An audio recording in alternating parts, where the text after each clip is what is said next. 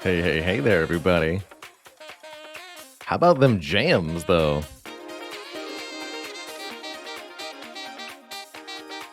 Welcome to Dicey Dungeons Reunion. Free update that hit Dicey Dungeons, a game we've played through a couple times on stream.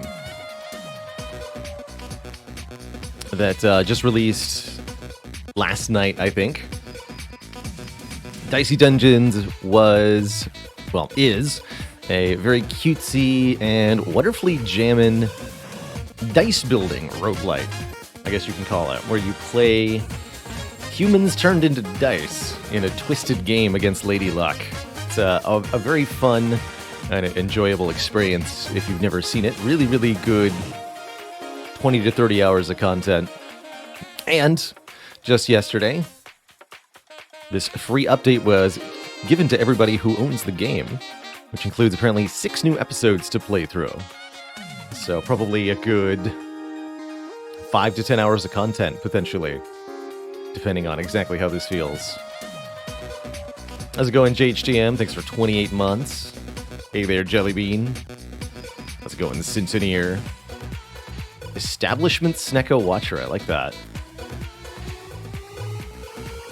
So many new equipments, oh yeah.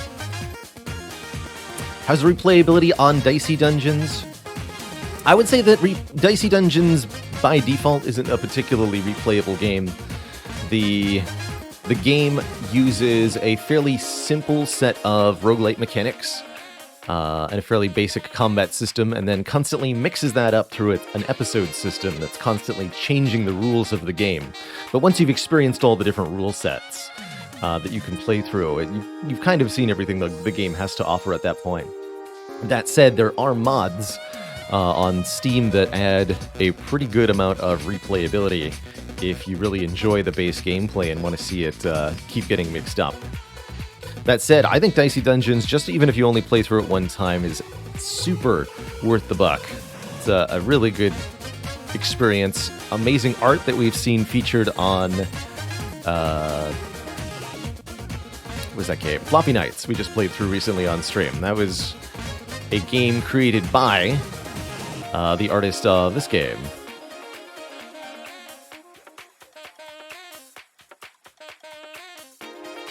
Marlo Dobb. Technically, that command is still accurate, so I'll take it. And the music for Dicey Dungeons was done by Chipzell, who I believe has some new tunes, including this menu theme, for us to jam to today. So without further ado, why don't we take a look at what exactly Dicey Dungeons Reunion is, and how it plays.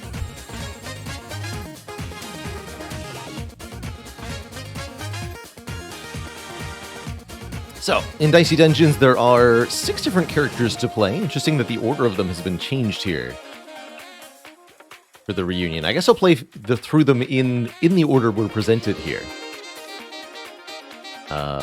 Each of the 6 characters kind of has a slightly different core mechanic, so they all play slightly differently. And in the base game of Dicey Dungeons, each of these characters then has 6 episodes with different rule sets. So you're playing 6 different characters, 6 different rule sets. You get 36 fairly unique experiences to play through. It's pretty dang fun.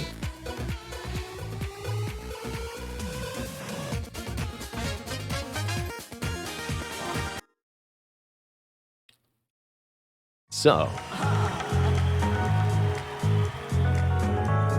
and we're greeted to a scene with almost a talk show here. Hello there, everyone, and welcome to the Dicey Dungeons Reunion Special. Look at you all, adorable as ever. Just like the very first time I met you 2.5 long years ago, before you'd even entered my inescapable chasm of torment. I don't think that's right. The first time we met, we were, well, people-shaped.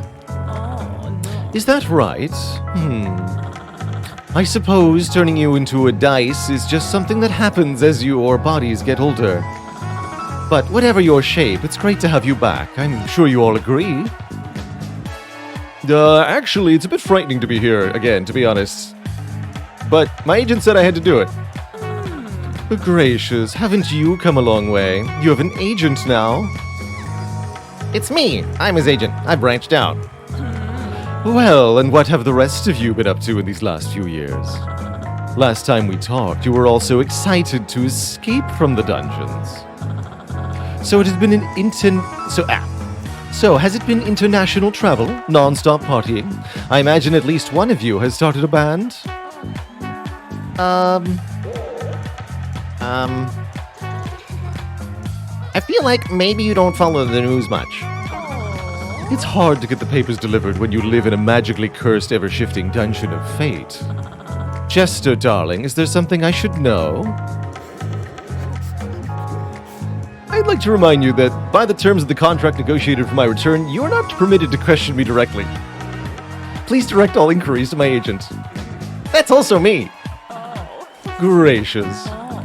Well, I may not be allowed to question you, but I can absolutely drop you and your friends into an unrelenting pit of misery. So who's up first? I love it. My darling thief, it's so nice to see your sneaky little face again. It's profitable to be here. Yes, you drove some hard bargains during negotiations. If I send you down into the dungeons, I hope you're not going to start negotiating on behalf of all my little minions. Just so we're clear, I will definitely do that if they agree to pay me 15%. They're all very happy as it is, actually. I gave them a magnificent set of all-new equipment just last week, so morale is at an all-time high. I do hope you enjoy the novelty and the heightened chance of failure. Amazing. So after all that, we are thrown into the Dicey Dungeons. Glorious, glorious. So, the dungeon consists of 6 floors. On each floor, we get to explore and face a couple of enemies. Usually there'll be a treasure chest or two, maybe some health pickups. The later floors will be a little bit bigger. And we start with some equipment. In Dicey Dungeons, you have a 3x2 grid that you can use equipment for.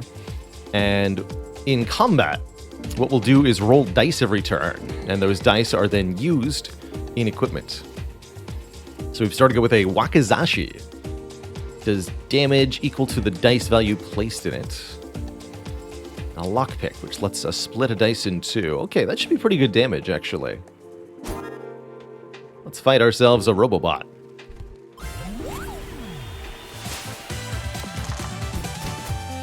Alright, that's definitely a new jam.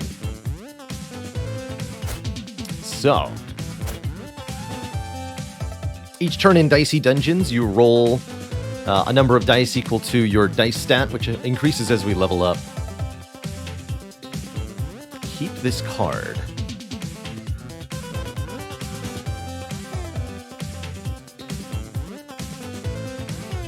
Interesting. So we've got a completely new ability here, too.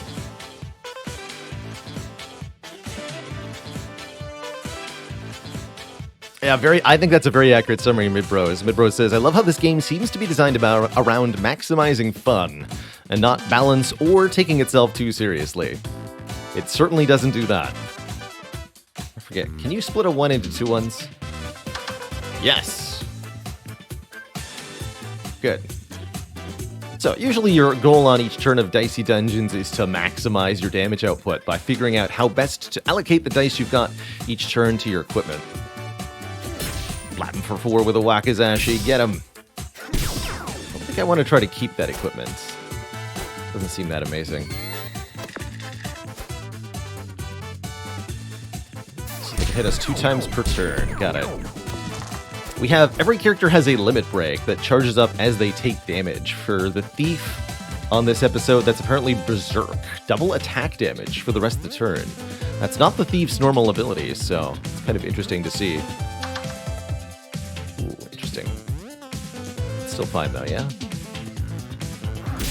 Yeah, we'll still do 3 damage. Pew pew pew! We win! You get a coin and 1 EXP. You need 2 to level. You always get EXP equal to the level of the enemy you kill. So a level 1 Space Marine drops 1 XP. And when you level up in Dicey Dungeons, your health is restored to full. Good old video game heal. And that means that most of the time you're looking to kind of just make your health bar last long enough to level up again. Not a lot of sources in healing here. Wolf Puppy Howl. This is a countdown item. Whenever you place a dice onto this kind of equipment, the total displayed on it is reduced by that number. So if we place a 5, then it drops from 6 to 1, and then we just need to place a 1 to activate it. Adds a random status effect to the enemy, which is probably not that good. But who knows?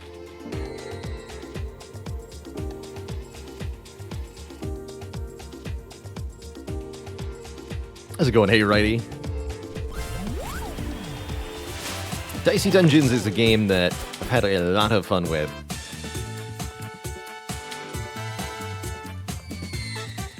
A rocket launch. When launched, deal 20 damage and reset. But it needs a 6. That seems like a fun thing to steal. I'm gonna click this button.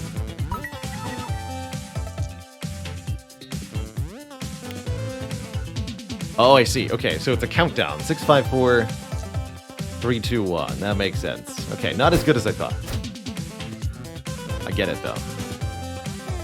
Okay, just do 2 damage. Oh, dear.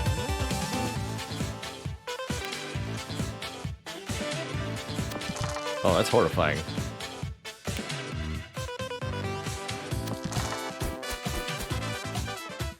Yeah, he's horrifying. Alright, we have to kill this guy before he launches a rocket at us, because it will exactly kill me. Please don't do that, sir. Oh no. Does he get me right now? No, not quite. But he will kill me next turn.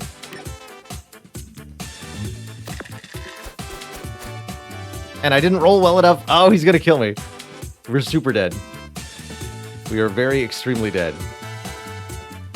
Unless he rolls 3s and above on everything. On 4 dice, which is, I guess, possible. But yeah, we're very, very dead. Oh dear. Ah, there we go. He got us. Oh, you can also get a 1 by nudging a 6. Blop. Amazing. Let's try that again. That's horrifying. That's horrifying. That is something that can happen to you on any episode of any character, but particularly with the Thief, is dying on the first floor to one of the enemies. Horrifying. Just horrifying.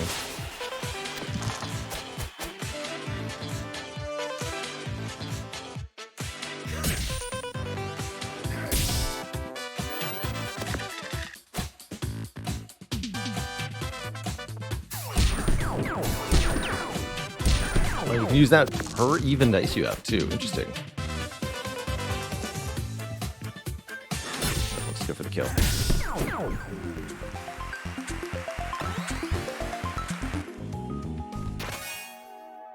Pirate Hookshot. Next equipment has +1 use.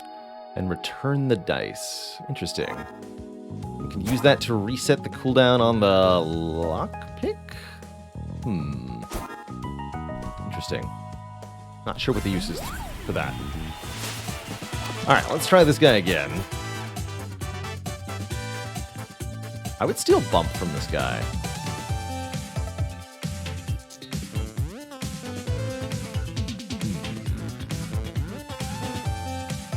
Actually, if I nudge, I can use the Wakizashi perfectly here. Yeah, 4 and a 3. Guess that wasn't bad, actually.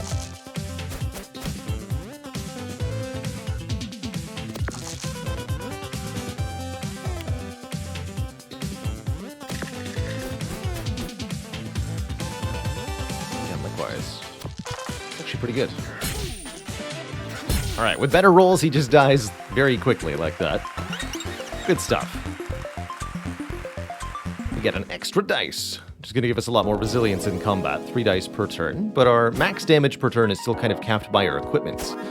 So part of progressing in a Dicey Dungeons run... Wait, Thief Alchemist. Oh boy.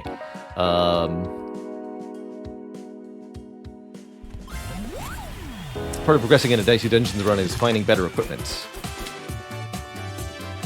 So, the wizard's got 5 different abilities that require specific dice values. Counter spells. I'll do 5 damage and then lock dice on the opponent that roll that specific value. Interesting. Very interesting. Split it in twain. But we did get a 3. Can't use this 5 on anything meaningfully. Don't know if I want to steal this. Steal next turn. Is it going to be the same one? That's my question.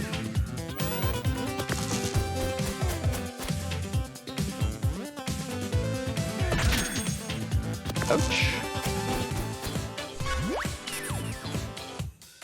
Are you serious? I rolled 3 6s?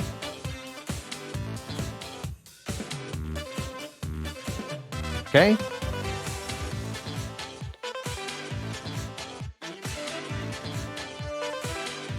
What a lucky roll. I mean, I wouldn't even have been able to do anything with 3 6s is the funny part, right? None of this equipment actually works with 6s. So I guess this is fine.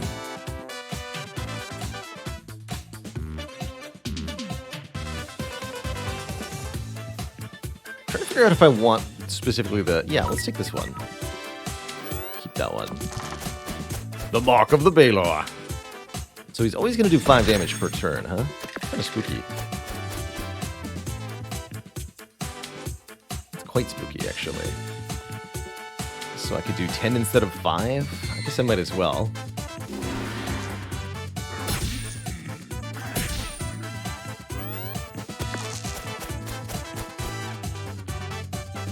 I'm not 100% sure how the Thief's stealing ability works here. I think that just locks me into...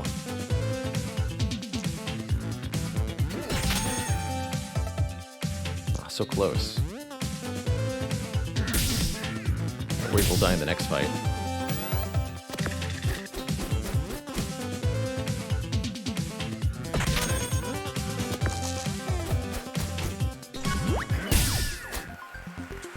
Win! But at what cost? Finders Keepers, this is yours now. So we get to permanently keep that counter spell. Okay. Yeah, I guess there's no reason not to do that in basically every fight, huh? Flip it 2. So if we fight the Dryad, we'll level up. So it's just a question of who's easier to beat with 13 health. I think the answer is Dryad.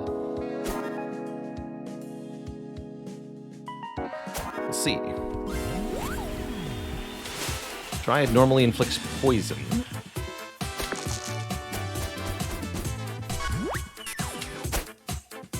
Must equals 7 to inflict 4 poison. Acorn Shield. +1 block, dice value -1. Interesting. Very interesting.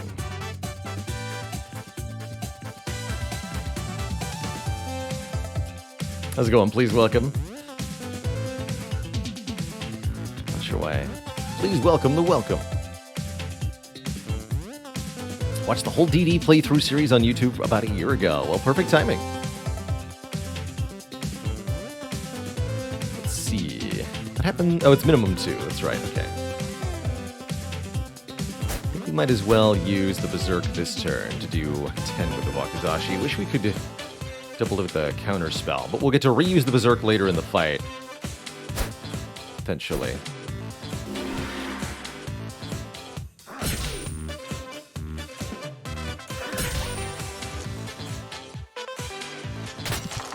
Doesn't work here, right? I can turn that into 2 ones, but again, that does nothing for me. So I want to steal the Acorn Shield. Yes. Because it's a multi-nudge that also gives block. Give me that.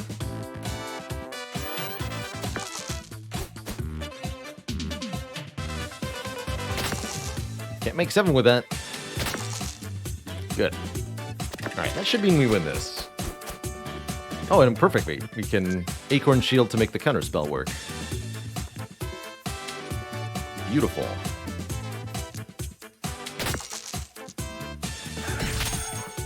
Yeah, I think that's going to be quite useful for us. For manipulation purposes.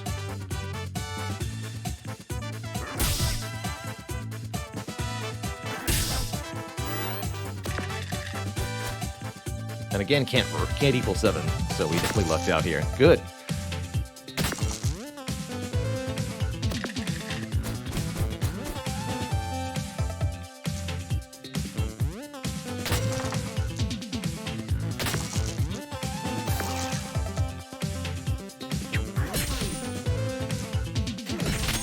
Get her.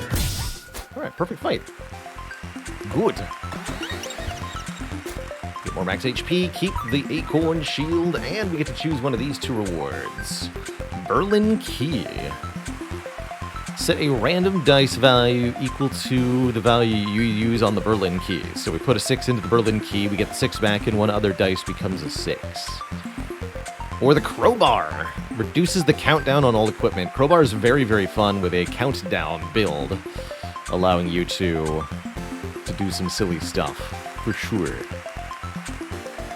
Let's take a Crowbar. I don't know if we'll end up using it, because currently we don't have good countdown equipment, but we can steal it from enemies pretty easily. Cool, very cool. Berlin Key, good for using 4s. That I would believe, with the pirate hook shot and like multi-using the Wakizashi. Actually, that could be pretty good. We'll take Crowbar for later. What do we got here? Countdown. Oh, yep. Well, we found the countdown items.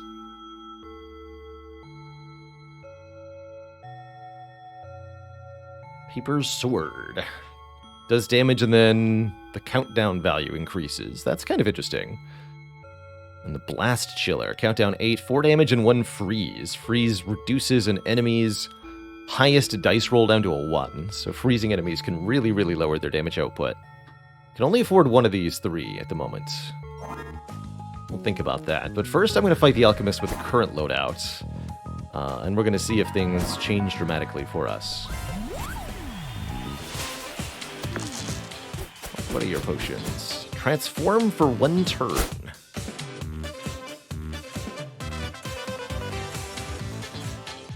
Into a different enemy. Once per battle. Interesting. Well, I have to know what that does.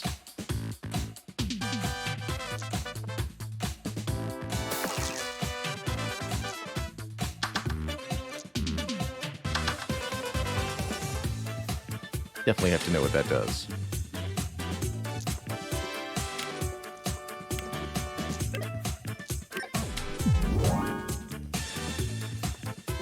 Oh no! 1, 3, or 5. Okay, okay. And then we have a different limit break. Arctic Storm. Freeze a random amount. Interesting.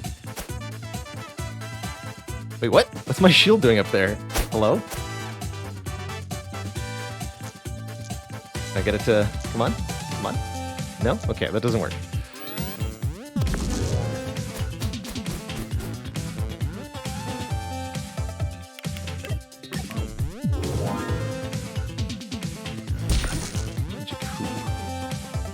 Vanish.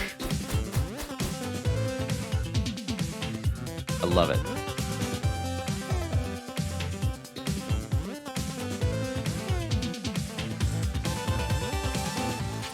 cactus potion. Based on what I've seen, I probably want the snowman potion or maybe the rat king potion. But let's take a look at the cactus potion here, too. Real quick. Some different dice here. A 1 and a 3.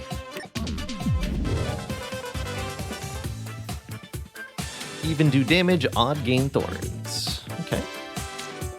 Well, you're definitely going to regret messing with me.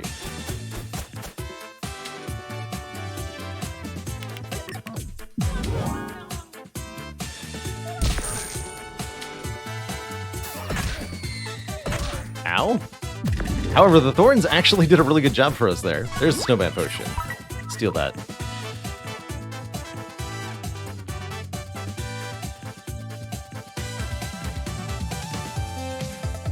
Is our enemy changing mid-battle? Yes, that's what the alchemist is doing here. With her potion things.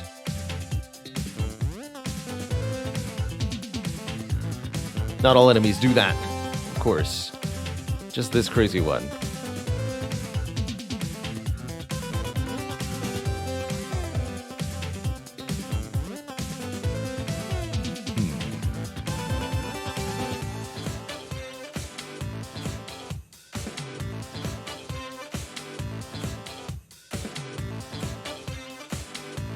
I want to do it this way.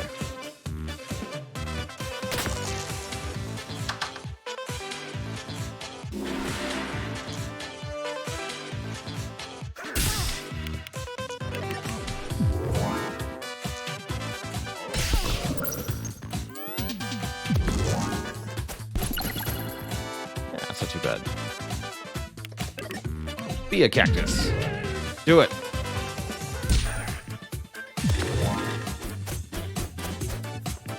Alright, that's only a once per battle, of course. Strike her down. So we have to keep the snowman potion. Once per battle, transform into a snowman and chuck snowballs at our foes. I like it. And I'm going to buy one of these 3 countdown items. Do we lean into the freeze of the blast chiller? Or do I take paper sword here? Which seems kind of interesting. So it does 7 for 3, then 7 for 6, then 7 for 9. Not many enemies in Dicey Dungeons have more than, say, 40 health, so paper sword seems like a pretty good way to kill stuff quickly. Oh, and the blast chiller is reusable too, right? That's important as well. Let's take the blast chiller.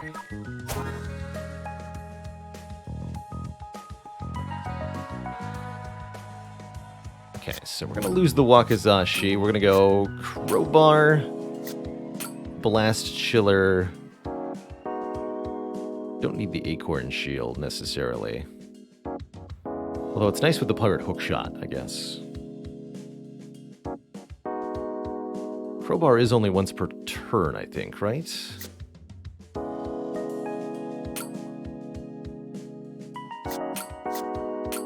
Let's try this. See how this does for us. Oh, the copycat is here, huh? Copycat copies our equipment, which means we could do something weird. We also got to be careful about getting dunked by our own build here. Copycat is not what I think. Okay. Noted. So I won't try to manipulate my setup too heavily then. Let's just fight them as they are right now.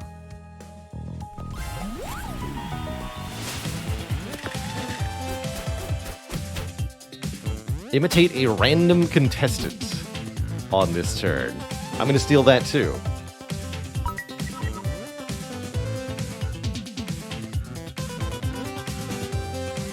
Definitely going to steal that too. Well, I like Snowman Potion right now. I'd ideally like to do it when I can bonk twice. Let's just put it into the blast chiller.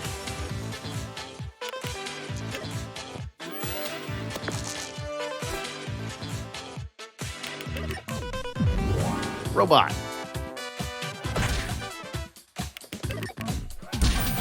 And shocked, which means one of my pieces of equipment is disabled for a turn. The blast chiller. Fair enough.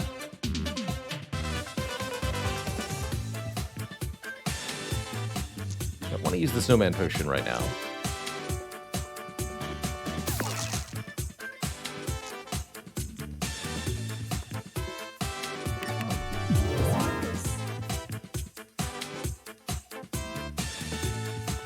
Magic missiles do good damage. The cauldron. Auto-inflict shock. Shocking the copycat seems pretty helpful, given they only have one equipment. I wonder how weaken works on imitate.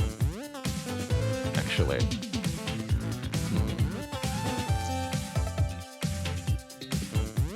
Actually, I think I'd rather do that.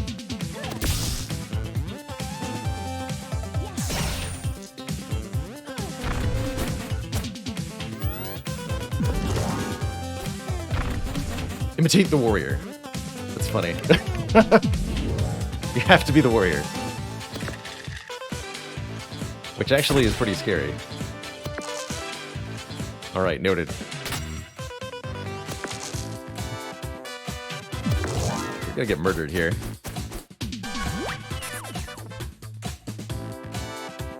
This is a good time to be a snowman potion, though. You can do a lot of damage. Perfect. Actually, I think we kill? Not quite.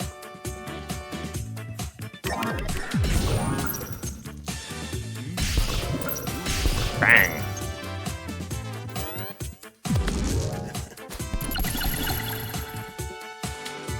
And that's why freeze is good.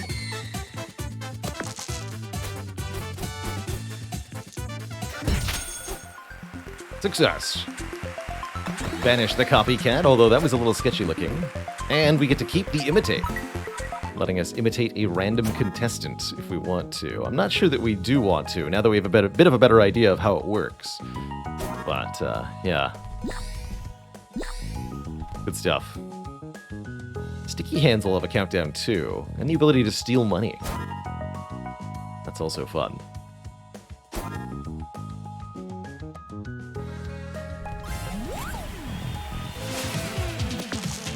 I'm not quite sure what happens if I try to use the snowman potion and imitate at the same time. Trick or treat. 50% chance to backfire, huh? Spooky. Well, if he's dice or frozen, he can't really do anything. Perfect. Definitely don't want trick or treat as a card.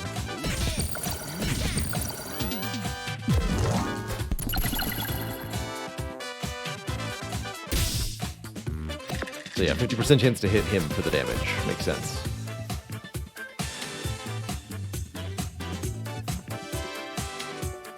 Does this work?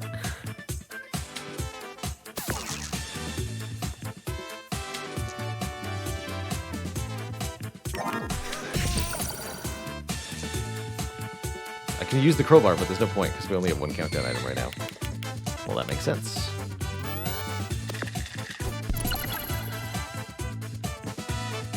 Yeah, hit yourself, fool. Get him.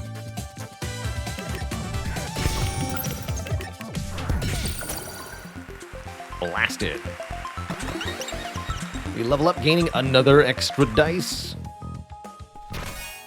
And we find Auto-Tune. Return a useful dice. I don't know what that means, but I can't wait to find out. Alright, let's lose the counter 5.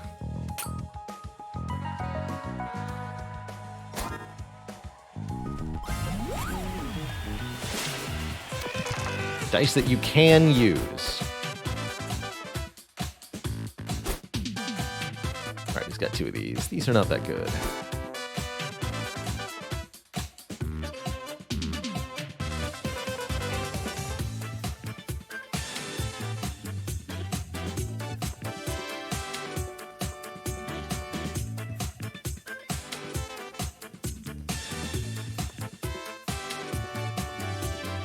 find out what that means. Oh, give me a 4. Dang it. I was hoping it'd be a 3 or a 5.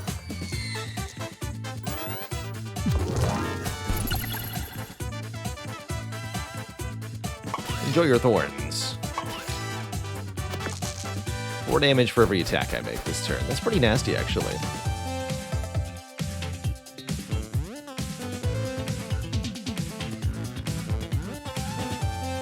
Useful. I'll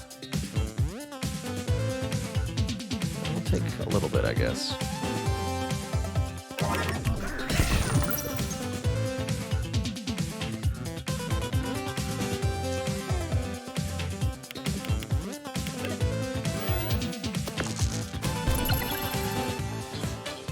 More thorns. Pretty much always give me a 4. Oh yeah, because the pirate hookshot? Okay, but we can manipulate that by unequipping the pirate hookshot, which I'll probably do.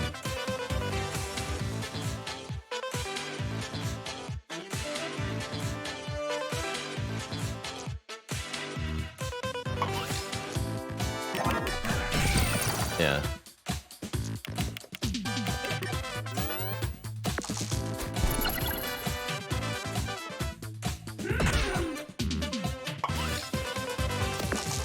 Now is our chance to strike.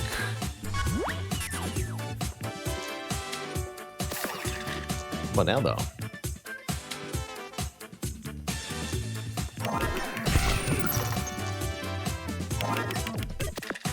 I got a 1. Useful. Actually, yeah, let's use Berserk. Let's KO this nerd. We win! This will upgrade something. So, Crowbar Plus has 2 uses. Blast Chiller Plus is 2 more damage. Pirate Hook Shot only requires an even dice. Auto Tune gets a 3rd use. Snowman loses the once per turn. That's a pretty good thing to lose. 7 damage, 3 uses. Imitate Plus imitates the Witch. That's funny. So we have a clear indicator of best and worst contestant. The Warrior and the Witch. Lysazine, thanks for 17 months. Appreciate you dropping by. Glad the YouTube's been keeping you busy. Heck yeah.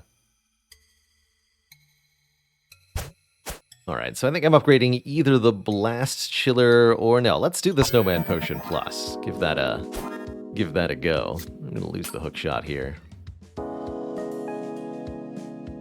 Let's go Acorn Shield Counterspell 5. Action Raizo, thanks for 24 2 full years.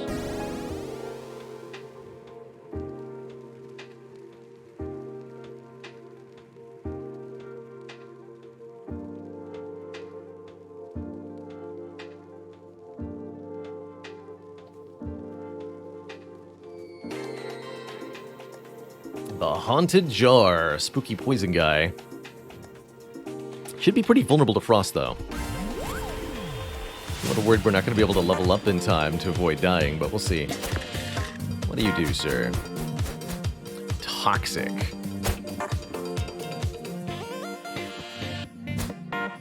It's a countdown item. I'll take it.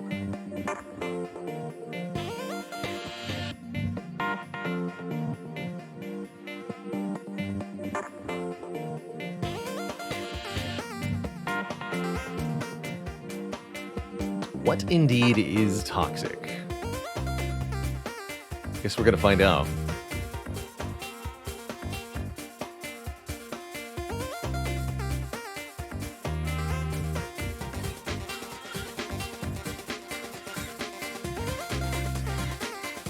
So I think I put in the 5 into the crowbar. That'll turn us into a snowman immediately. And give me back a useful dice, huh? A 1 and a 5 to use. The 2 here. This here. These jams, though. Pop that nerd. Nice try.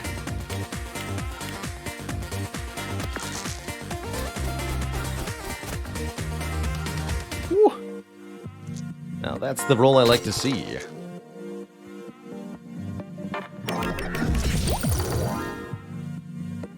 So, toxic. When you use any equipment, inflict 1 poison to yourself. Nasty. So per equipment you try to use.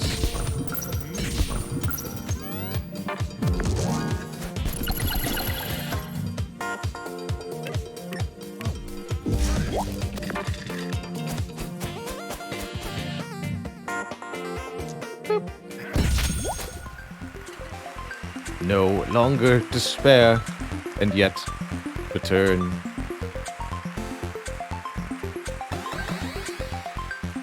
And yet return. So we get to keep Poison Paradise, which can be used up to 2 times per turn. It's a big item, though, which is a bit awkward. Let's try it over Acorn Shield Counterspell. I'll just go full countdown here and see how that plays. Frostbite 505, thanks for the Prime sub. Let's go in Doka Magi. Doka asks, where do you find the calm and patience to have to do all the meticulous decision-making in this kind of game? Although related to games, I think it's a trait useful in different aspects of life. I completely agree. Patience is indeed a virtue, something that I've had to learn slowly over the course of my life.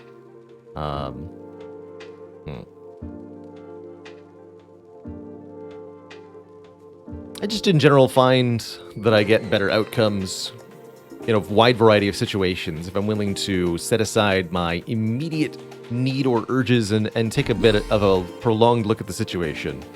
I think that definitely applies here in games.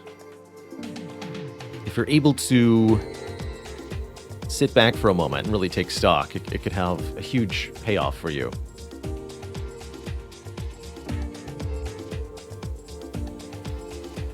Fight the Crystal Lady.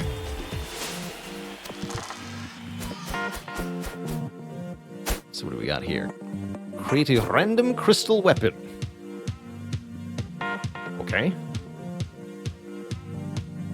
You got it, lady.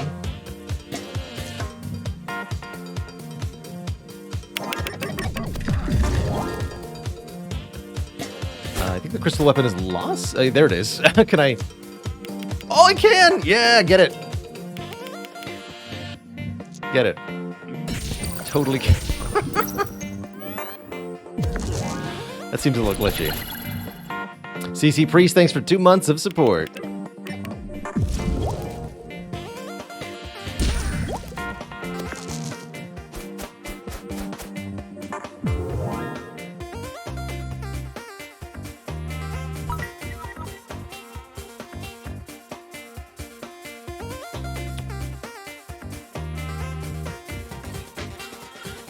Probably not actually useful, but I have to, right?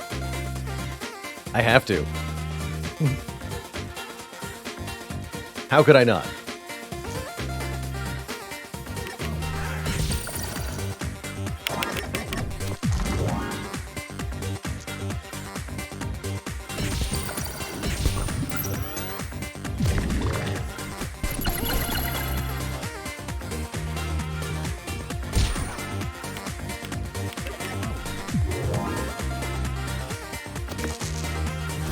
Oh, actually, with rolls like this,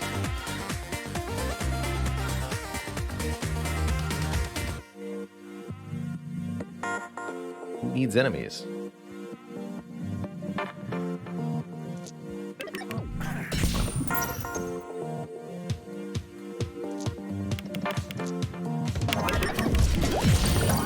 Yeah.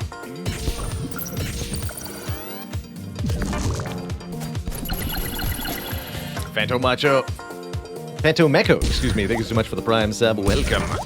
Cozy Sub Club.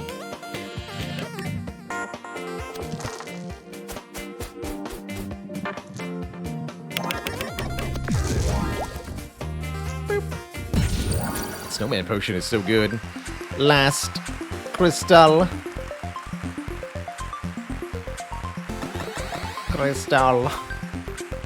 Finders Keepers, the Nightmare Crystal is ours.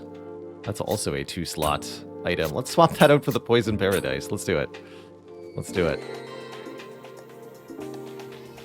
Maybe you actually want to lose the Snowman Potion. I wonder what Nightmare Crystal Plus does. So many questions. Ooh, one of my favorite countdowns, Catastrophe.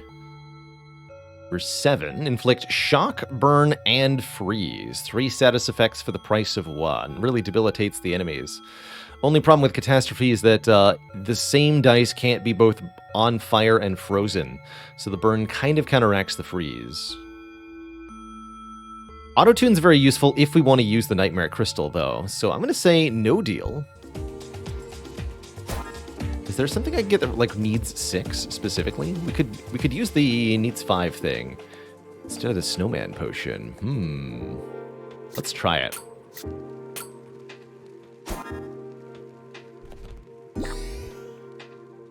Freezing the snowman's a bad idea anyway, actually. Although if he's freezing me, the Nightmare Crystal is really not going to work.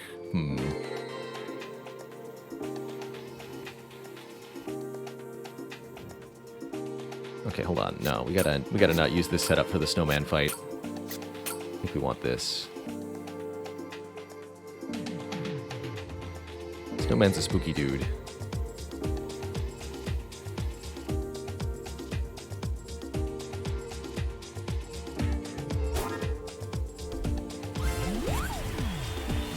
So he's got the exact same gear that we have when we transform into him, I imagine, right? The 135? Right, of course. Oh, and we can directly use his snow cannonball as well. Of course, we could directly even steal one of these if we wanted to.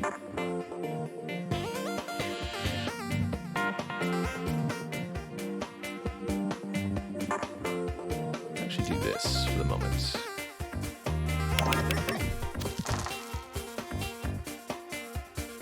Interesting, we got a 5.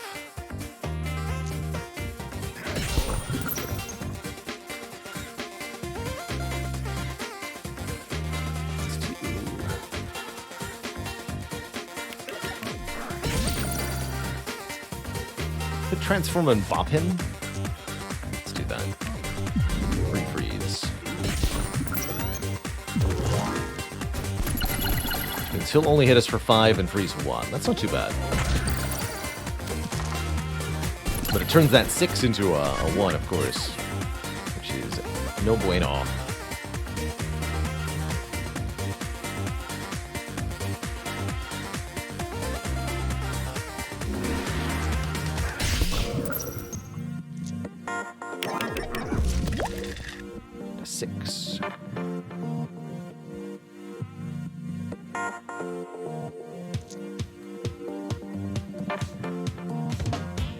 Hit 2 blasts. No, wait, I did that wrong. Dang it. I'll do this way then. Good enough.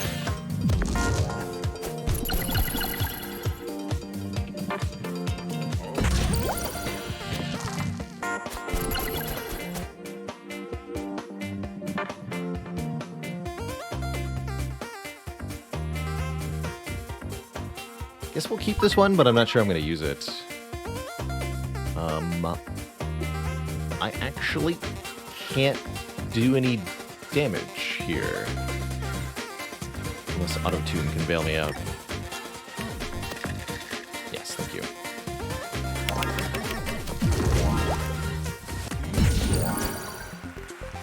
Easy. And we're now level 5. Keep the snow cannonball, and we can take backstab. Beats 3, do 0. Add 1 on each item use. Interesting. Put a dice in 3, or take an equipment upgrade, which is what I'm going to do, personally. Oh, that does shrink down. I was hoping. What else we got here? Snow Cannonball switches to needs 4. How fascinating. 74, that's what we're going to do. Equipment upgraded. Alright. So we're going to lose the potion now and go Counterspell. Auto-tune Poison... Auto-tune Nightmare Crystal Blast Chiller. Counterspell 5. I really want to see this in action. What is in here? You have 8 gold? Oh, that's right, you're just making a bad trade. No deal. No deal.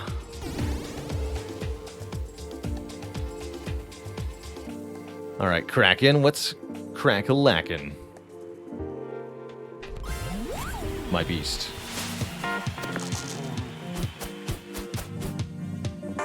Thunders of the deep. Damage and shock. Confuse and curse. All fun stuff. All very fun stuff.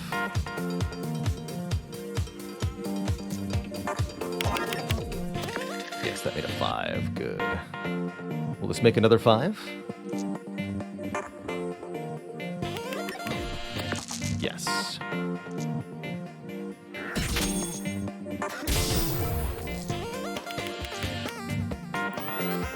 Plasma, thanks for 38 months in the Prime sub.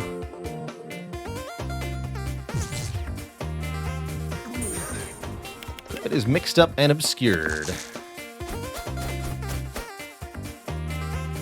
Which item is which, chat? If only there was some way to tell.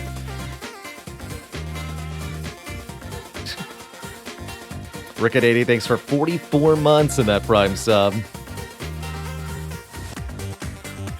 Closing in on 4 complete years. Heck yeah.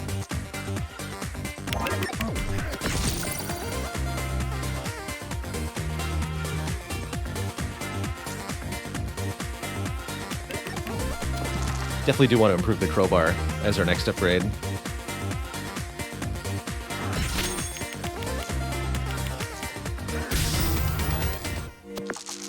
All the months. I played the new Gwent game. No, I do want to take a look at that, though. I am intrigued by the premise of single-player Gwent experience.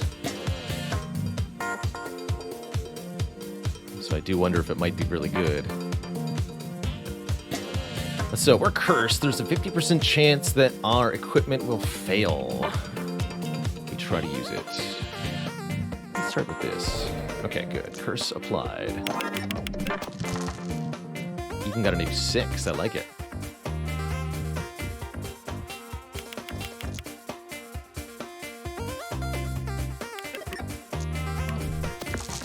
Fair enough.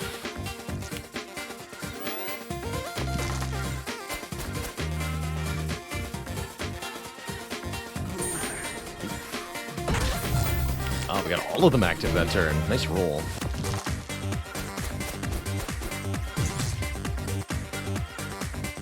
Okay, that's fine.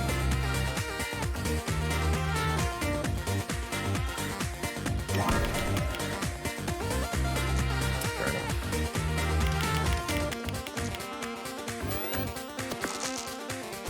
Do your worst, beast. Ow, not like that though. Not like that. Can't use the crowbar this turn. Reasonable.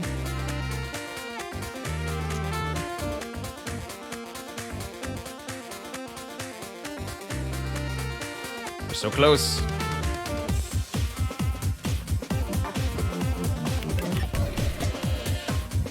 Fair enough.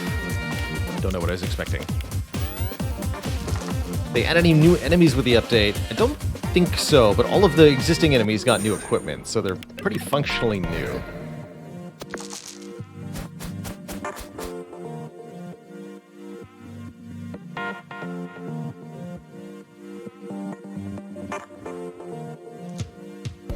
Perfect.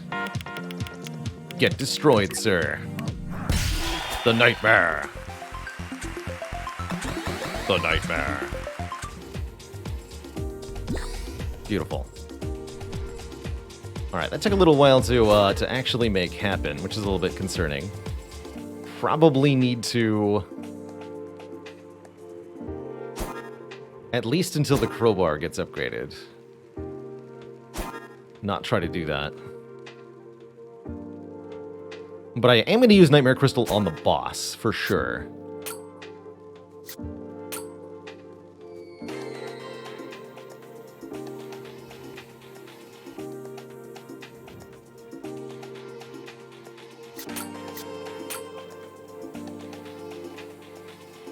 Let's see, Direwolf is strong against poison, right? That's right. Got Let's go directly for having a snow cannonball. They're Dirty Dirk, thanks for 11 months of support. Almost to that full year, heck yeah. Hope you're enjoying some Dicey Dungeons today. I sure am. Oh, interesting. All even dice. 5 damage and a random status. Woof, woof, woof. Repeat the next action for a countdown. Oh, I want that. Oh, I think we could do some really crazy stuff with that.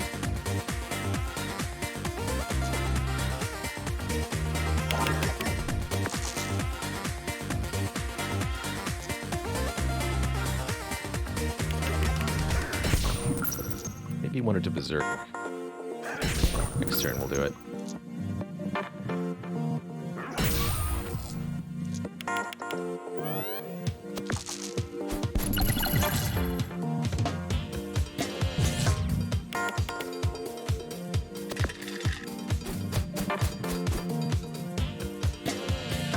Gotta make sure I don't kill it this turn though.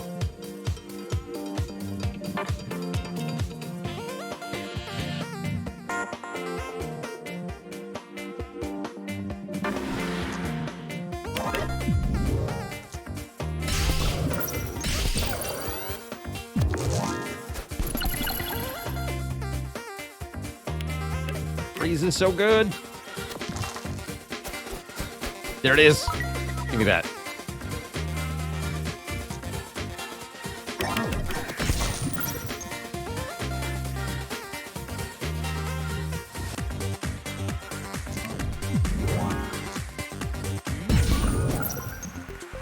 Huzzah.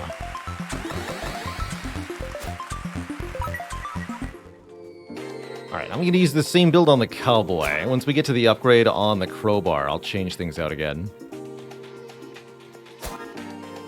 I imagine Woof Woof Woof plus Snowman Potion is going to result in duplicating the first Snowball Throne. I'm not sure. Cowboy's pretty nasty. He's going to be very weak to freeze, though. Oh.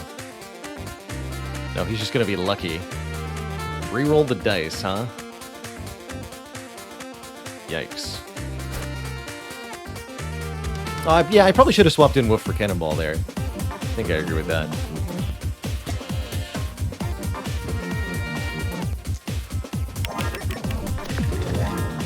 Oh, whoops.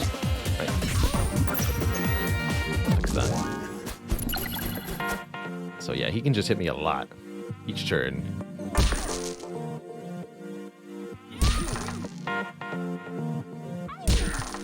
He's like the Keymaster, kind of.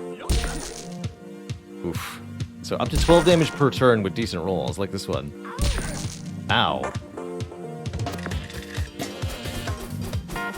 Terrifying. Simply terrifying. Alright, 3 freeze to your face, sir.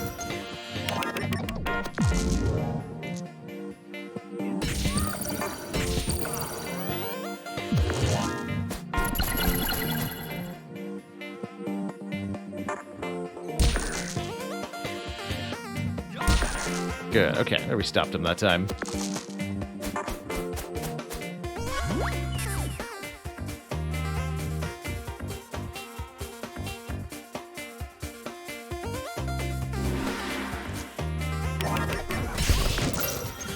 Two threes, huh?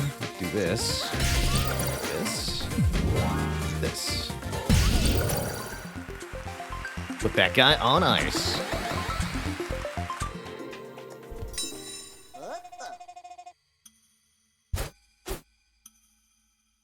That's only 4. Okay. That's pretty good, too.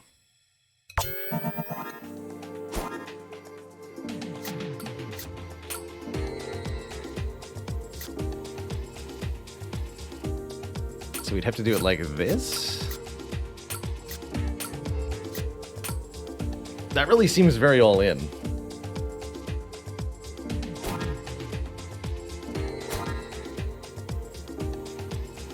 I like it. Let's see if it works on the singer.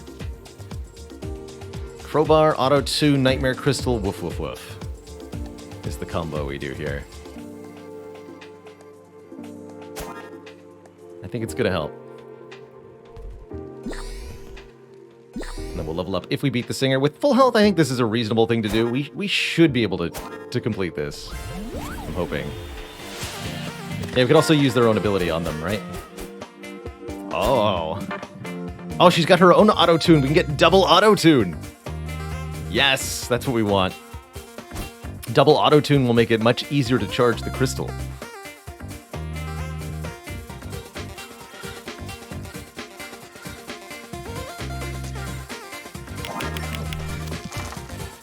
Alright, let's see how this works. If I woof woof woof and then crowbar, is this going to double -6 on everything? Yes! Let's go.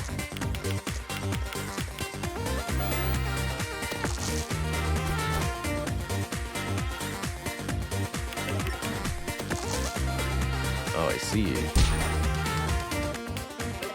Just gonna auto-tune the karaoke machine.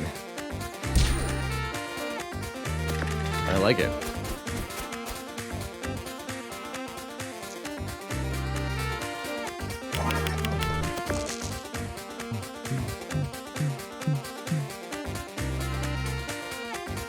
Let's do it like this.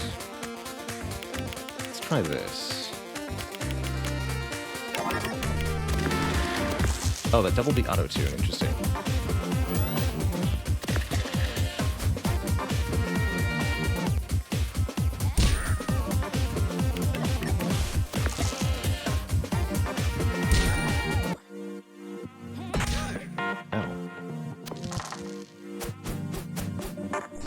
I would like to steal auto-tune, please.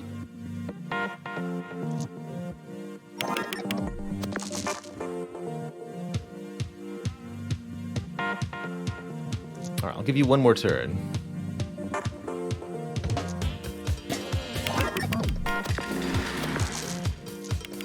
Oh, actually, I could go right now. Wow, you just finish her. But I do want the second auto-tune, so I will end the turn here. We heal the full after this fight.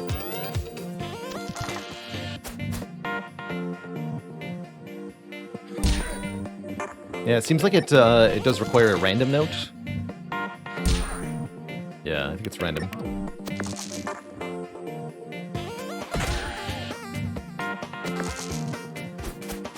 There it is. Easy. We win!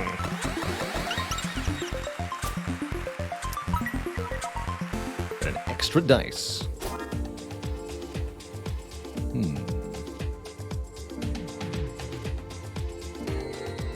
So I think what we want to do now is actually lose the woof woof woof. Go double auto-tune and counterspell 5 to make sure that these are generating 5s. And then we just dump it all into the Nightmare Crystal. Double your poison. Do 7 and return a dice. Interesting options.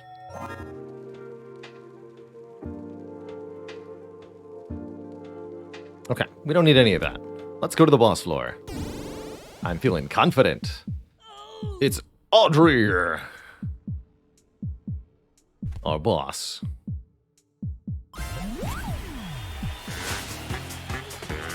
Yeah, you're here again. Good on you. Persistence is the key. If you believe in yourself as much as I believe in you, you can't fail. Not with these rolls, I can't. Bench press. Yeah.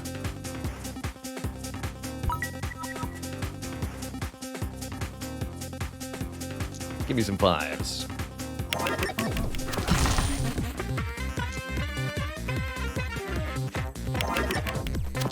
Oh, it's beautiful.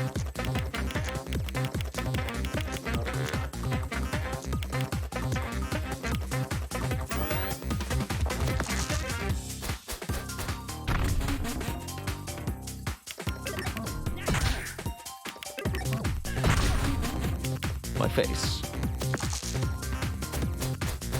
So one of our equipment is weakened. Unfortunately, it's the one I'm not planning on using.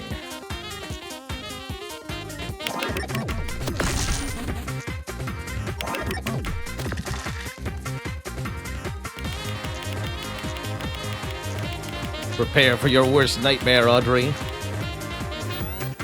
Paul Thamos, thanks for 2 metric years of support.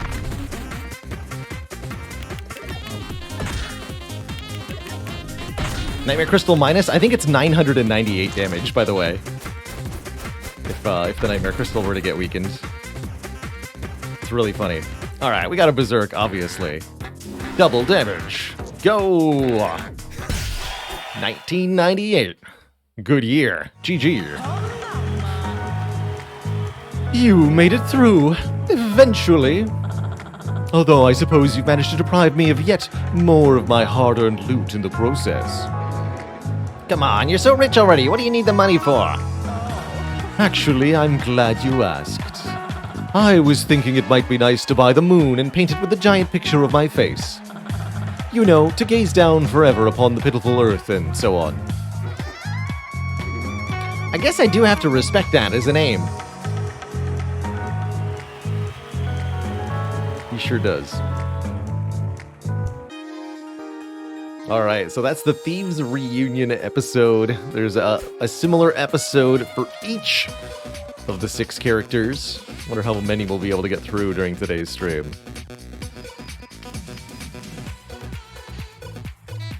Good stuff. Yeah, the double auto-tuning. Auto-tune for the ultimate nightmare. It's good stuff. By the way, Balthamos, if I didn't catch this, thank you so much for 2 metric years of support, 20 months. Good times. Alright, let's start the Jester. The Jester's got a totally different style from the other characters. Sort of a deck builder, almost. Jester, my old minion, how's it going? I'd like to remind you that you're contractually forbidden from asking me any questions. That's going to make it really difficult to have a zippy pre-dungeon Q&A. I don't work here anymore. This is absolutely not my problem. So, you want to just sit here in silence? Okay, fine, that was technically a question. Oh, very well. Please accept my contractually required apology. That's what you call an apology? I think you'll find it fulfills the minimum criteria. And since you're so keen on me enforcing the minimum criteria, let's see how you do with only 1 dice. Oh. Oh no.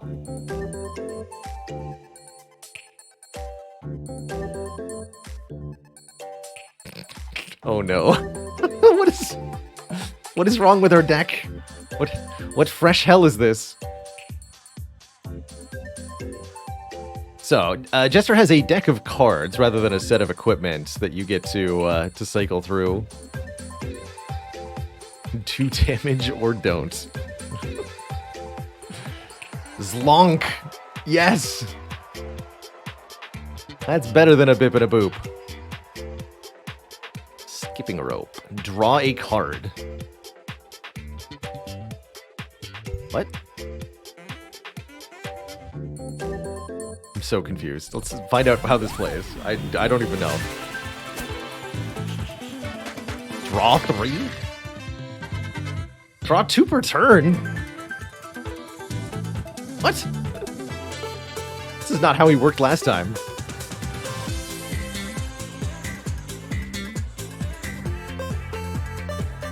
Well, Zlonk him, I guess. Okay, I was wondering if we'd get a dice back. And shock question mark. Ah yeah, it's the other shock. Equipment is disabled and costs health to unlock. So he'll have to pay health for that. Okay, it's not too bad if we get the dice back. It's terrifying. Draw a card.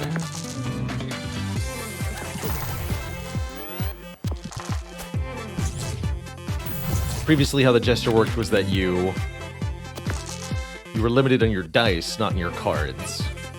But now we have unlimited dice. Interesting. GG. Okay, this seems actually pretty strong, knowing that we now get the dice back every time. Slash, do 3 damage and draw a card. Definitely add it to the deck. It's got a draw 1 on it, that makes it pretty good.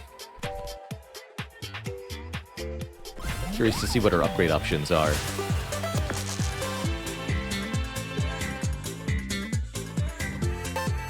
Master uses they, them. Noted.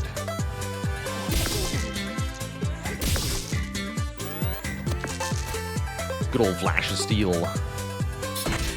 Ouch.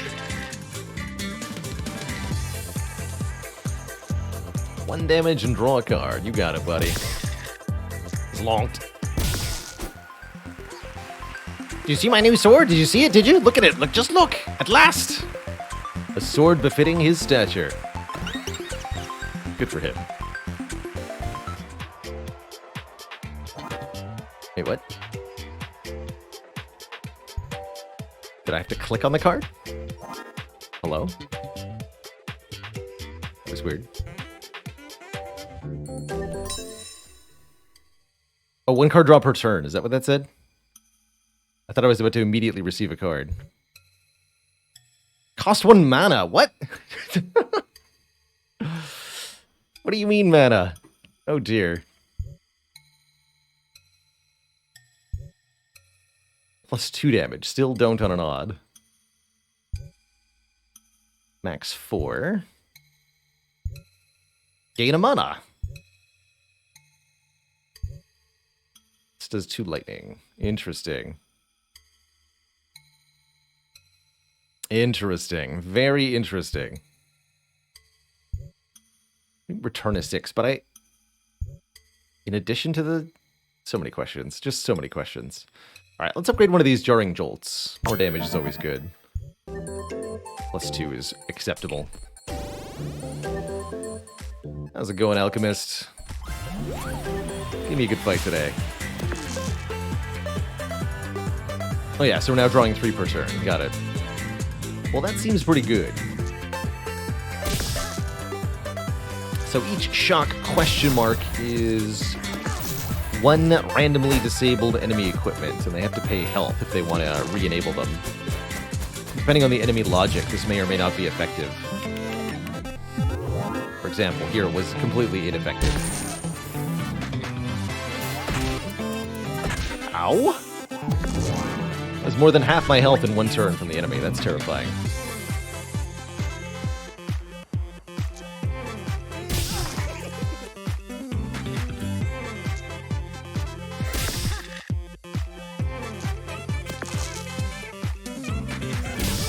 Yeah. Draw 3. This is Lonkum.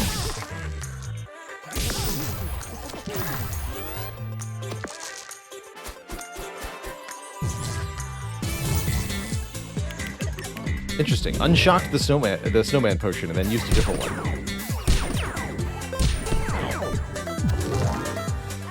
I'll take it. A successful Zlonking.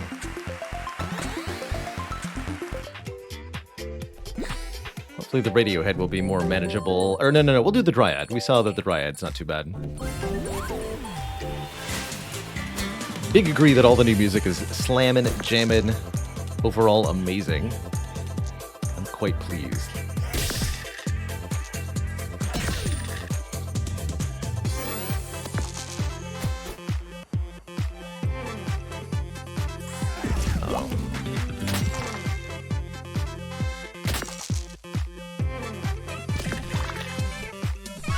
So I realistically have 2 turns to kill her.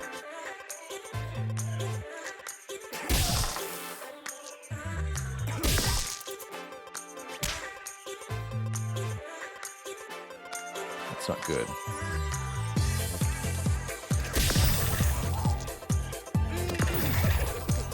Interesting. I think we might be dead here.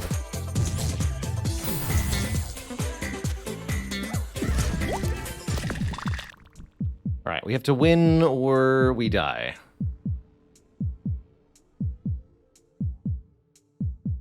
So all I have to do is get another Zlonk. That's not too hard. Actually, wait, that's very hard, isn't it?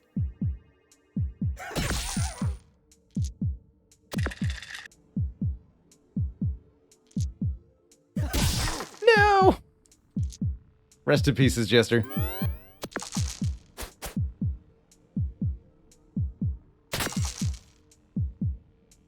Deadly poisoned to death. GG. Blah. Jester was defeated. Alright, we'll try that again. Sometimes the Dicey Dungeon do be like that. Let's hear it for someone I vaguely remember firing once and definitely don't miss having around. The Jester.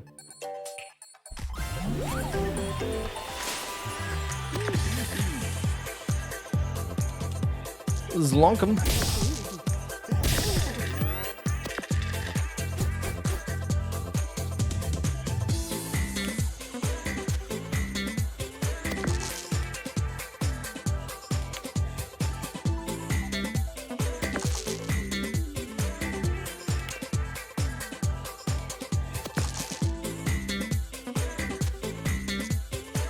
Yeah, it's a game with blatant RNG in it, and that's okay.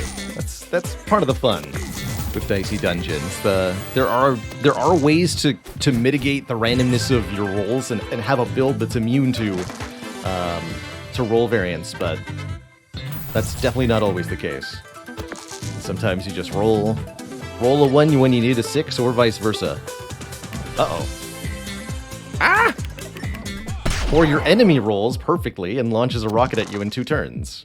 That's also a possibility.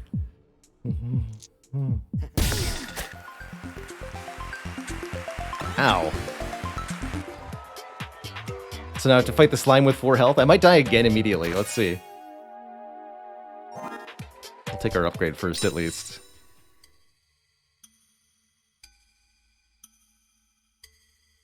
Well, that says bad RNG tends to kill you early rather than late. Yes, big agree. Yeah, if you roll really, really badly in the first fight, there's usually not much you can do about it. It's just, you die. Is there a better upgrade to have? Like, I can't use the mana. Take the same one.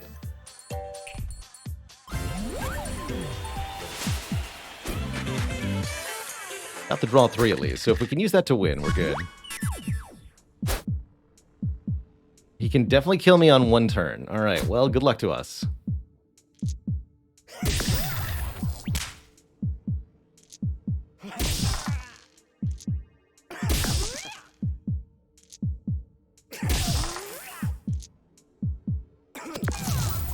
Oh, so close. But he'll be shocked too. Prevents him from using more than 1 attack. So I think we're okay.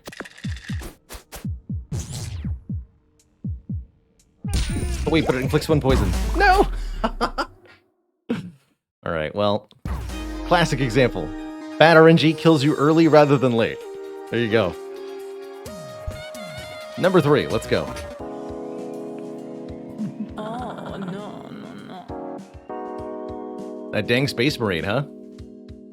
He's a toughie. Alright, Slime, I need revenge on you.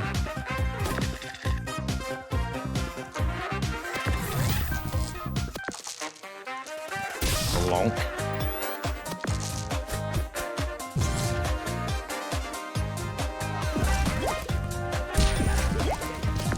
Characters are not sorted by difficulty. What are they sorted by, exactly? Doesn't seem to be anything.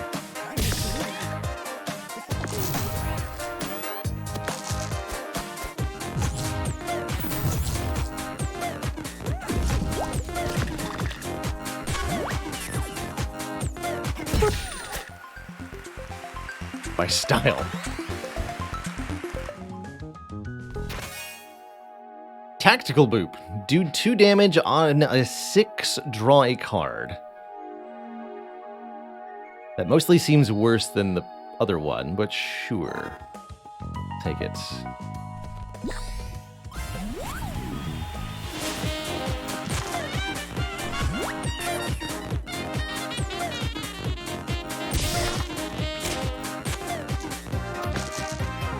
Behold the Tactical Boop.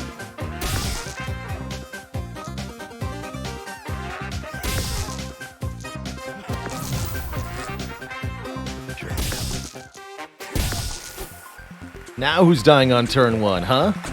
That's right. Not me. Oh, it says you receive an extra card with 3 cards immediately presented to you, and it says click, and the button says take. I can see why I expected to immediately receive some kind of card here. but I guess it means 1 extra card per turn, just like when you receive an extra dice. That makes sense. What's the upgrade to triple tactical boop? On even draw a card. Okay, that's not bad. I still hold that the Jarring Jolt upgrades are correct. I'm willing to be proven wrong. Oh dear, it's Sneezy. Being Sneezy ain't easy. And the Marshmallow. Echo Bang and Electric Shock. It's weaken and shock. Seems fine.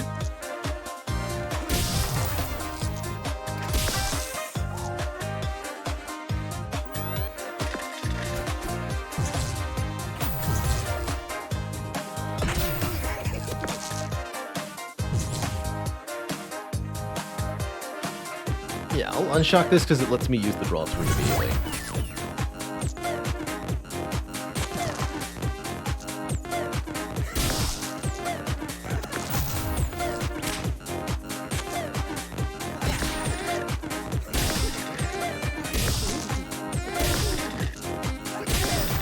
Zip zapped.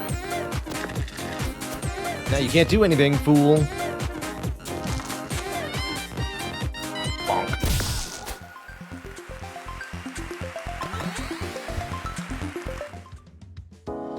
What's the difference between shock and shock? Love that phrasing. So the shock with a question mark, both the disable equipment. Shock with a question mark requires hit points to get the equipment back. Shock without a question mark requires dice to get the equipment back. Alright, we'll fight Alchemist. She's not too bad. Famous last words.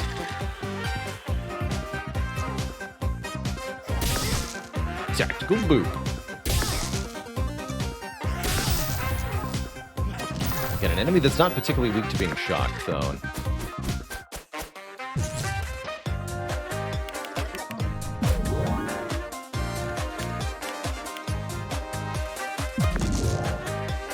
Yeah, I has no idea what's going on.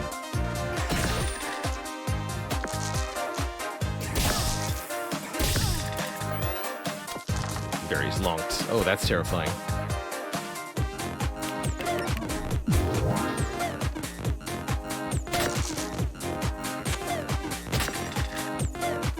Interesting choices. Okay.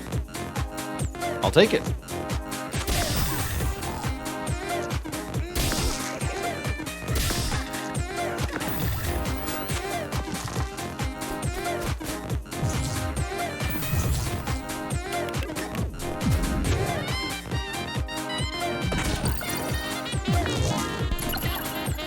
The Alchemist turns back into the wolf. Will the counter on that item carry over? I actually don't know.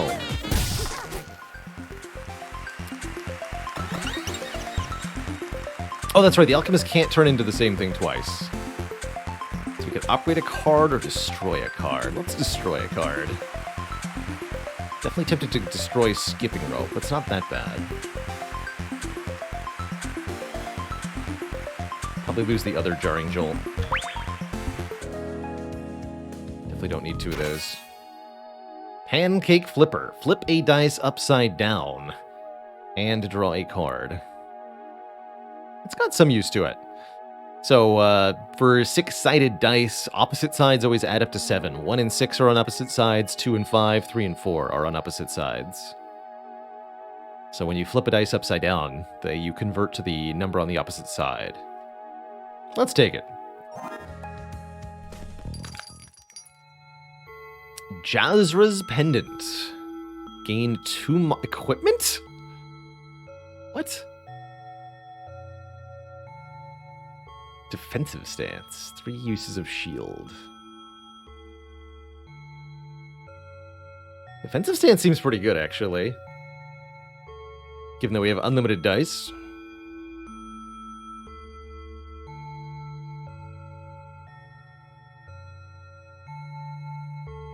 Wait, how does a countdown work when we have unlimited dice?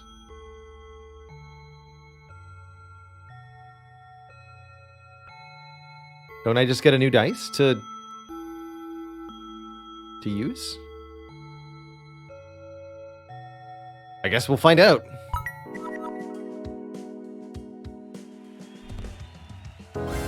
think the shield was probably better.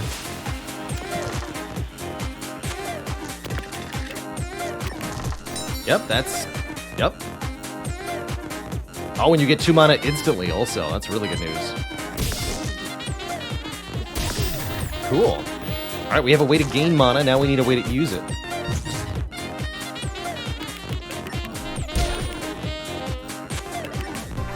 Spiky sneeze. Very scary. Give him those lonks.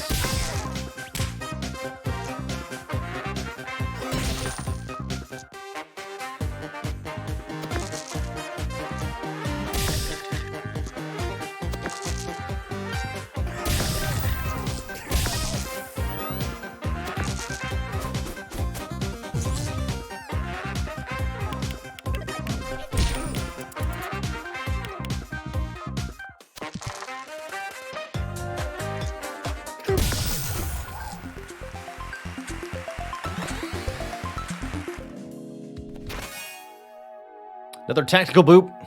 You know we gotta get another one.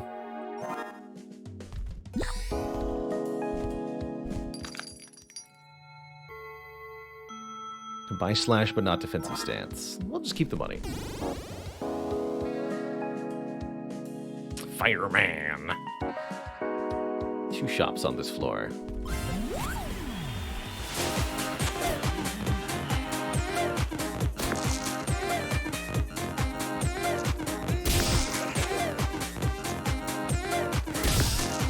Pancake clipper right now. Weak to shock. Interesting.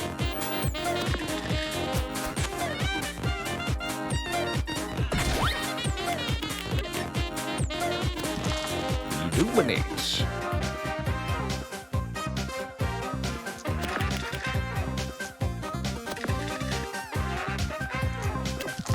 Countdowns also let me reroll 1s. Seems pretty good.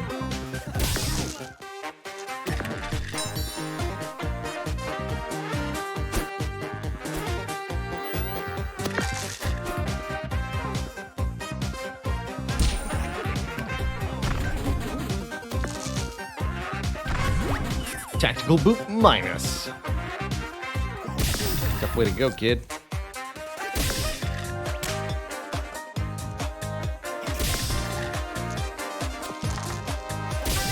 Tactical.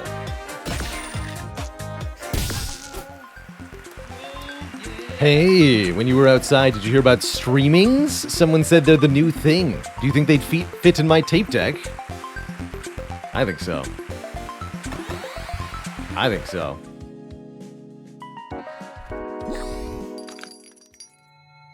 Destroy a card. Wow, very cheap destroys. Let's delete some stuff. Question mark. Actually, do I want to delete any of this currently? I guess throwing axe is still good.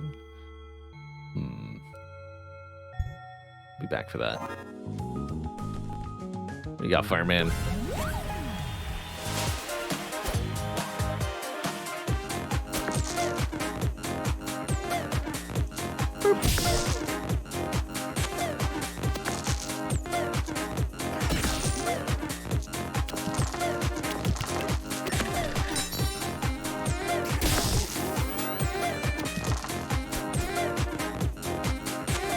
Oh my. 10 damage, terrifying. I'm gonna play to every burn? Every dice? I guess we'll play it out. Okay, no, good. Just the first one. That's not too bad then.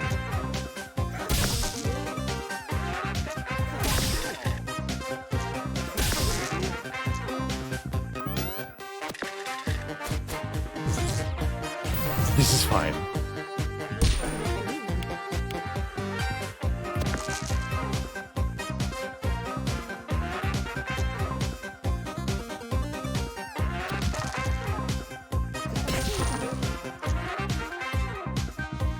Ooh, bummer.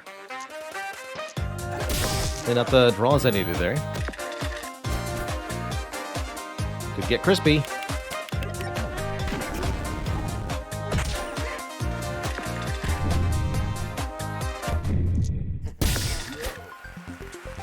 Not too bad. Upgrade a card or destroy a card. Let's take an upgrade. The Pancake Flipper upgrade.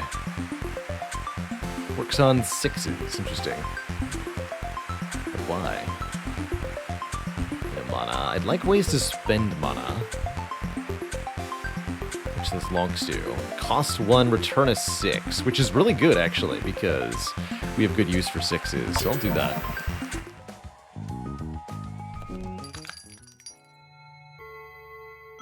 Oh, here we go. Here's some mana spending stuff. Chili pepper and frozen yogurts. Clicked 1 burn, costs 2 mana to do 8 damage. Or 5 damage, 1 freeze, cost 2 mana, draw a card. Both of those are incredible. It's a shame I can't also afford removals. Yeah, both of these are very, very, very good. Yeah, 8 damage per turn, no kidding. Yogurt with an H.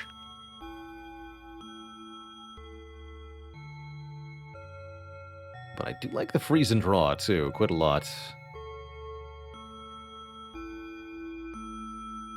I'll go with a yogurt.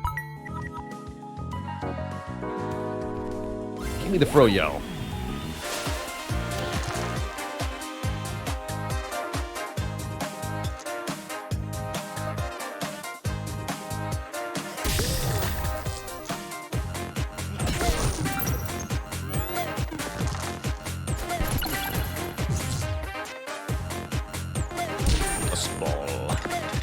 Can't see the dice values.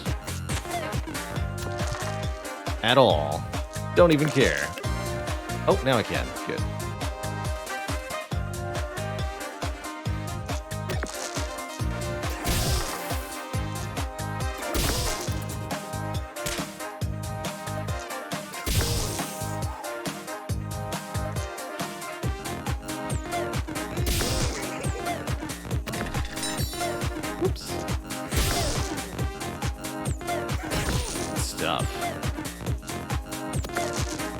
Yeah.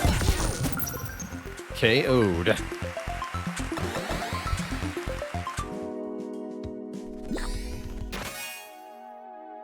Rapid fire. Draw a card costing 2. The next equipment has +1 use this turn.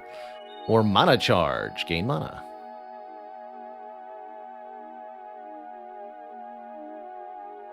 Give me the rapid fire. Oh, I get both of them. Even better. And I have $2. Alright, so we'll pay for 2 deletions then.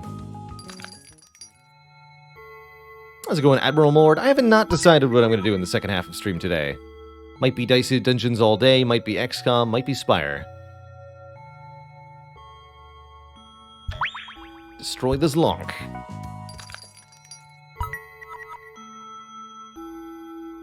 And destroy the other's lonk. Had to be.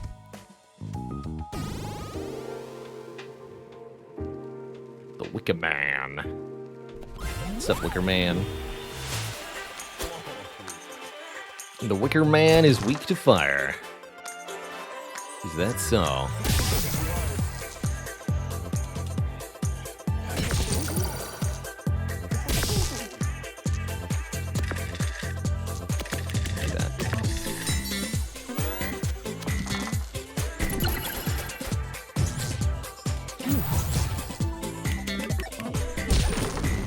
That's horrifying.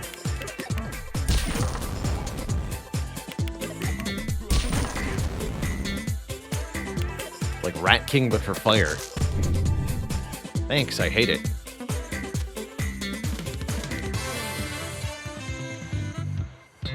HP, okay, so I'll take all the burns. Oh,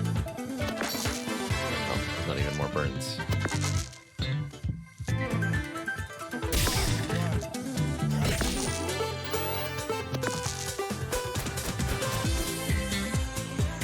Toasty.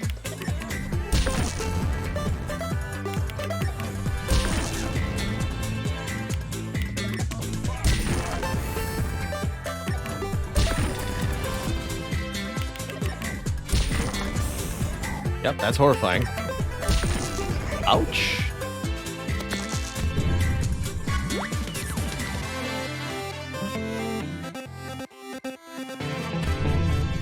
This equipment gets +1 use. Alright, Jarring Jolt Plus, I suppose.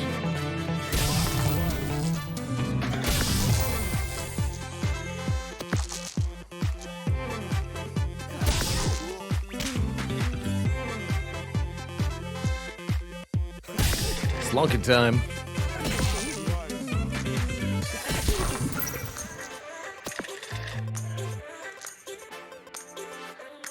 This does 2 damage, so he won't be able to do much on his turn. Good. Yeah, he can't do anything, really. Good. Very good.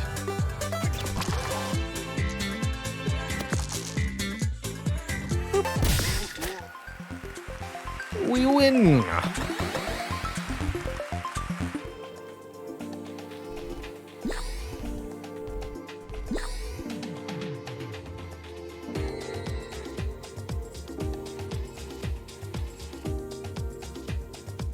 Works like the Jester used to.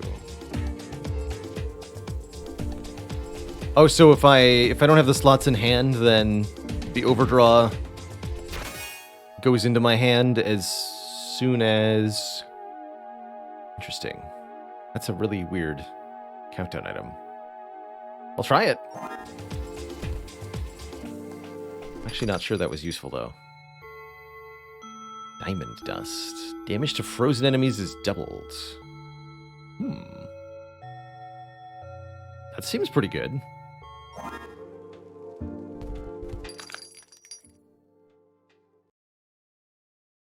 Oh no! What a bad roll. Dicey Dungeons crashed. Interesting. Error in call the scene method. Whoops. Curious.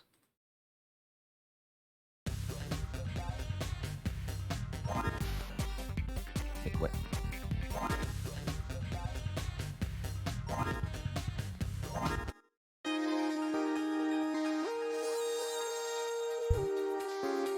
Oh, good. We can just continue.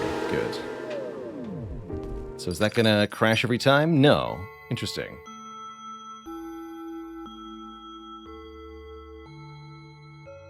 Interesting.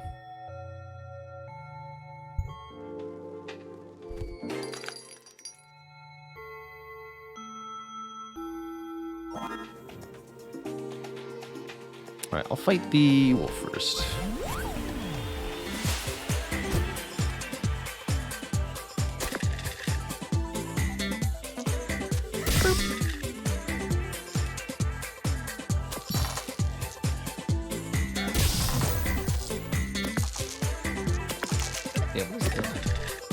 Interesting. Yeah, combat rolls just for re-rolling our dice, which can help me get 6s, potentially.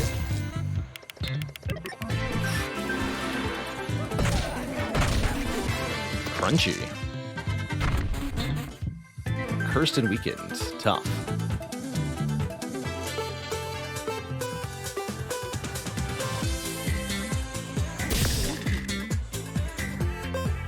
Of course. Oh boy.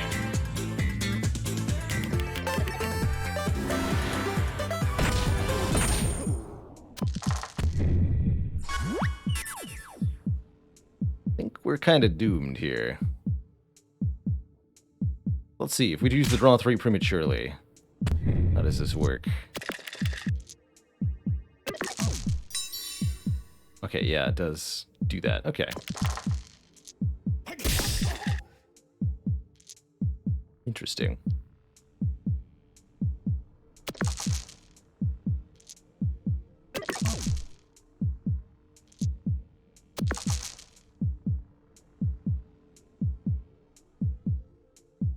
Five mana.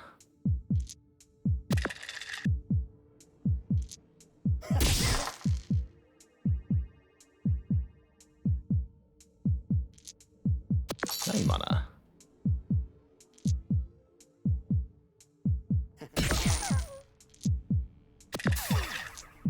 Oh yeah, this one, perfect.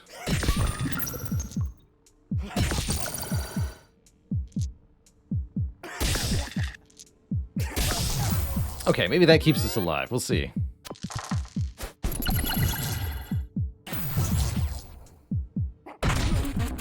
Yeah. Easy peasy.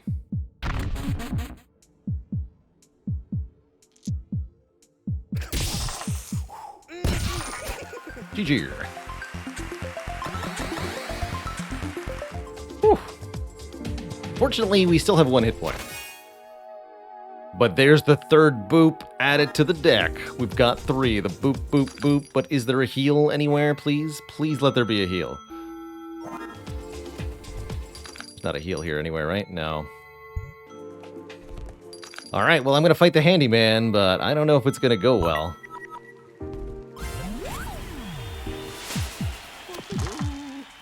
As we are exceedingly likely to die instantly. And there's very little I can do about that. 3 boops is all you need. I mean, we're just dead literally no matter what.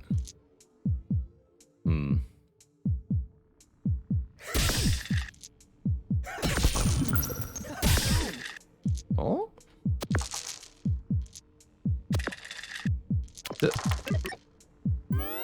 Good for us. GG, sir.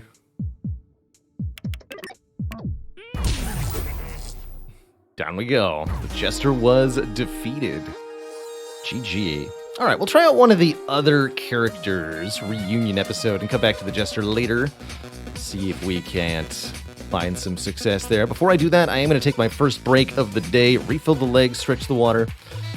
So back in 5 minutes or so. When I return, there'll be more Dicey Dungeons action.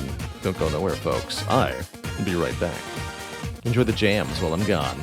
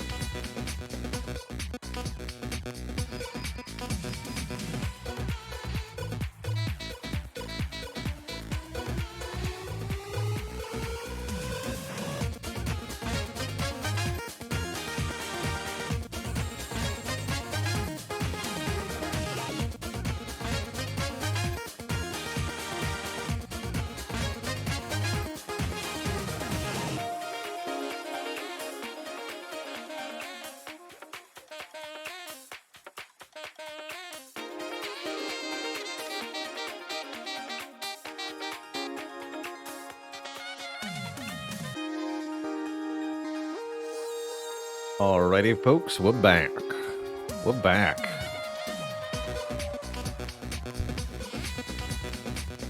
So, next up in line is Warrior, although I see we got a poll going.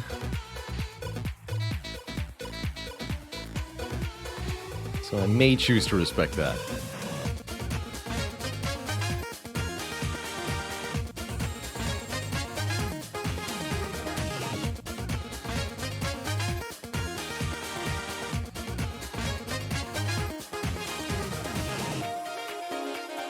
May, yeah.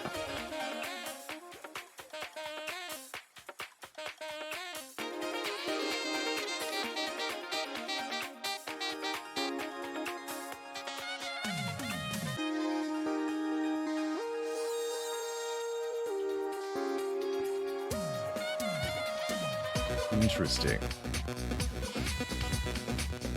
Right, and then chat does what chat likes to do. Makes it very clear that it's actually just my choice anyway. You guys are funny. My charming, cheerful warrior, welcome back to Dicey Dungeons. Thank you so much for having me. Now, my notes tell me you've been really busy since you escaped. Is that right? It sure is. I set up a personal trainer. As a personal trainer, I've got a system where you do fighting drills to get fit, so it's called the Warrior Special Training System for getting stronger if you want to. Well, I wish you luck with it, but I wouldn't want to sound too self-obsessed. So instead, I'll just plummet you one last time into my not-quite-inescapable dungeon. I've added some special workouts just for you. Workouts. Workout cards are powerful single-use bonus cards. Defeat enemies to learn new workout routines. It's time to get swole. We got the good old sword. Just does damage.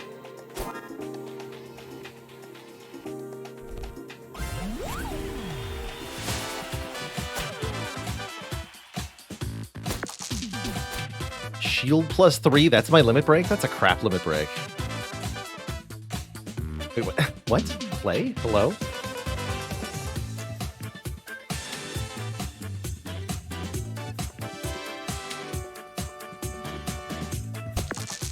Okay, reroll rolls all the dice. How interesting. Play. Interesting. I don't understand.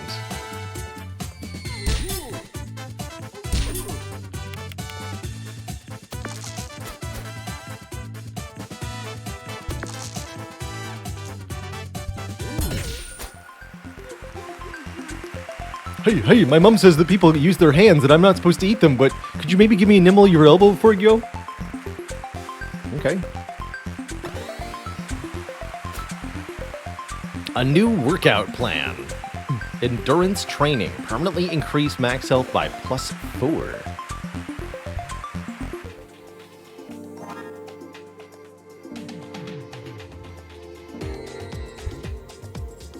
And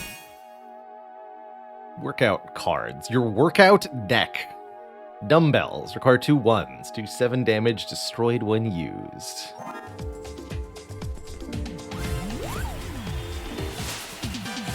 Our workout deck.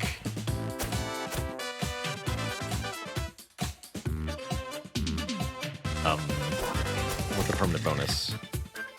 Perfect roll. Fascinating.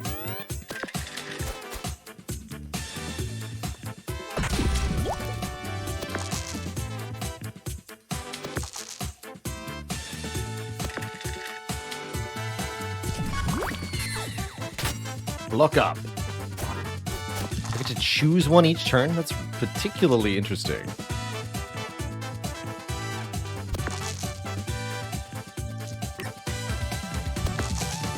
Yeah. Who's the dumbbell now, huh?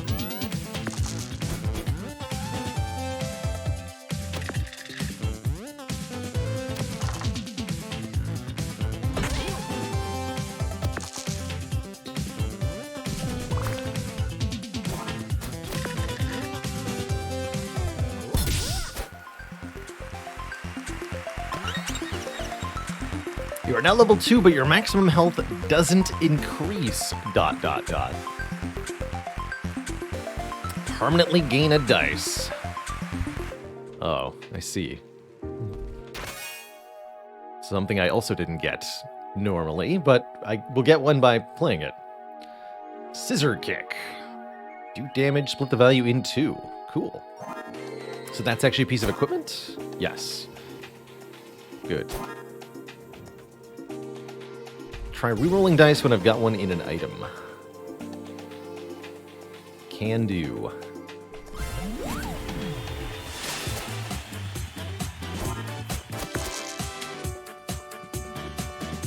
So like this. Ah.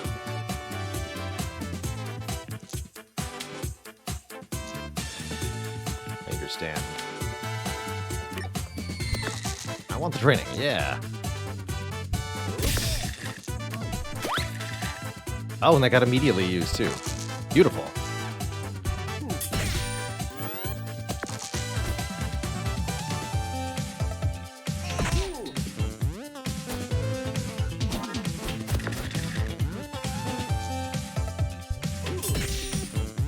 So if I put this in here, it's only going to re-roll the 5? That's correct. And I can take it back out. Neat.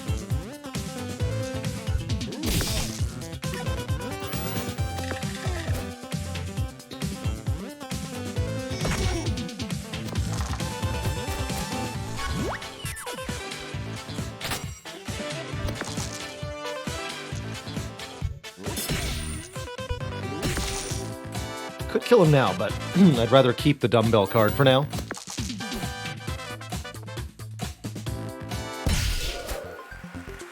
Tough way to go, kid. Core training. Gain 7 shield one time. Interesting.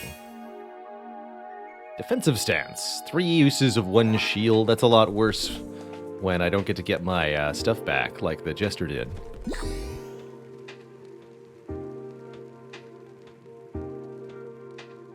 Oof, Toaster King. Tough to hear it. Keep at it. You'll figure it out eventually, or the stars will align eventually to get that run going. Defect is a tough cookie to figure out. Malarkey7, thanks for 14 months of support, by the way. Okay, so the one of these didn't carry over, right? Okay, no, it doesn't carry over from battle to battle. Fair enough. I'm actually really okay with this, because then I get 3 shields. 2 shields. Okay, I guess that's why the play button is there, huh?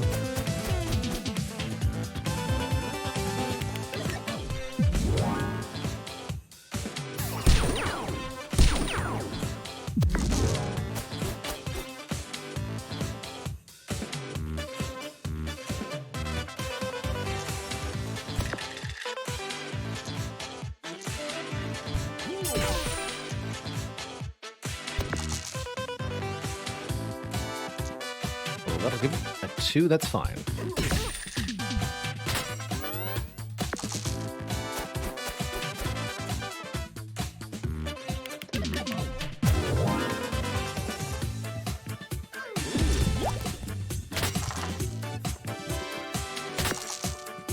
That 2 shield's gonna prevent me from getting a KO this turn. Yeah, because I could do 6 plus 4 damage at best.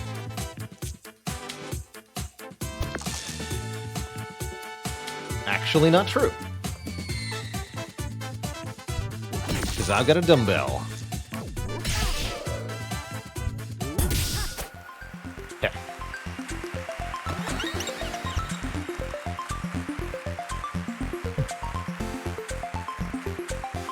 Thief technique, learn how to berserk. Robot technique, learn how to optimize. Gain 3 extra uses. These are all the new limit break replacements, so that makes sense that our limit break is terrible, as we get to replace it. Or crystal ball, 3 extra dice. So do I want to have one equipment that I use multiple times, or do I want to mass dice? Probably the thief technique might even be the best. Double damage is good stuff. try Optimize. I think that's going to be cool. And some more cards. Lightning Kick. 7 damage, 2 shock, or Knockout Punch. 4, 5, 6. To do 15 damage. I like it.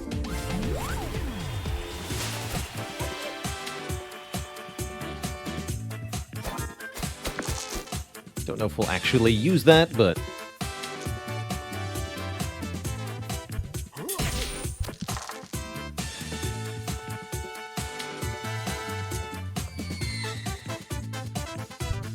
Oh, and then I can reroll again. Ah. No, I can't use either of these. Unfortunate.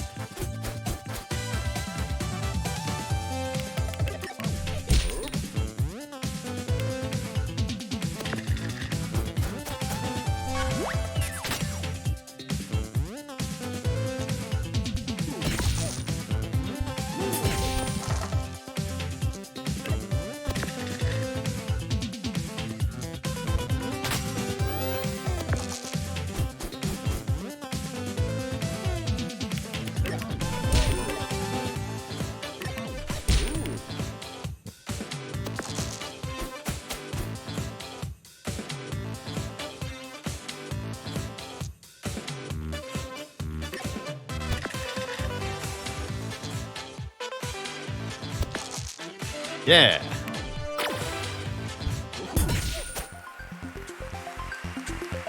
Success achieved.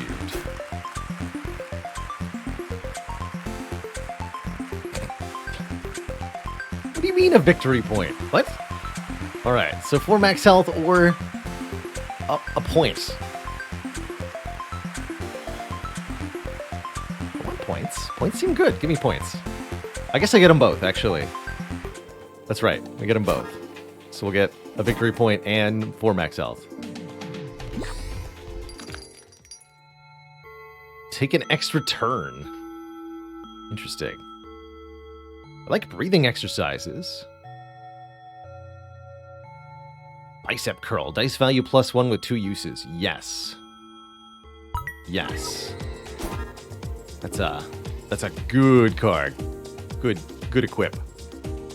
Get our sword to the right number and to help us hit the workouts.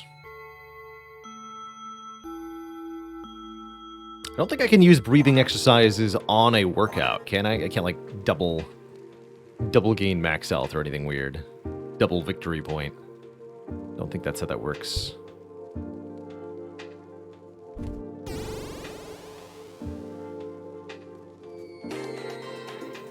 So many questions. Hey mate, come on in, welcome back. Haha, yeah, I'm no taller. You grow slow in these dungeons, but I've got some all new upgrades on offer if you're interested. Sword +1. Infinitely reusable. Max 5, 3 uses. Let's see. Let's see if there's anything else I might want to upgrade on the floor before I do that.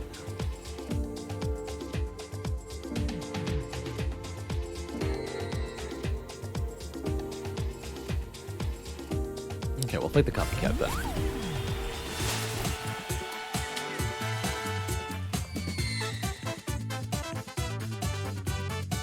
I'm not going to worry about the victory point just yet. I want to make sure we don't die in the short term here.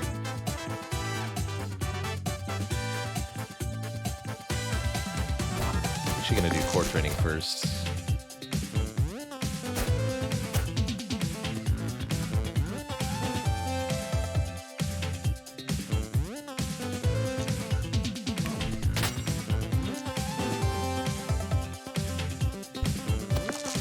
Use that to make more dice, too. Oh!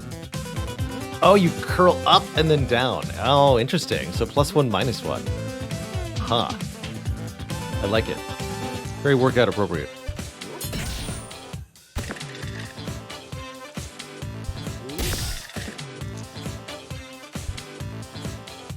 Fair enough. I was wondering if that was going to make a 6 or something. Nope. Just, 1 turns into a 0. Apparently. That's funny.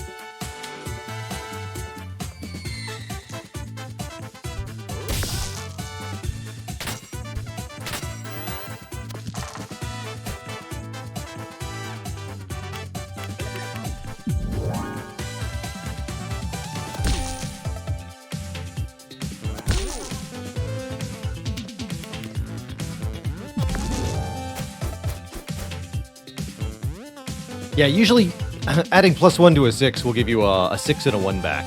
That's correct.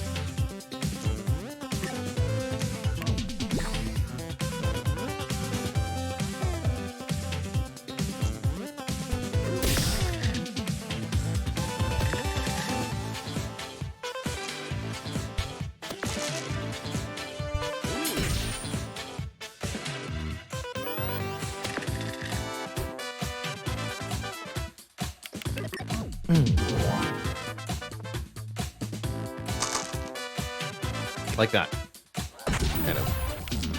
3 items at +1 use. Actually, does that work the way that I want it to? Deeply unclear.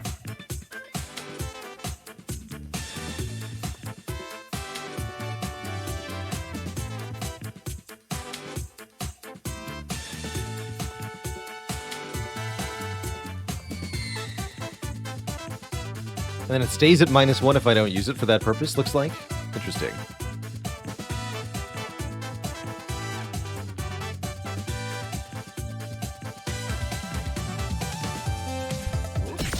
What's a victory point? Great question.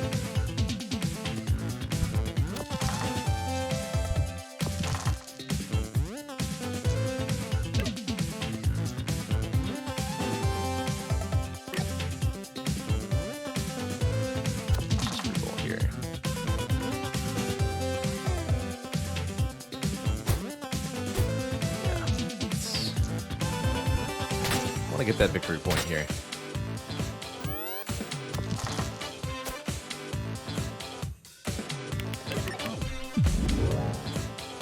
Uh-oh.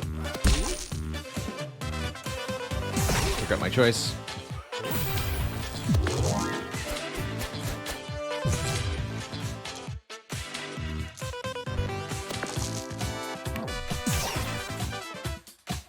Victory point. Collect all 4 victory points to unlock the Limit Break Workout Omni Slash. Amazing.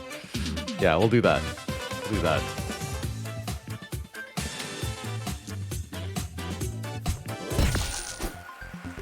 Storm, thanks for that gifted sub to Talbot. Welcome back to the Cozy Sub Club.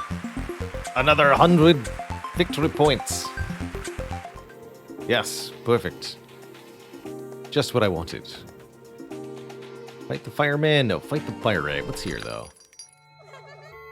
Sword for shovel. It's just better. Currently. Therefore, deal. What does the shovel upgrade to? Uneven inflict weaken. Okay.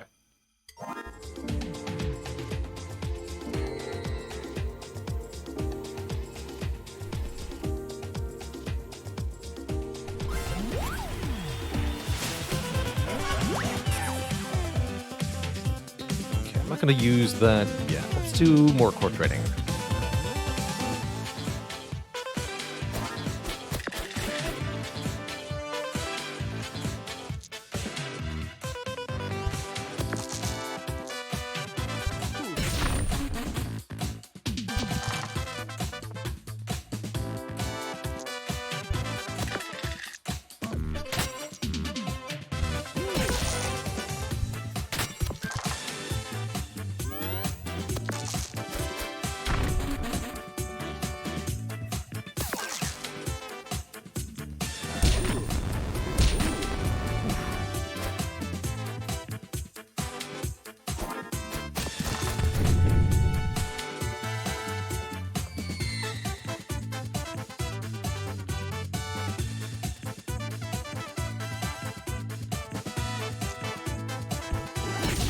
Reroll burning dice?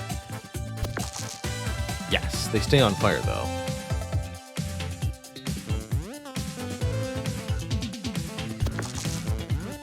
Perfect.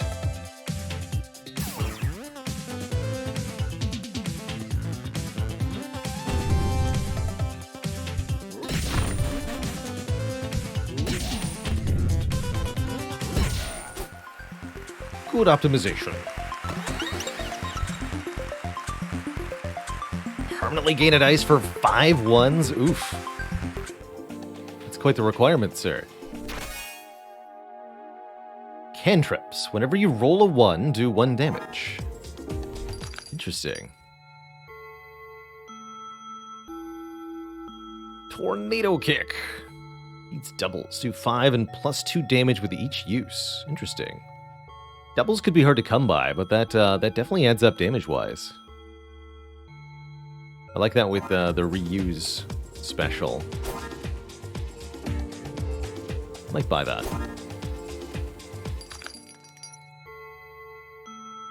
I'm gonna do it. See what our upgrade options are here. 5, 3 uses. When you roll a 1 or a 2, do 1 damage. Tornado Kick gets smaller. Ooh, I like that. Although that doesn't really help me currently. I guess I could have Shovel and Tornado Kick instead of Defensive Stance. Yeah. Let's do that.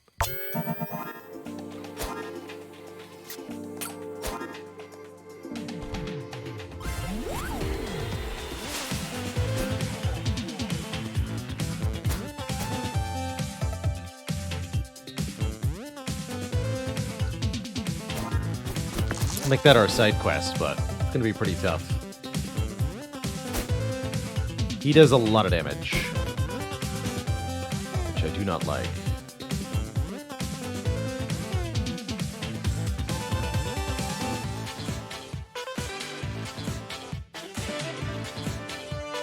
But the victory point. I do know what you mean. You have 2 apples after him, so we'll get some of this health back. I do want to try to get the extra dice, actually. Let's do this.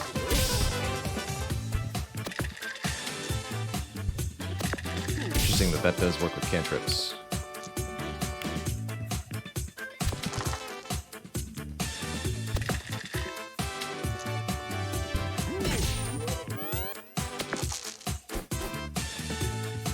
Yeah, that's gonna hurt. Take 8 fire damage and 3 burns. Like, that's spooky, man.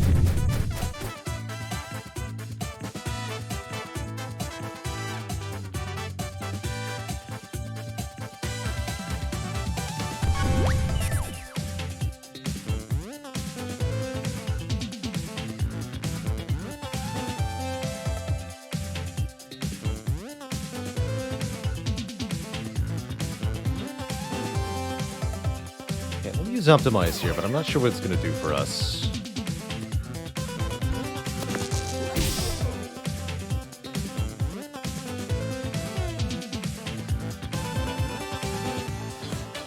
I can make another 1 here. Okay, we got it. So we take this damage, turn this into a 1. The optimize lets me keep reusing, so we can again turn this into a 6 and a 1.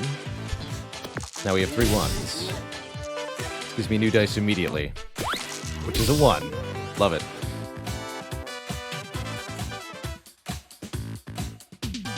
And I can use double 1s in the Tornado Kick, too.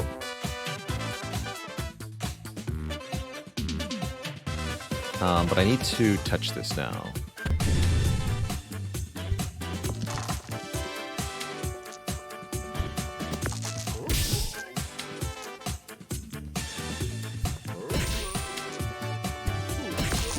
Alright, well that was a pretty hyped turn. I didn't even use the reroll. We got basically optimum everything. X3. Okay, not too bad. But you can see we ended up taking a lot of damage to this guy. Just getting our +1 there. Okay, we're just gonna end the fight now.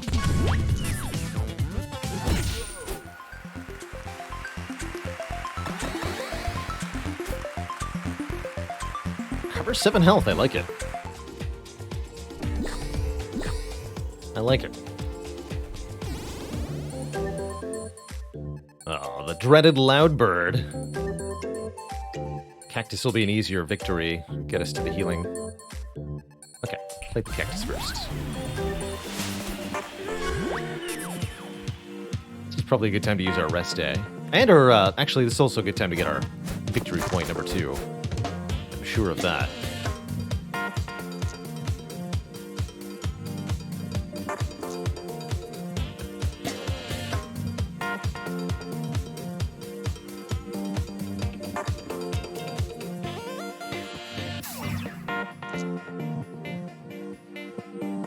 Make it a 3.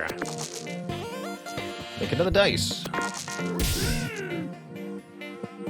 Bonk this nerd. Twice.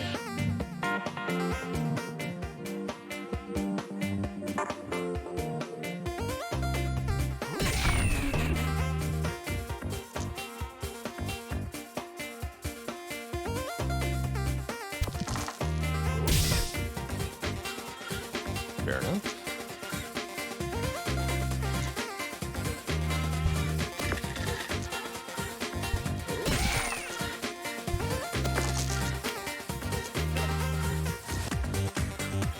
Might as well try to reroll that into a 3. Did not get there.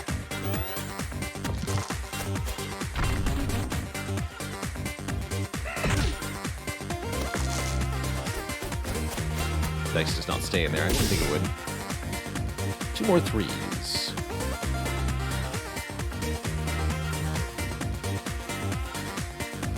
Let's see, I can get 1 pretty reasonably here. Turn the 5 into a 4. Turn the 4 into a 2, turn the 2 into a 3. Let's reroll these other 2 real quick.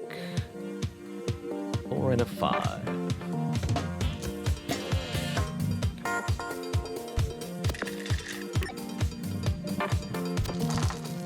Perfect. Victory point number 2.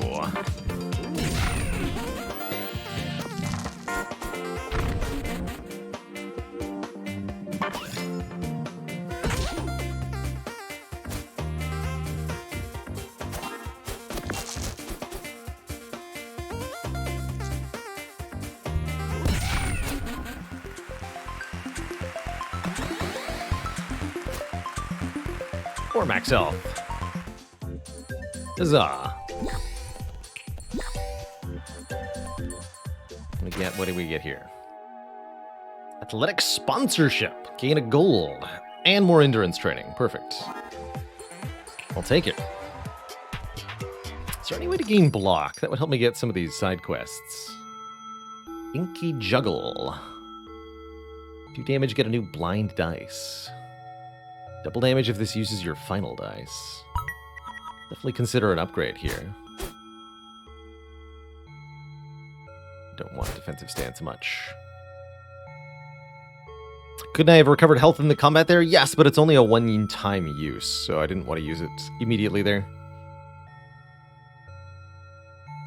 1 more use on the bicep curl actually seems pretty good. Let's do that. More manipulation is more better. Although I maybe wanted to see what was in the chest before I used my upgrade. That's alright.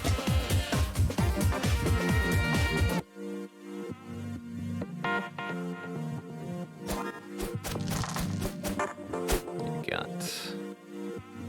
Vanish. Haunt? Don't even know what that does.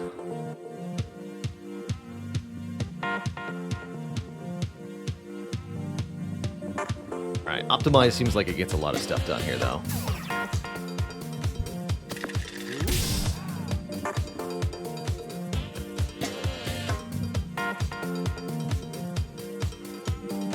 Need a 5 anyway? Sure. Should need 2 5s.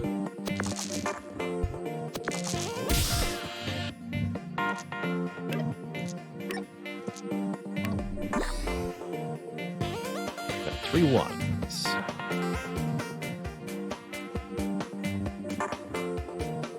Might as well do Tornado Kick with 2 of them. Whack with the shovel. And Scissor Kick. Pretty good turn.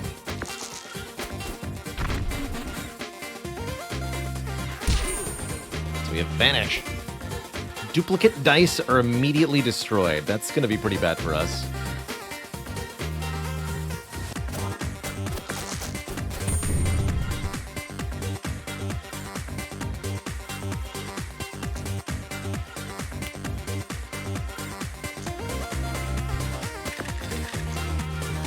make sure we don't get any duplicates. +1 to 4. 4 goes down to 2. Okay.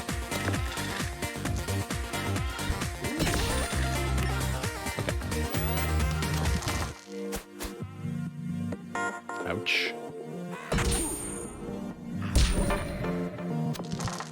Using any piece of equipment will re-roll a random dice. Including the cantrips? Uh-oh. Well, that's kind of horrifying. Can I lock them away in equipment, though?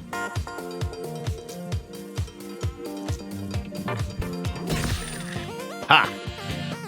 Ha ha! Easy. You fool.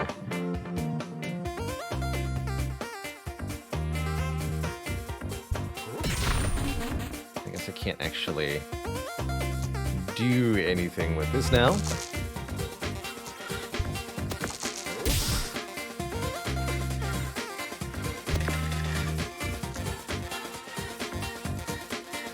fine.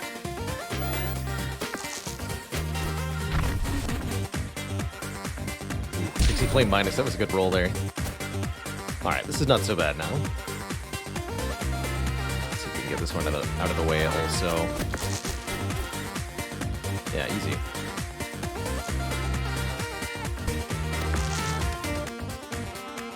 Great.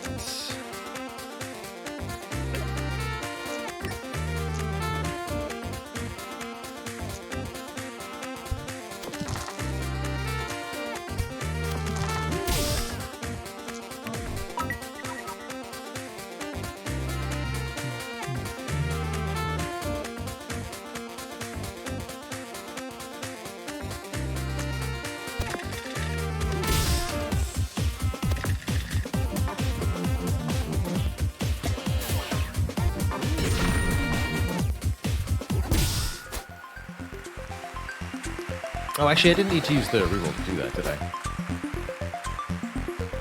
More core training! We get tackle. Deal 5 damage with doubles, return one of the dice. So it's like Tornado Kick, except we get dice back instead of scaling up. Interesting. 100 squats, go! Yeah, indeed. Alright, we'll look to get our 100 squats done.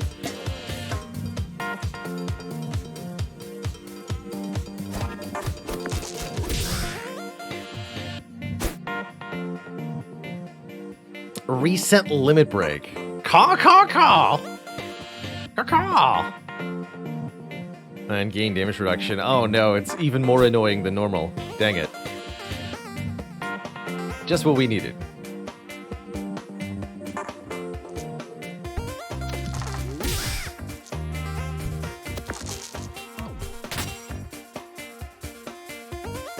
Kick for double ones, let's do it.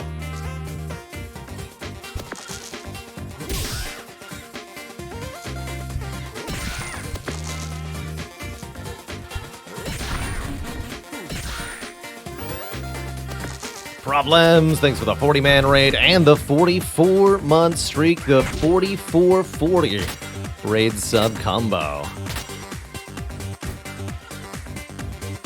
How you doing today, sir? We're having a blast checking out the new content in Dicey Dungeons here. Devs released a reunion update for this wonderful dice-building roguelike. And, well, that's what we're looking at right now. Such good jams.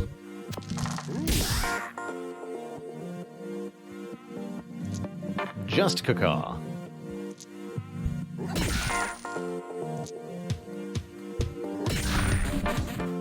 Get him. Make a 1. Which doesn't do any damage because we're reducing it all by 3. Really good counter to any build that does very little damage. Period. Nice. What do victory points do? They help us unlock a new version of the limit break. Which, I don't know what it does exactly. It's gonna be good, though. Alright, we want some 4s.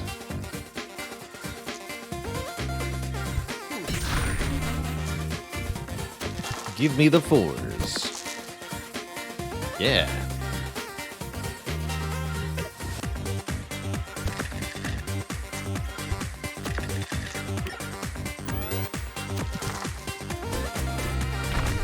Yeah, it's called Omni Slash, so indeed it had better be good. Caw.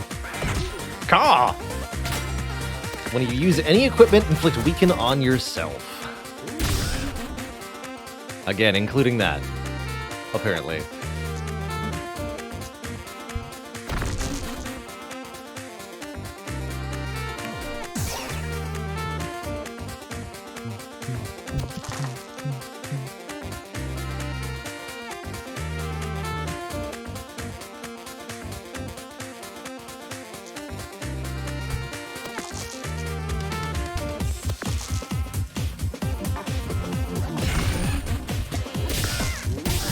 Sixes?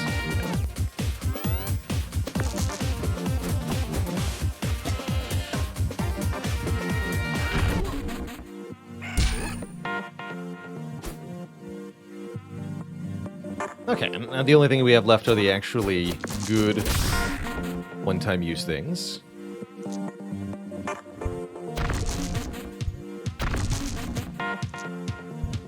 So we may end the fight and level up. Caw. Our health doesn't increase. Choose a reward. Shoryuken or Pile Driver. I like Weaken more than Burn, and they have the same requirements otherwise, so we'll take the Pile Driver. Anything in here that we wanted? No, I don't want either of these. We do have a full set of equipment, right? Yes, okay. And more stuff we could use if we wanted to. Alright, the penultimate floor before the boss. Lots of healing here, and lots of, well, somewhat dangerous opponents. Let's see what the Banshee's up to these days.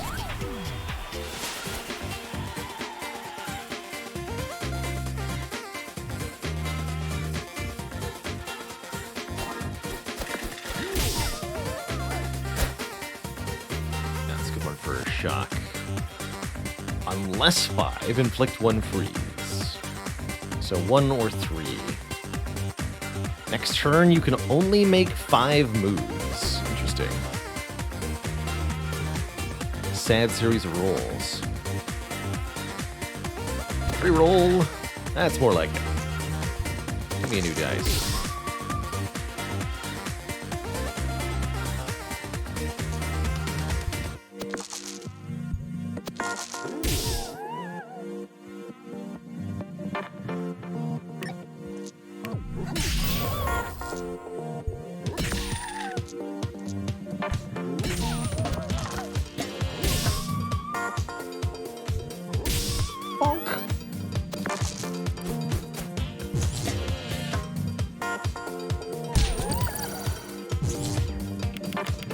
Pretty sad turn, lady.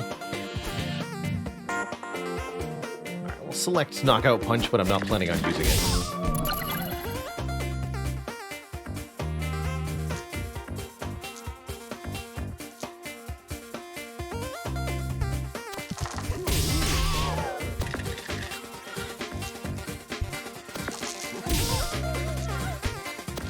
Easy. Kabonks. Breathing exercises. Repeat our next action. Sure. Why not?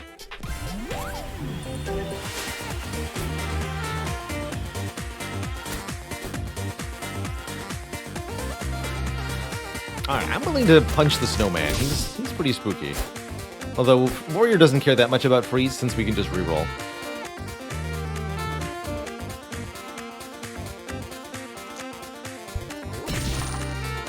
I guess we'll do the doubles here, right?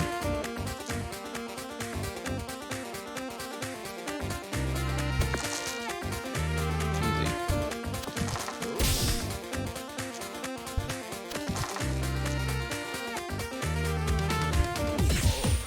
I just want to leave that at +1. Roll for knockout punch material? Yeah.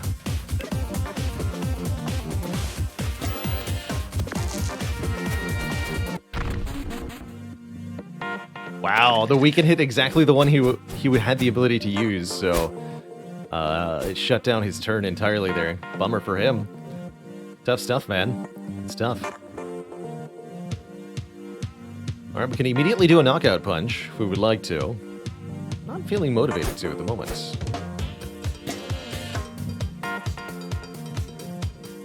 Well, maybe I am.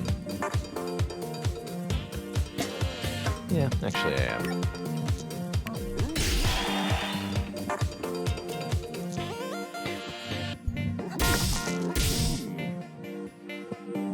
So just need doubles. Easy.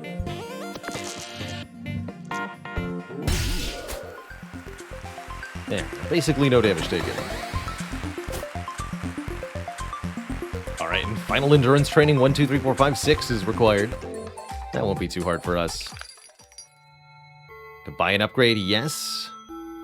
Practice roll. Get an extra reroll this turn and reroll this dice. Uppercut. Do damage, return a 1. Minimum 5. Uppercut seems like a potential upgrade to scissor kick. Kind of interesting. Actually, it'll guarantee do damage with a cantrips too, which is quite nice. Sure, I'll buy that. What's the upgrade do on it? Min 4. Okay. Not actually necessarily better.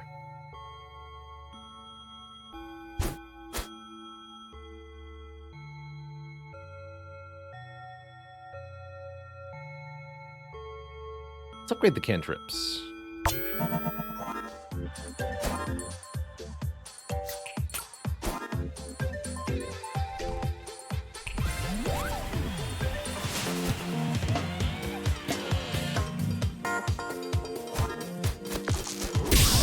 Cowboy's pretty nasty. We should probably not seek to do a side quest in this fight, actually. Now that I think about it.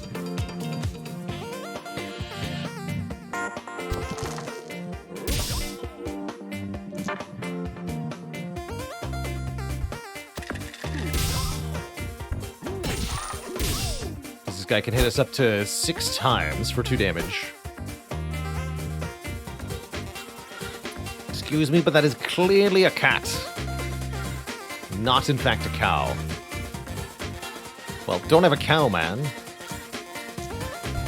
Everybody's allowed to express themselves how they wish, including this strange beast.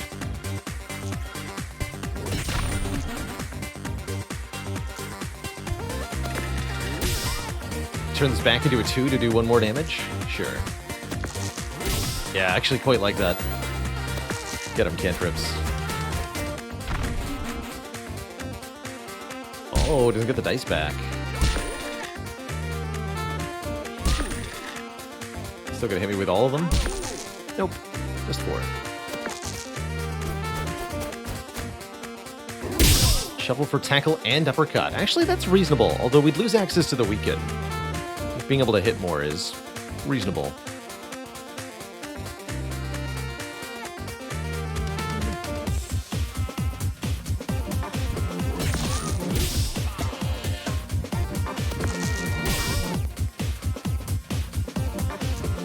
And then that'll actually just kill right now. Get him.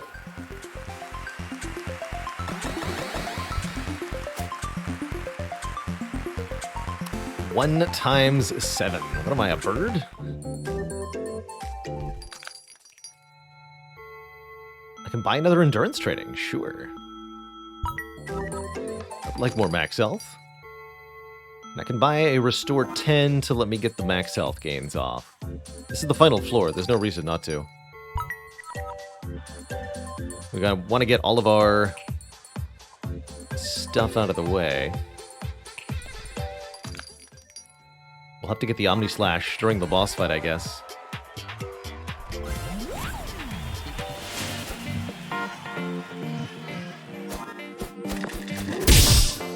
Can we get that many ones? They ask. Well, behold. Sure can.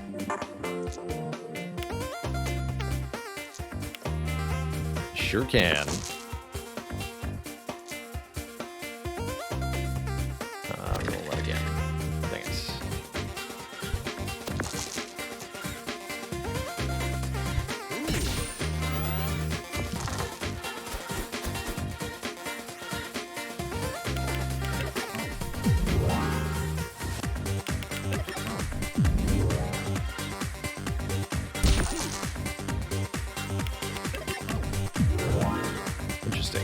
inflicting blind. I guess that's not a big deal for us.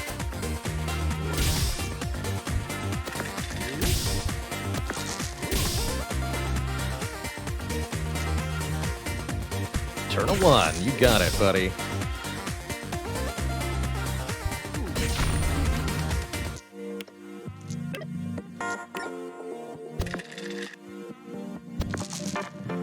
Easy.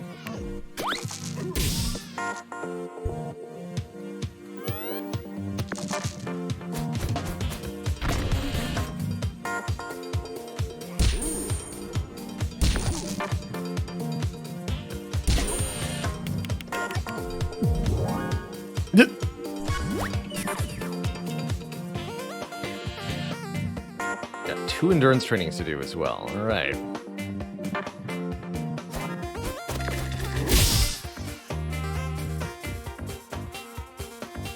So can I just... Nope. I can try, though. I can try. It's a 5 or more. That works. So I know that this is a 1. Which means I now know that this is a 2.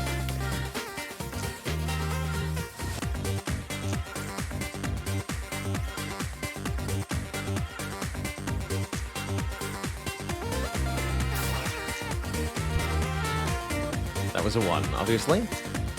Makes sense.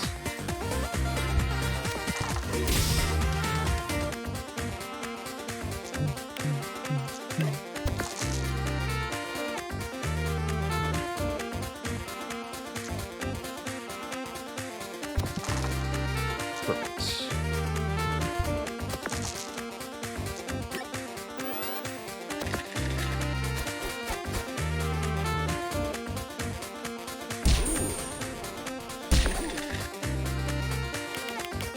Yeah, go for it. Have fun.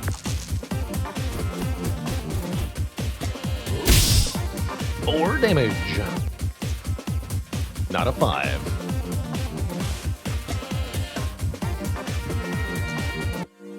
It's not a 5 or more either.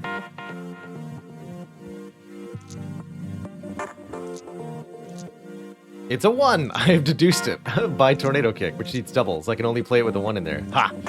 Alright, so I know you're a 1. In that case, just reroll all of this.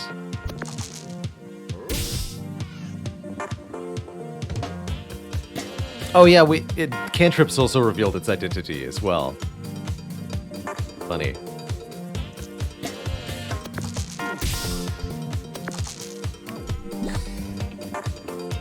Alright, looks like we're basically done, though. Heck it. Have a Tornado Kick. I think Cantrips will have killed before I can do another side quest anyway. Now we are at max level. We get the... Yep, it's the 10-kilometer run. The ultimate training routine. For when you absolutely must defeat your enemy in only 1 punch. Except no substitutes.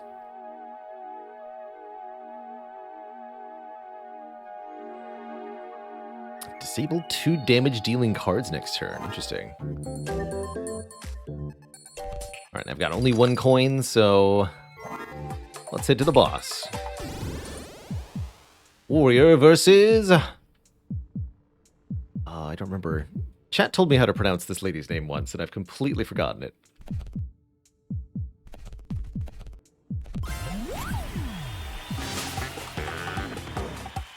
Hark, do you hear the beat of the dungeon's empty heart as it echoes? No? You sure? Well, let's see if we can fix that. This is like a Nordic? Some sort of Scandinavian mythology creature. Lady. Give me that 4th victory point. You gotta do it. Oh, interesting. Totally different set of abilities. Normally this boss has 6 different equipment for each of the 6 different dice rolls. Irish, excuse me. That explains why the pronunciation wasn't intuitive to me. Appreciate the correction. Inflict horrible status effects. Okay. And up to 16 damage per turn with the Barbed Spear. Also spooky.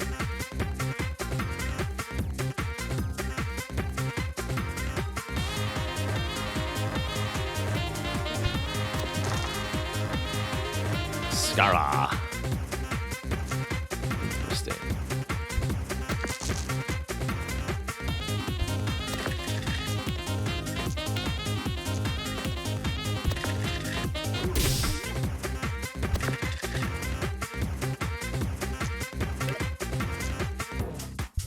Alright, 4 out of 6 ain't bad. And she rolled pretty poorly, too. Scorch. Increase the cost of burning dice, so 4 health to unscorch each of these, which will activate our limit break, which might actually work in our favor here. Unlock the Omni Slash.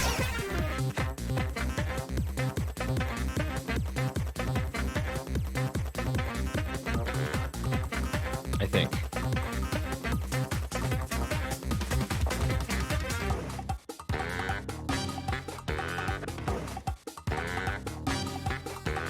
It's a workout? Okay, so I'll have to select a new workout. Next turn.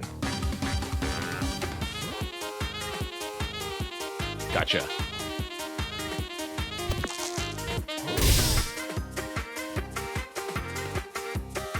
In that case, I don't necessarily want to take burning dice damage.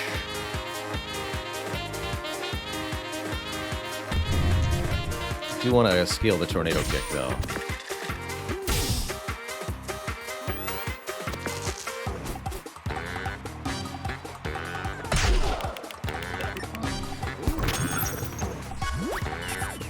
Locked. Omni Slash, 6 sixes, deal 9999 damage, huh? That does seem OP. That's more than 1998.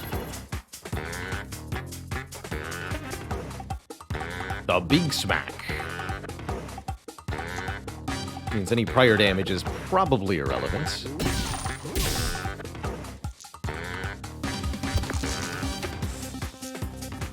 Might want to use Optimize now, then.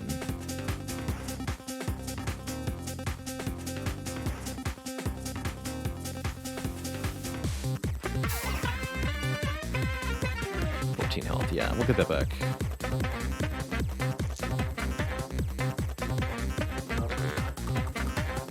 A ton of 6s.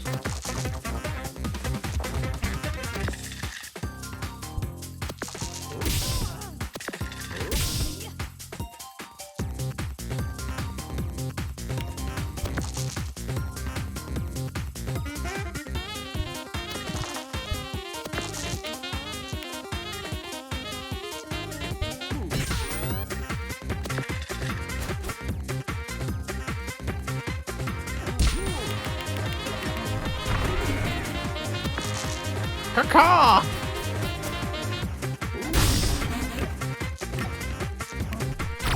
Omni Slash.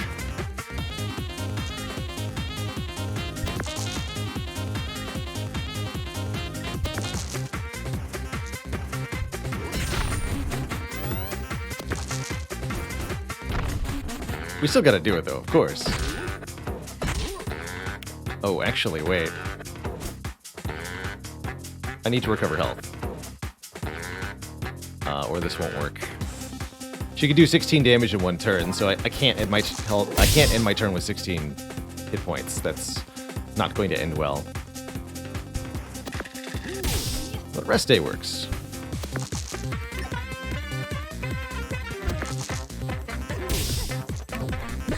Alright, hit me, lady.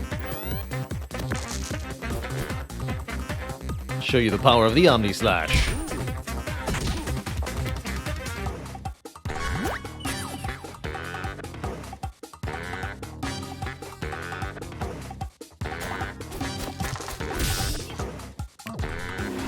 Go!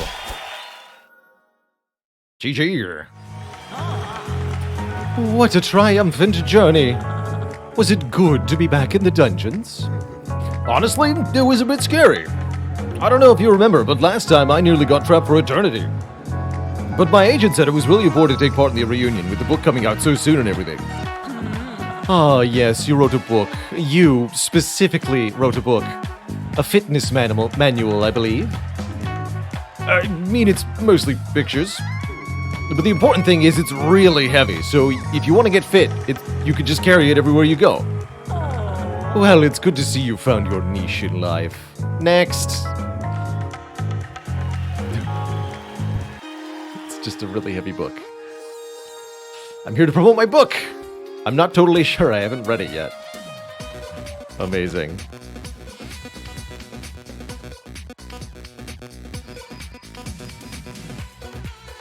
Definitely was a bit of an anticlimactic ending, but hey, I'll take it.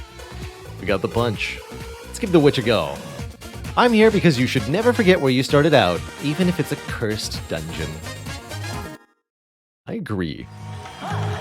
Little witch, always my favorite.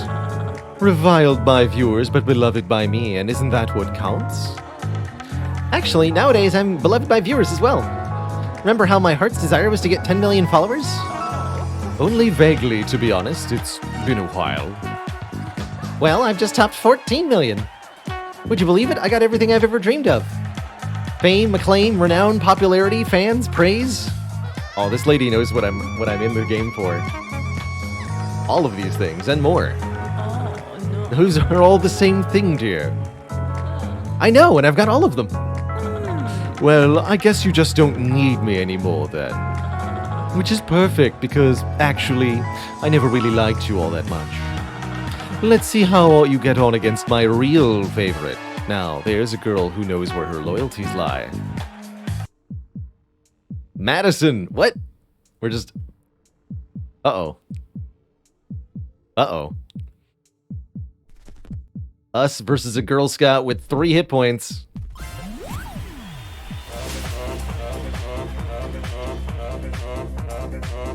Hi, I'm Madison. My school report says I'm determined and would perhaps benefit from a little less intensity. Prepare to die!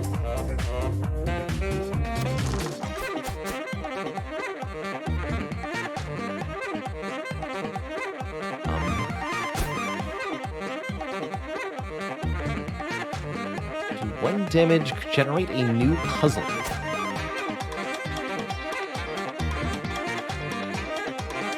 Use all equipment and dice to inflict stun.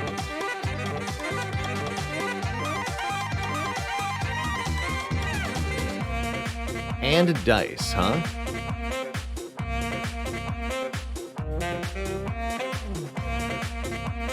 So I need to generate 2 2s.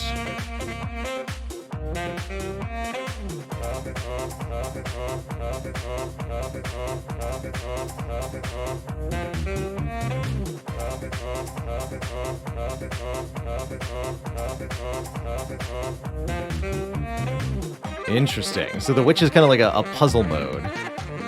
Skip. Try another puzzle. Interesting. Okay, okay.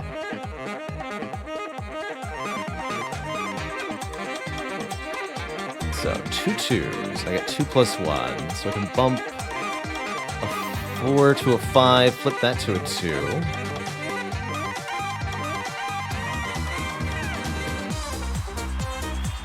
Flip the 3 to a 4, bump it, flip that to a 2 as well. Okay, that's how we do it.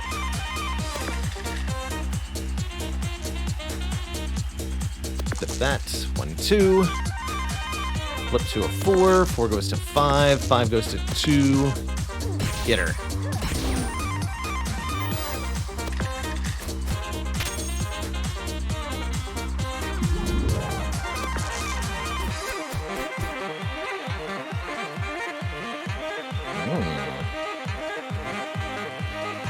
Interesting. Double dice value, combined dice. Split a dice evenly. Interesting.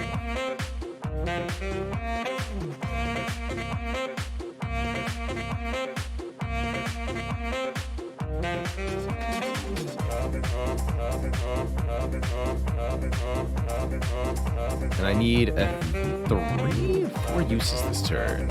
So I need a lot of 3s.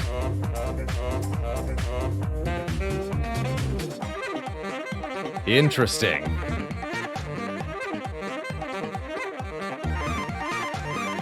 So I think if I subdivide a 6, I'll get 2 3s, I imagine. 4 plus 5 is 9. So I want to combine those into a 6 and a 3. Oh, I see.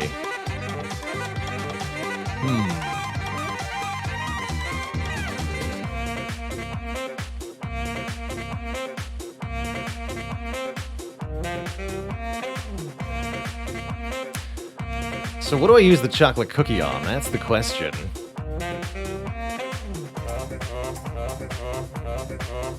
Really depends on how duplicating a subdivide works.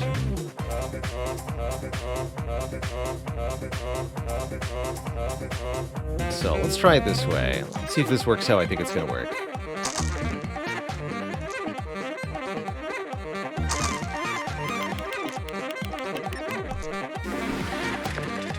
Yeah, 4 3s. That's what I thought.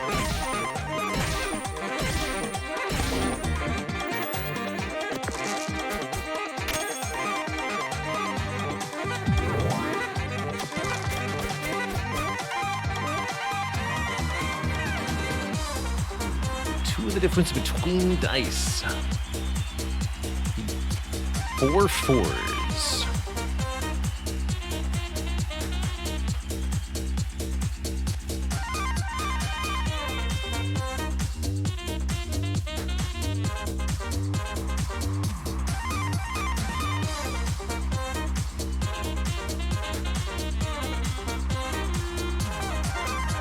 So I dupe the 5.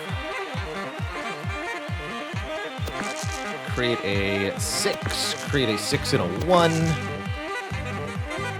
Duplicate this. 4 4s. Cool.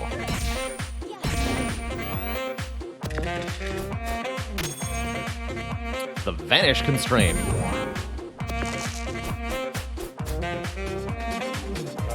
Duplicate dice are immediately destroyed, but the subdivide here. Interesting.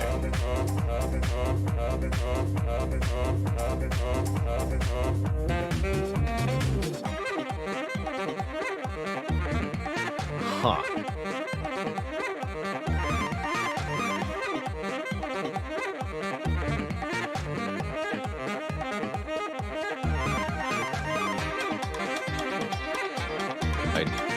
I'm so confused.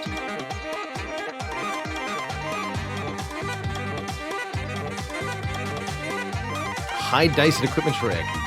Ah, but that still won't work for subdivide. Very confused.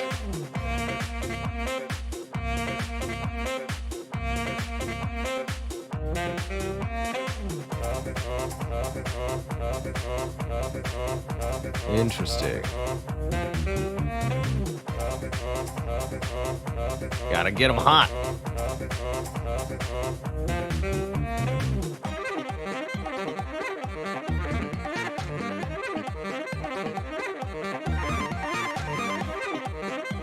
Splitting an odd dice, stop right there. You can't split a dice that's not even, since even is written on the requirement for subdivide. So only even dice can be split.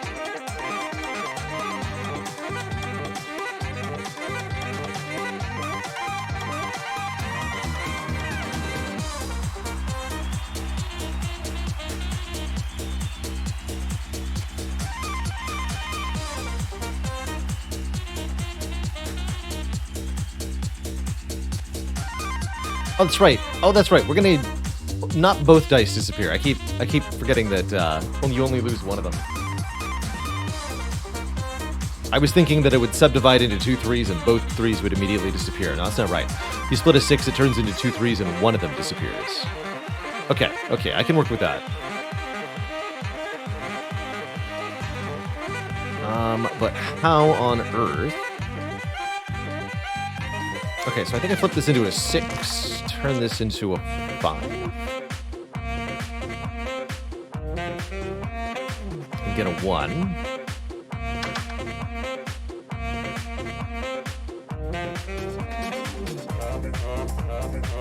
Doing what exactly? Make another 6.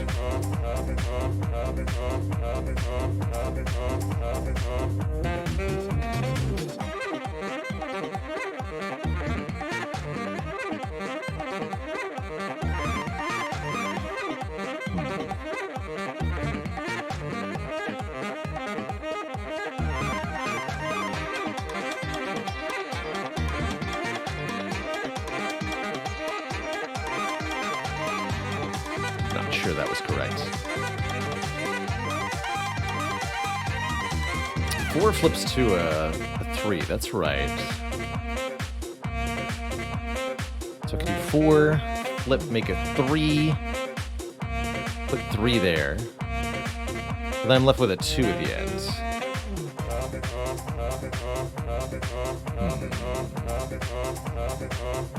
But I get a new 1. Oh, no. I get a new 1, so I'm not left with a 2 at the end. Okay, so I flip this to a 6. That's going to get split. Turn this into a 4. Flip 4 to 3. That goes there. Split this to 2 3s, lose one of them. That goes there. Combine these into 1 3. That goes there.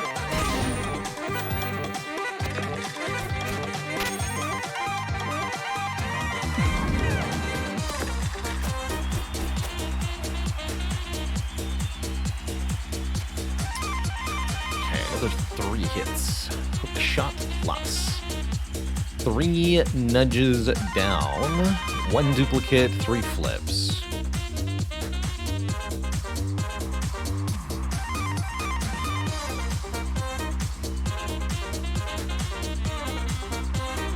No vanish, of course.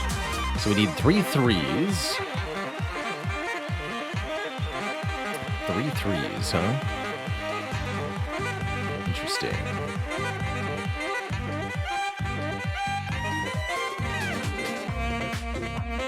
And I can give one thing one more use. Imagine I want to duplicate a 3 once I get it. So let's see. Flip.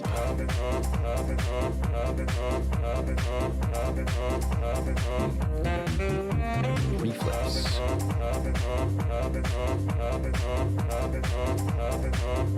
Get what? 2 6s.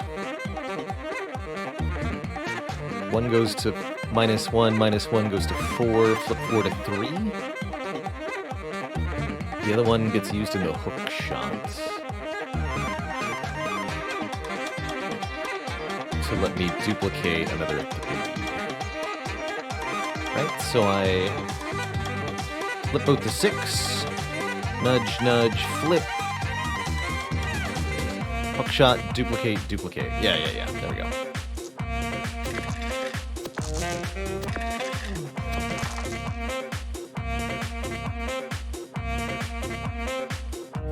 Actually, wait.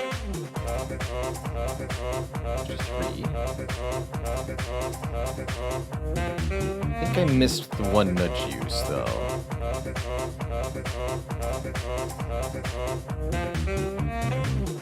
Yes, I did.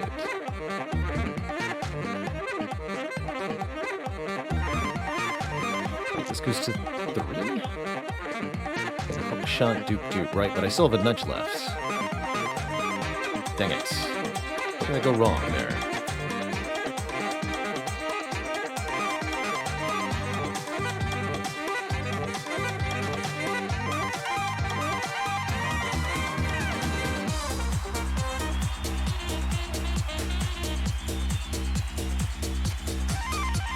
Yeah, something went wrong there.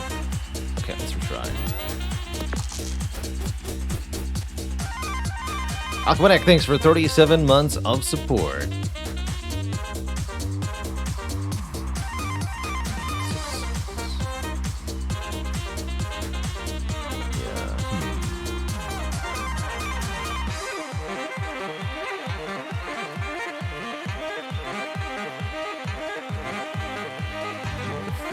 Yeah. No. Actually, yeah. Yeah, we do before. think that's right.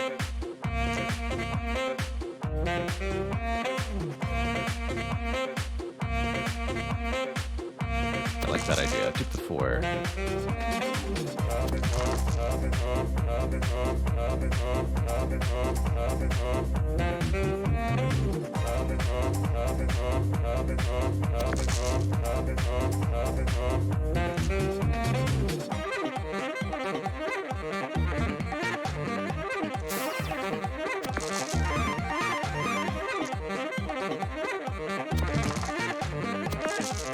That's the way to do it.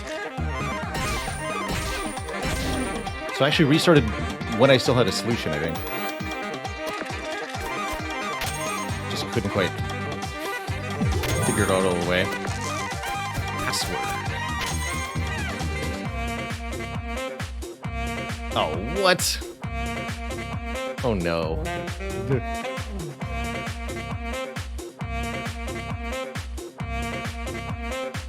Can't see the dice value. What? That's horrifying. So both dice will be returned. They sum to neither 7 nor 8. Okay. Good talk.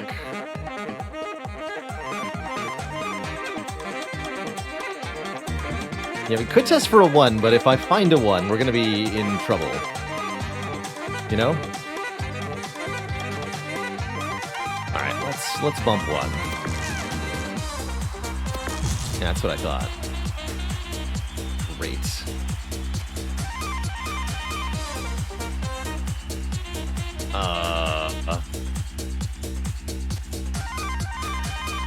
So we know they summed to 7. Hope they got returned in order. So we bump again, that gets us to 8. But read the difference between the dice. Wonderful. So if they sum to 8, we're going to get a 6 and a 2.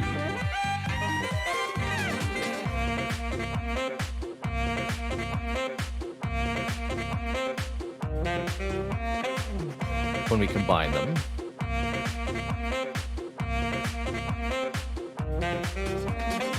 And then I have to flip the 6 to get a 1.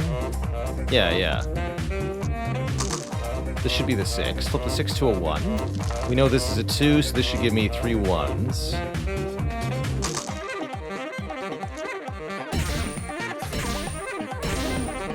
Easy.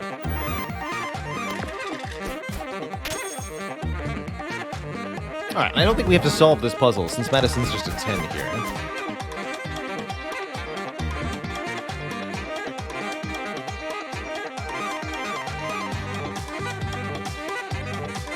Well, you say that. Very well. We must solve the puzzle. Alright, we need 3 1s. Subdivide, double dice value. Flip.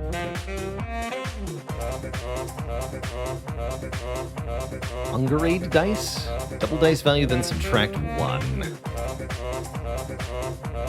So that gets me a 6 and a 1.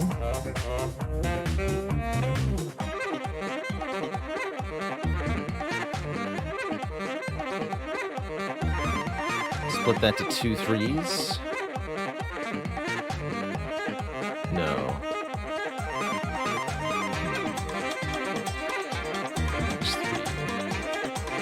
Odd dice. That makes sense.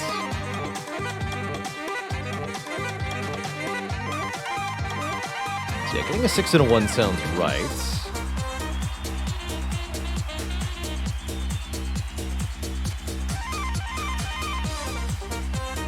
Split that to be a 2 3s. Double one of the 3s to a 6. Flip that to a 1. But then I have a 3 left over. So what am I missing here?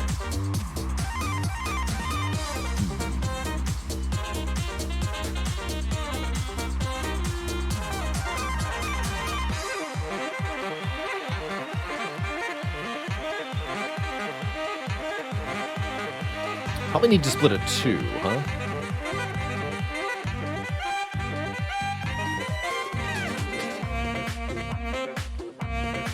That'll give us... Oh, wait, so... We had a 6 and a 1.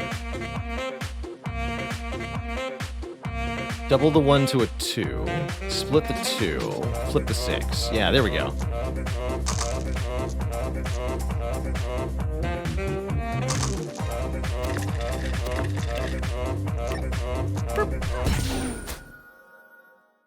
There we go.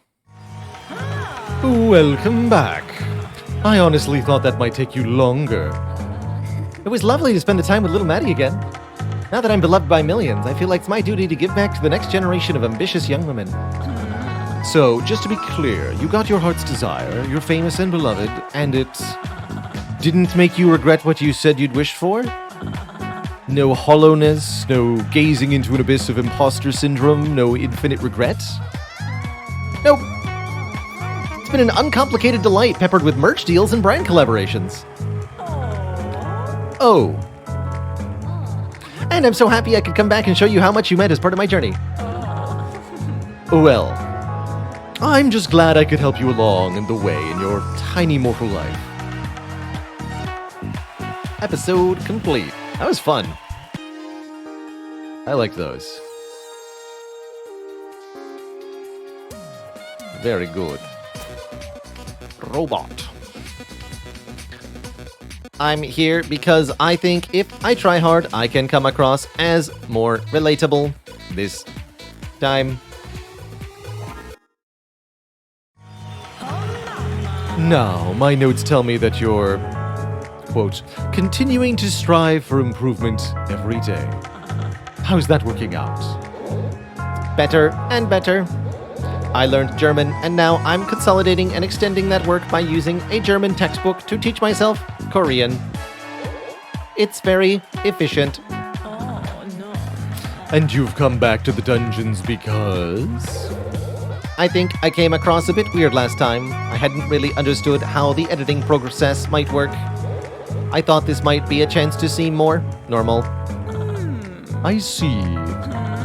Well, good luck seeming normal by voluntarily entering a never-ending maze of impossible dungeons and fighting a series of terrible monsters. Thank you. I feel very prepared.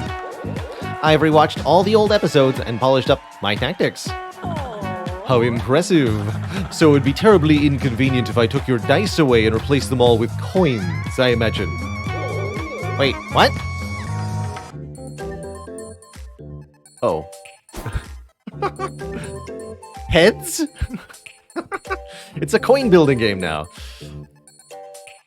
That's a good gimmick. Needs a match. 2 heads or 2 tails. Good stuff. Good stuff. Do the enemies have dice or do they have coins too? No, they have dice. But I have coins? Target 4? Okay, so heads are 2, tails are 1, apparently. Glorious. Glorious.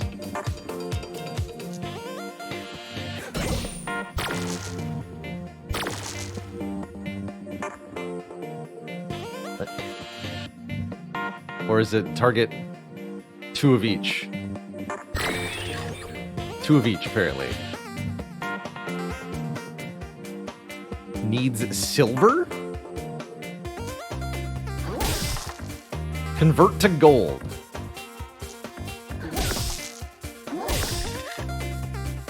Okay. Silver coins only. Fascinating.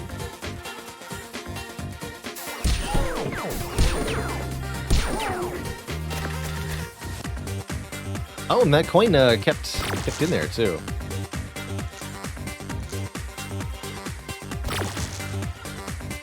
Oh, I can't take it out either. That's funny. So could we go bust by flipping the wrong coin? Flip this coin again. If heads do 8 damage, if tails, enemy gets 2 block. Average of 3 damage? Yeah, average of 3 damage. 50-50 plus 8 minus 2.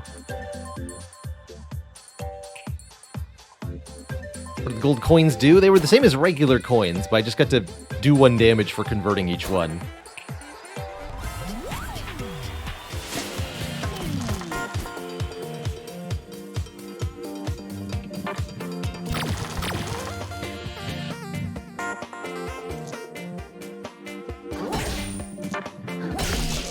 Got him. Yes, we can bust by rolling 3 heads. Flipping 3 heads? You get the idea.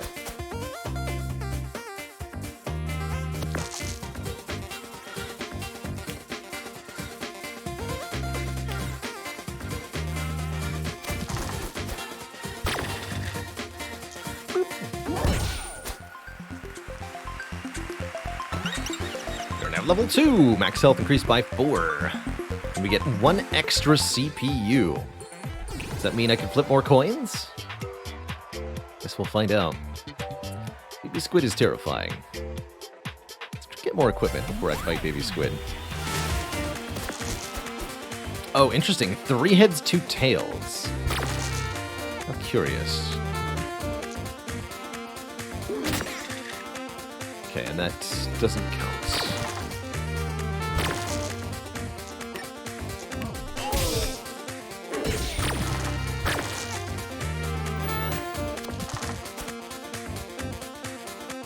He's also got a chance to backfire ability. Double the next action. Alright, let's do double plasma.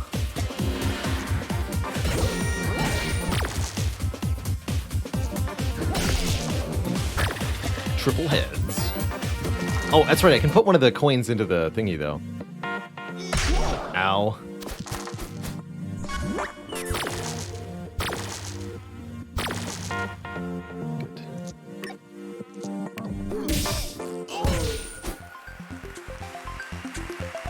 Error. Credit crunch. Do 3 damage, return the coin. Plus 4 damage if gold coin. I think.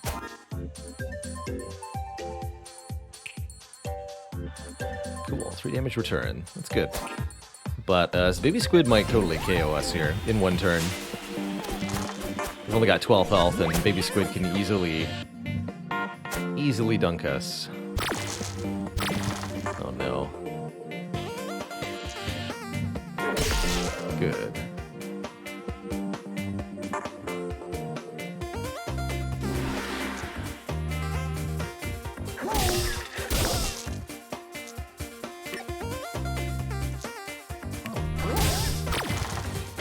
Good. Excellent. Yeah! Although I still can't actually kill you this turn, huh? So once you put a coin in there, you can't take it out.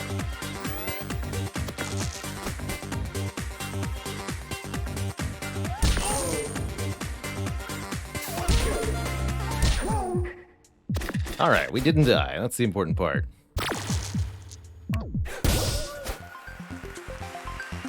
We win! Money back guarantee. Return a coin to the CPU counter. Or spreadsheet error. Add a heads to the CPU counter. We're having 2 heads already. Interesting. Let's take the money back guarantee. See how that does for us.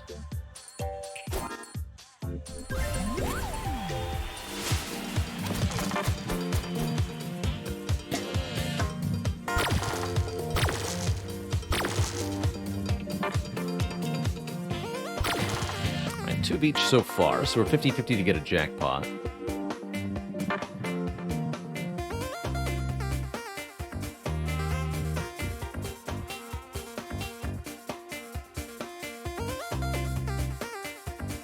Try using money back guarantee to return one of the tails. I don't think that's worth it.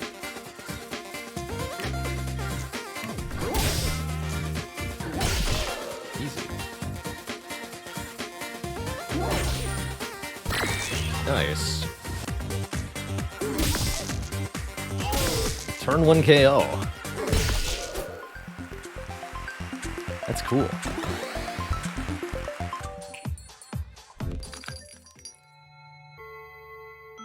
Burn rate. 2 tails and 1 head to do 6 and burn a dice. Interesting. Definitely want the upgrade. Let's see what's here first. Kickback. Needs gold. Does damage and shocks the enemy. Any other ways to get gold? That's my question. +1, Make it smaller. No longer requires heads. Or 2 uses.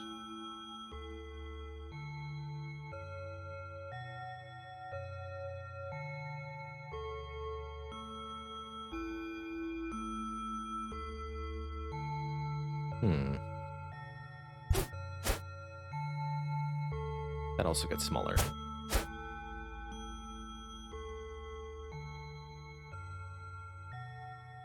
I don't know how likely we are to be able to get gold.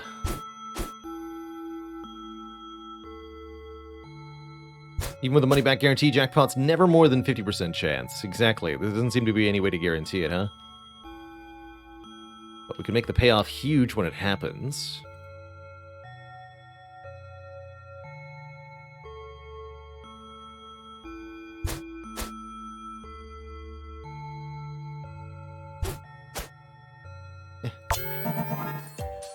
Shrink that down.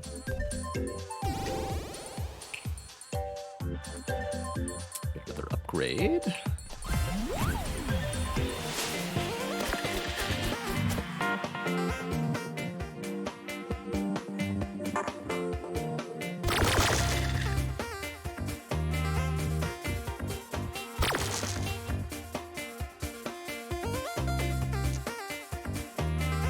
So, like, I can return a heads to flip again, but what's the point?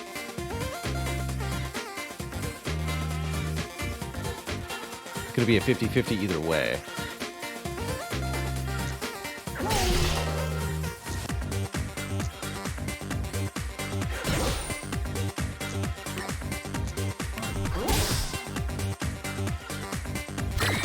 Easy. Of course, now I don't have heads for the credit crunch. I can put these into the pea shooter. Sachi Shaves, thank you so much for 6 months of support. I have a blast with Dicey Dungeons. This is definitely one of my favorite games that has come out in the last few years. Oh, whoops. Ah! I understand. Oh, interesting. Why was the meter flipped like that? Hello? Odd.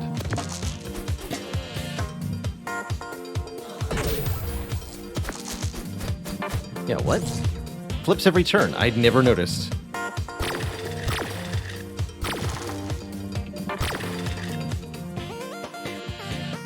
Definitely never noticed.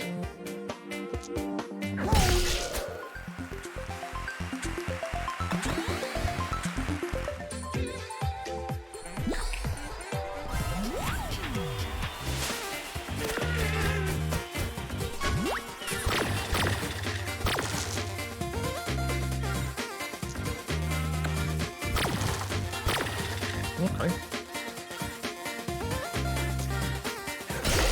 That coin toss has been so good for us.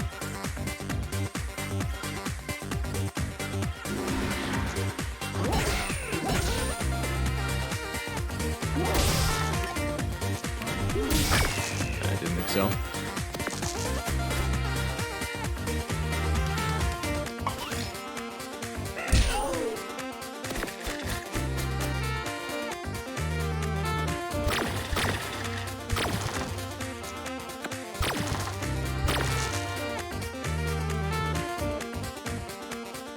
Flip it. Ah.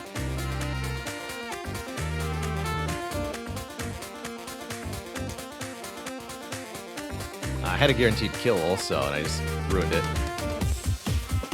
Alright, let's see if we get the jackpot. We do.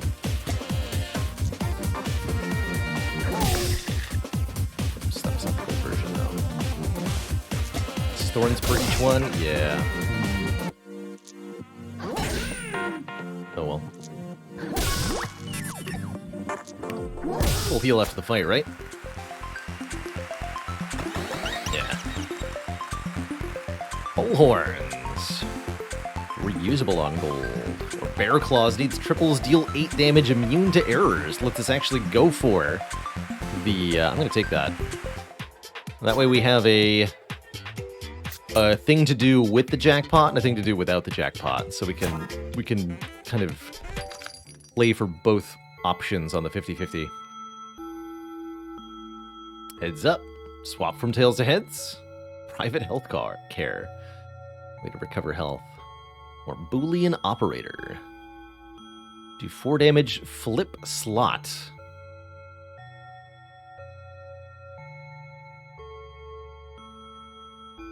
I want it.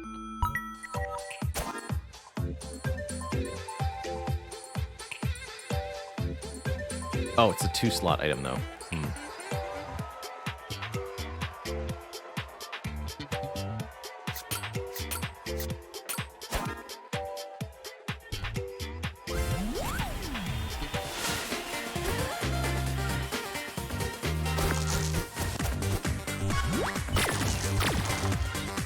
So if we get a 3rd tails, we can use the bear claws here. No money back guarantee, though. There we go.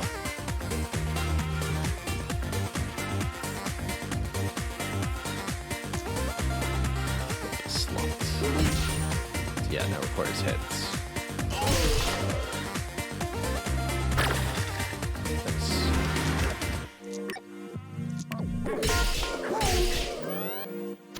Easy.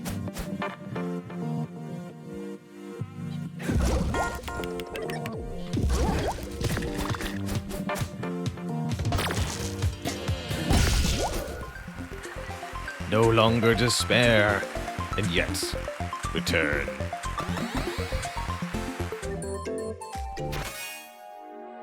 Market crash. Do 4 damage on gold, do another 4. Oh yeah, we saw these already. Okay, let's get one more upgrade then. Reusable. Interesting. Seems hard to get triples, but I suppose it could happen. And that gets smaller, which is great.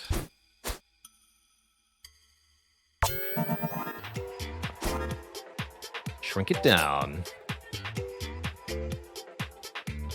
And this is just better than the thingy, because it works with gold. Credit Crunch, Market Crash are good opposites.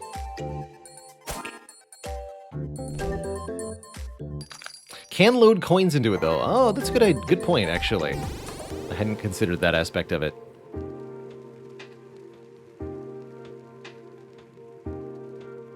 Like the Drain Monster first.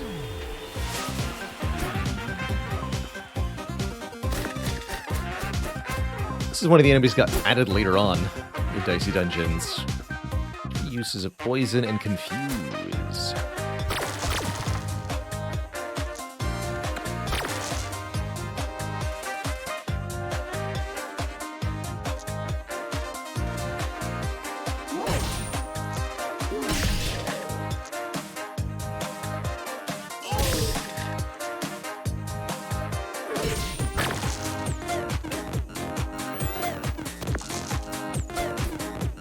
We're doing pretty well for ourselves.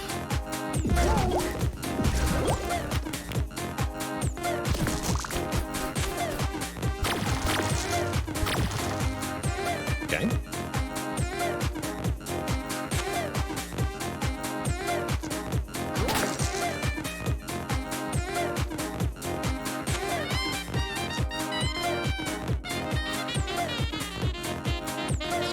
Tails. Turn.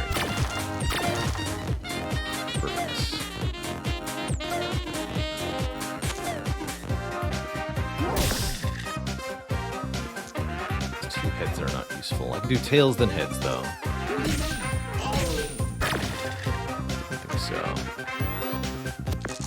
Frog Style, thanks for 5 months of support. Salted caramel cheesecake tonight, says Storm.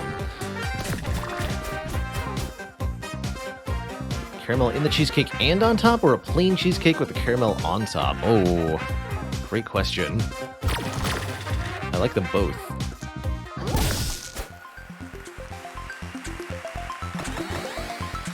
I'd say, personally, caramel in the cheesecake, and then whipped cream with caramel drizzled atop, on top of the cheesecake, but maybe that's too decadent.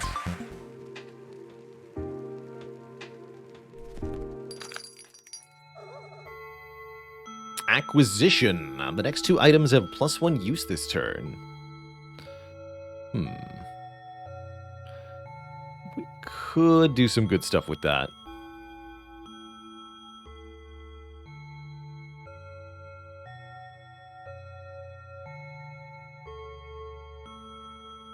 In particular, triple using the credit crunch. So that would go instead of the money back guarantee. Let's do it. Deal.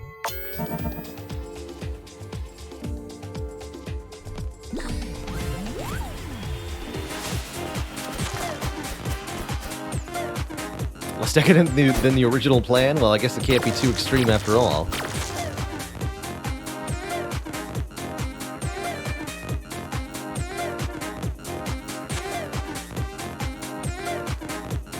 But again, easy. Do tails, heads. Let's actually load this in here, then flip. 50-50 now? Let's do it. Easy. Yeah. Perfect. It's infinitely reusable already.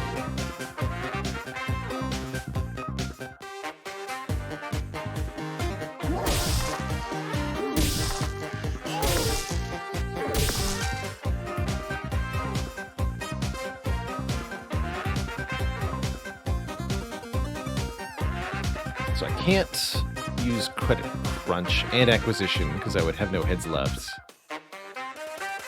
But I think we do this. Credit crunch, put them here. Double market crash. Pretty good damage.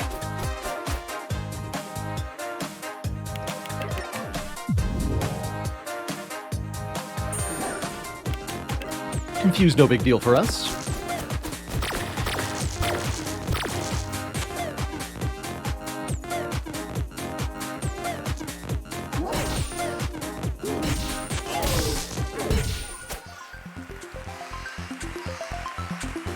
Crystal. Crystal. Crystal. Bonking.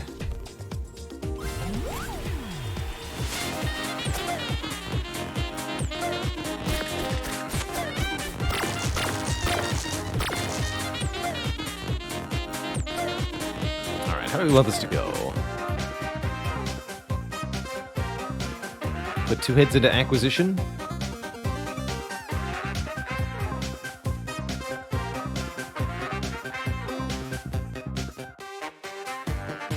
Or coin toss this. Even shield. Fair enough. Acquisition, acquisition, flip. Yeah.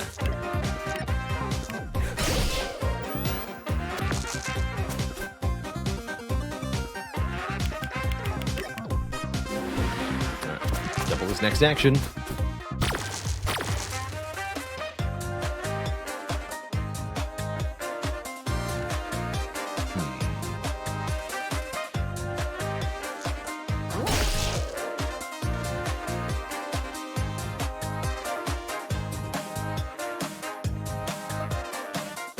If I flip a third head, we can at least bear claws.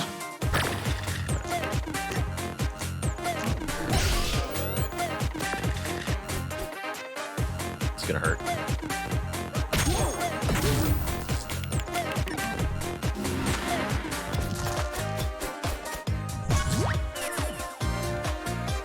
So one of our dice is our coin.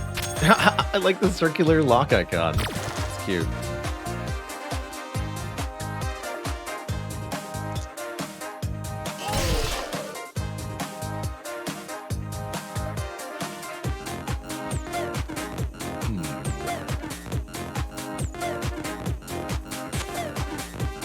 With Fury, I can't kill if I don't get another heads, right? I think so. Good.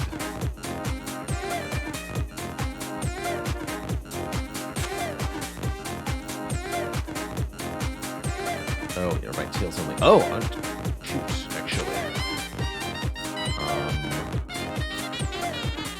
Like this,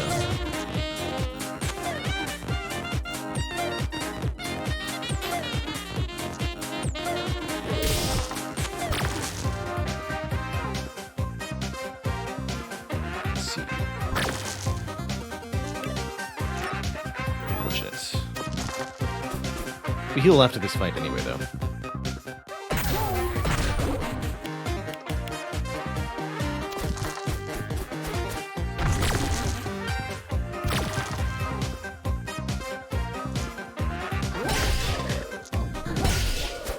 GG. One more CPU, so it should be 3 and 3 now. A match for 2 thorns? Hedge fund, I like that, but doesn't seem like a good item. Speaking of the Wicker Man himself, here he is, ready to burn me. Actually, wait. Okay. Oops, excuse me, sorry. Actually, I see a good use for Hedge Fund right now against the Wicker Man. Yeah, let's take that over the coin toss.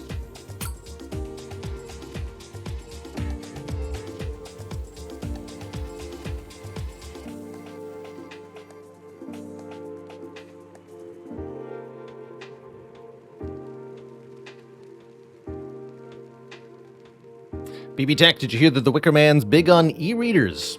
He really loves his Kindle. Malkavian, thanks for 30 months of support. 3 metric years. Heck yeah. Alright, let's face this fool. Weak to fire, you say? I'll show you weak to fire. So does damage, inflicts burn, and then rerolls the dice, which is kind of spooky.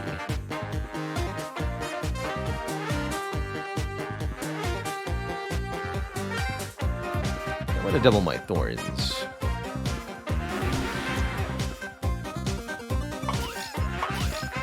Have fun.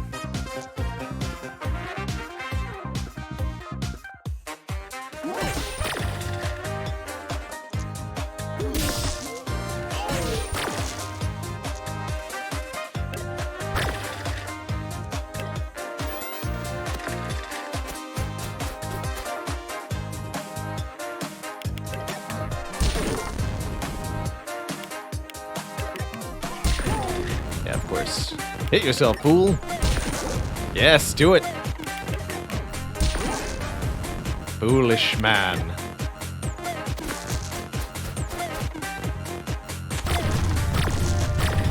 Those are some toasty coins. 5 HP, so I can double bear claws here.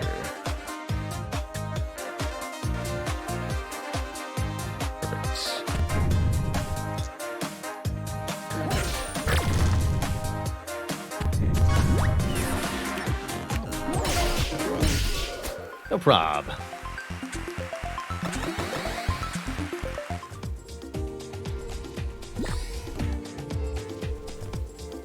Not sure how the Rat King works. I imagine thorns won't be useful, but I'm not upset without the coin toss.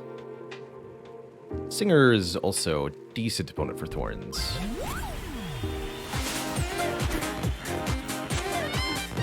Alright, how do you work, sir? 8 uses this turn, inflict 1 poison, roll a new dice. What an evil ability. Thanks, I hate it.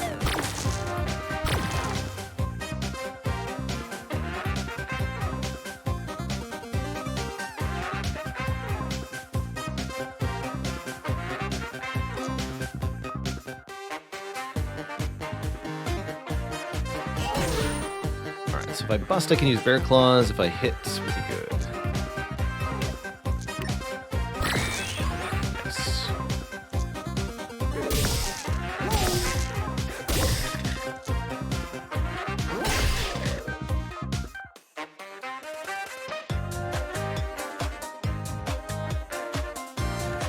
Position for next turn.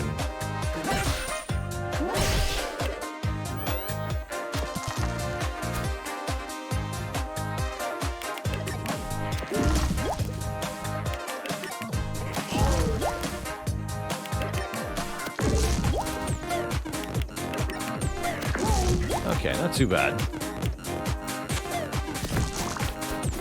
Layer of caramel in between the crust and plain cheesecake, then load it with caramel on top.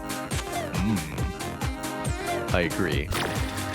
A most delectable plan.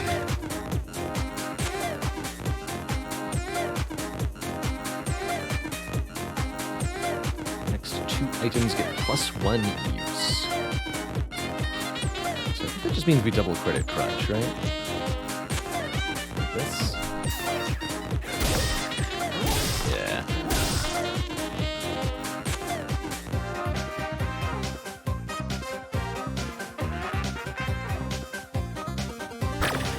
Fair enough.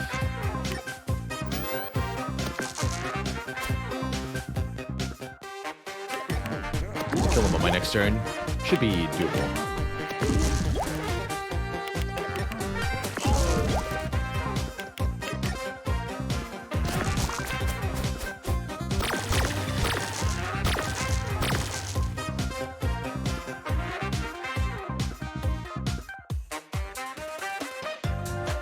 Actually, yeah, it's guaranteed, right? Although, no. Yes. Yes. I'll take it.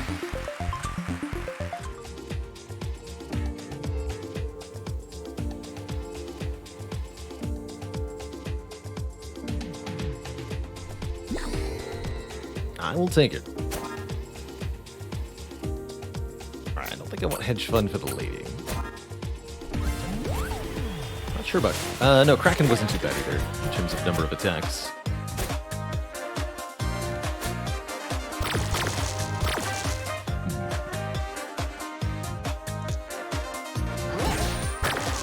Fair enough. 4 tails in a row, what can you do?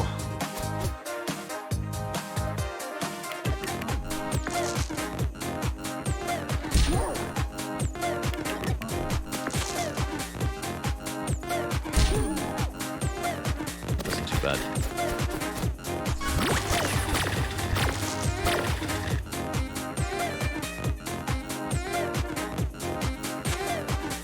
So close.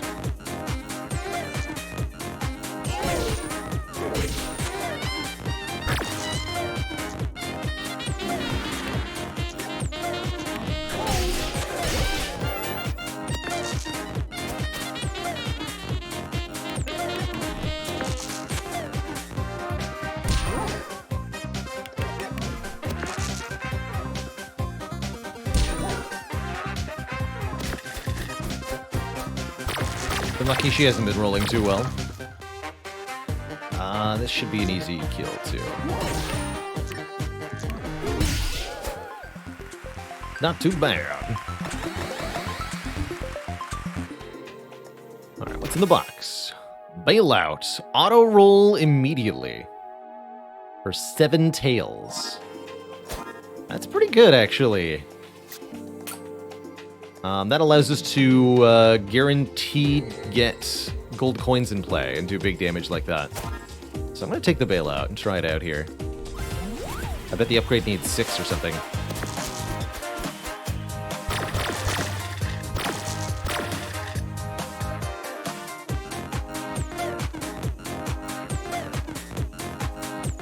what do we do here? Tails, heads, and then flip. If heads, we got bear claws or acquisition, or some combination thereof. We'll put the tail onto bailout.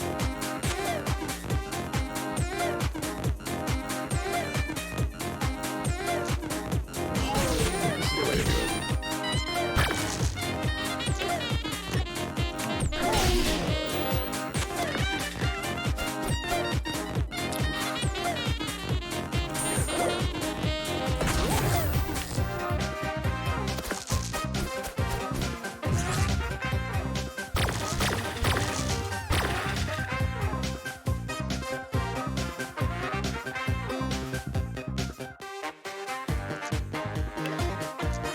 Let's just start stashing these.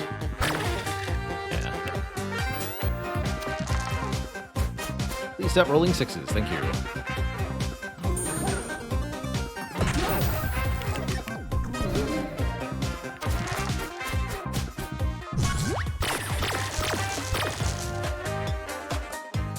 Horse has a chance to make our equipment fail.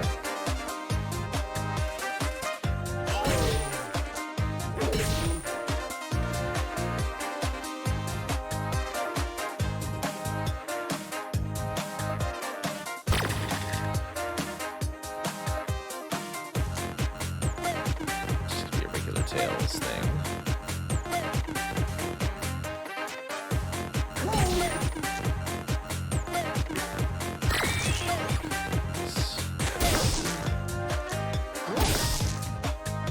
I don't remember which ones these are, though. Let's see. 2 tails, got it. Dang. That was the one I needed. Confusion got me good on this one. This just makes my next 2 equipments this turn reusable, so it won't have any use to me. Just end the turn then. Okay, we need to wait on this turn. 14 damage. Shouldn't be too bad with Fury active. Curse is a problem, though. Guess you could say we lost a coin flip. Oof.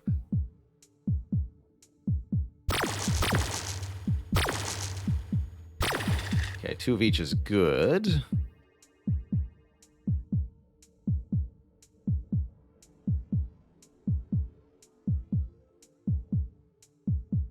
This was the blaster thing, right? Yeah. Good.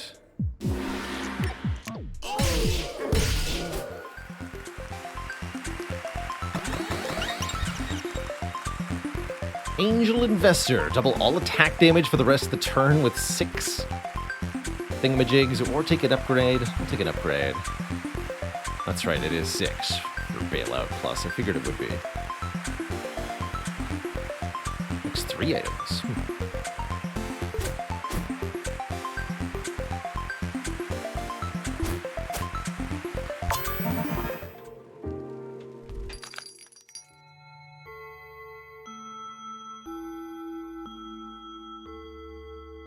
At the start of the boss fight, gain 1 coin. Interesting. So we can start banking up for the boss fight, literally, with a trust fund. Heads do 1 damage, tails plus 2 damage this turn. Reusable. Boom and bust, I like that. So you just sink all your coins into it. Ideally the tails first and then all the heads. Pretty good. It's pretty good. Yeah, we have no battles left. Good point. Take the boom and bust then. See what the upgrade is on that. Smaller. That's pretty good. We could use that over... acquisition, maybe? Yeah, let's upgrade the acquisition. Versus... Ifa. This is what I want to use? Yes. Just got a big sword and board set up here. Defeat you as often as I need to, kid.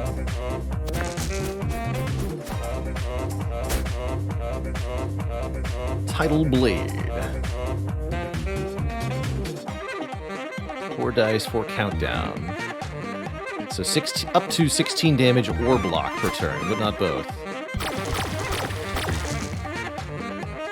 Interesting. Alright, I think we want to stash some coins away on acquisition and bailout here.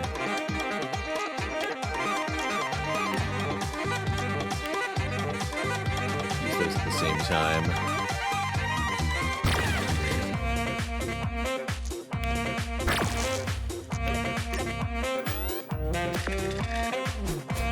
Okay, 3 out of 4 ain't bad. Unfortunately.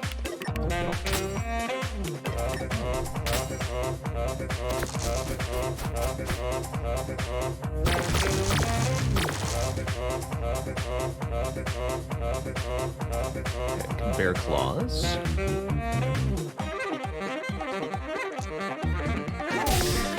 Should have used that last turn. It's okay.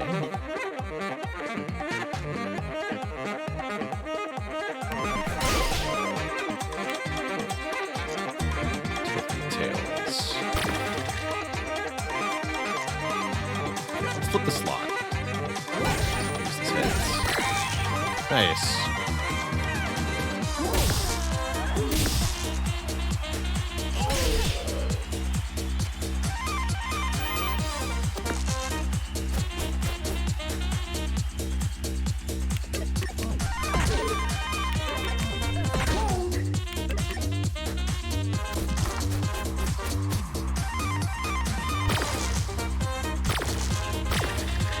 Cool. So if I put these 3 in here, then we immediately auto-roll 3 hits.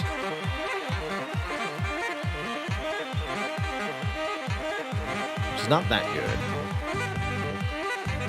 But I can do a ton of damage with Acquisition Credit Crunch. Like a ton of damage.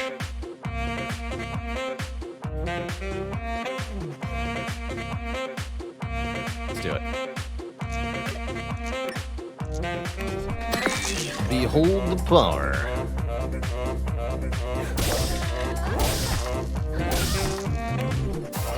Return the coin. Easy. Unfortunately, that's the end of our turn here, with only 8 health left on the boss. Not too bad.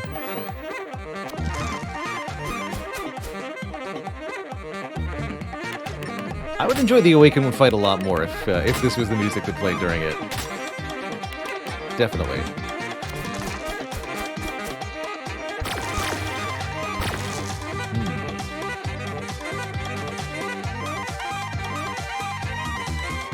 Put that slot. Bust.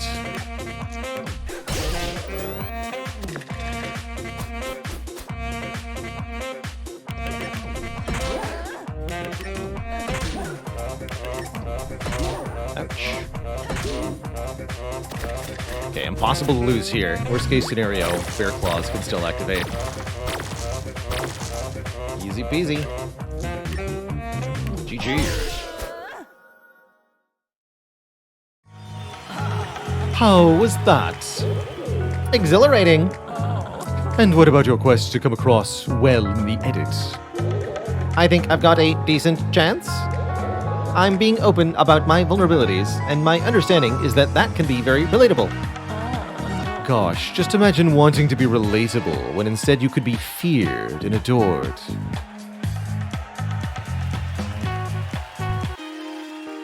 Episode complete. Well, we've got 2 left. We haven't beaten the one with the Jester yet, nor the Inventor. Let's see. And those are rated as lower difficulty, particularly the Inventor. Cool. We'll do the Inventor and then revisit the Jester. I think I'd like to be able to complete all of this in one stream. It doesn't quite feel worth revisiting to me for 2 more episodes. So, let's keep going until we finish all of them. However, before we jump into a investor run here, I'm going to invest in myself. Sorry, not investor, Inventor. I'm going to invent up an excuse to go on a break, refill my water, stretch my legs, and then when I return in a few minutes, we'll play a run with the Inventor. BRB, folks. Don't go nowhere. When I return, more cozy Dicey Dungeons. BRB.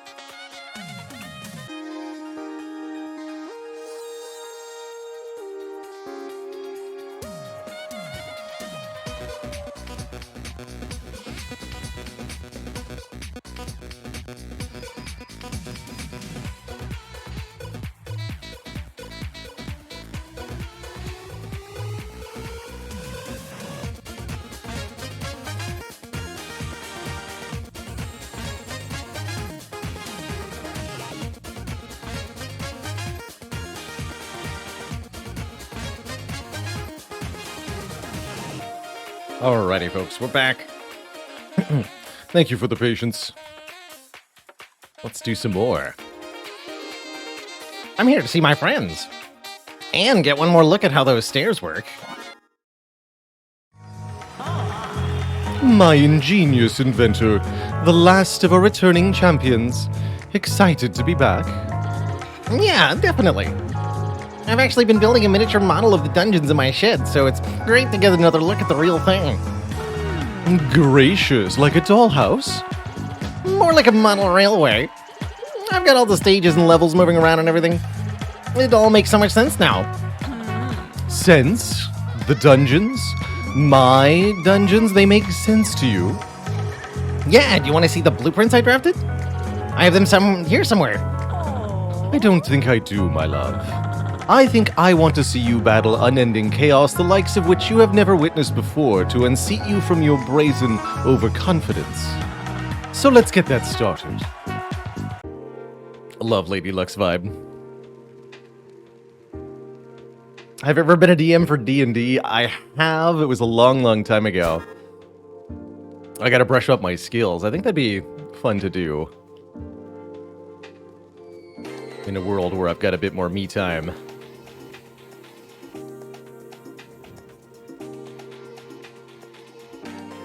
Short sword. Deal damage, huh? Duplicated dice. Oh, it looks like we've got equipment durability here. See how there's a dice? Yes, you heard me. A dice on each of these 3 cards. Each indicating 3. I think that's the number of uses that it has before it breaks. Equipment's all about constantly Inventor, is all about constantly changing out your equipment.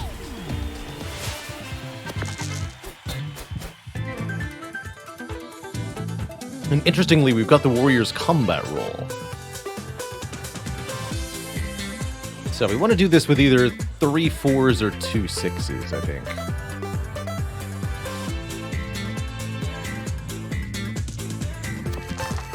Two 6s it is.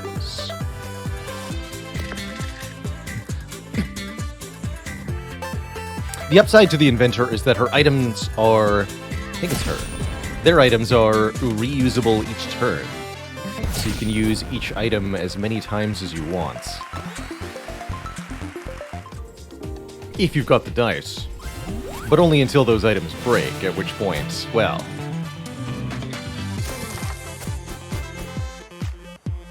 you'll have a bit of a problem then.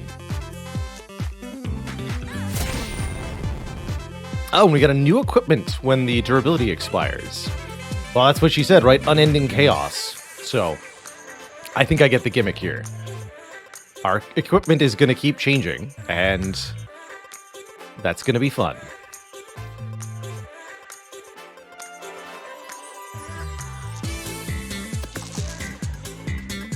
Or less. Whoops.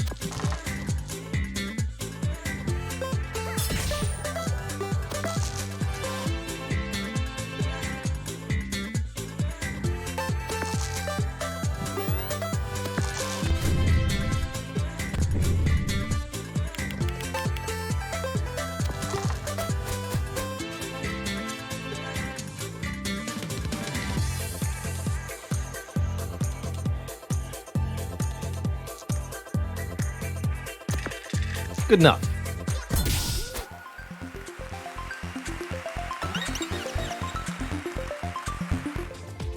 So it might even be beneficial then to deliberately use our bad equipment so that we can replace it with good equipment.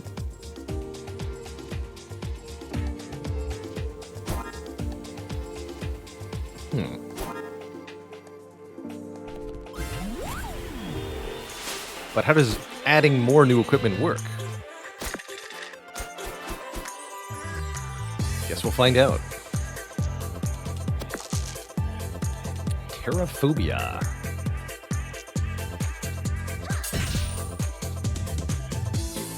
Hey, Spiky Sneeze Terraphobia. What a combo.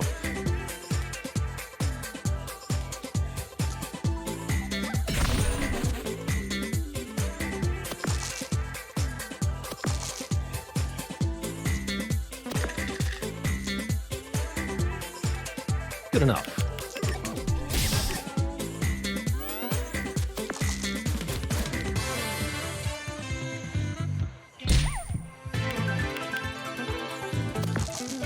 Dead branch dot deck.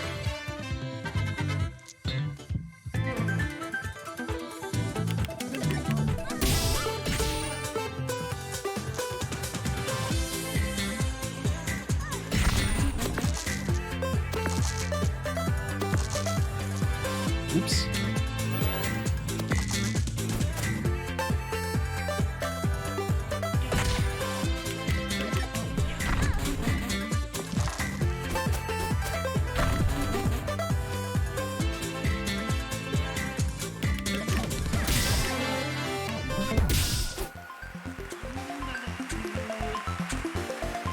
Hey, when you were outside, did you hear about streamings? Someone said they're the new thing.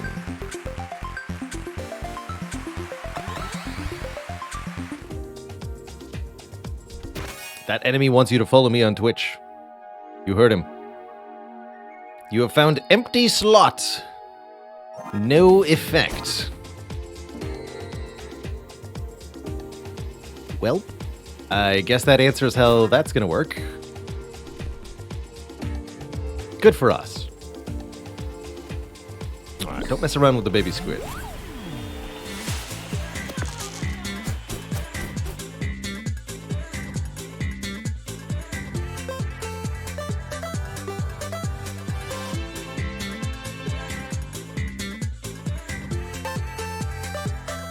Sour candy's a jester item.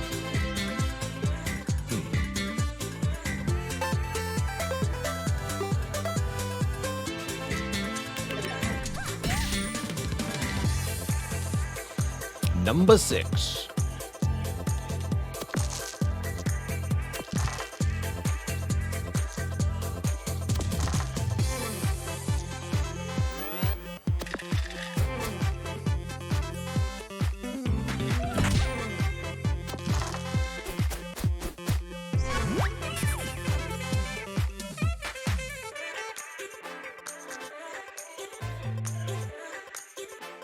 That's actually really good with number 6. Because we can focus, make all our dice 6s. Yeah.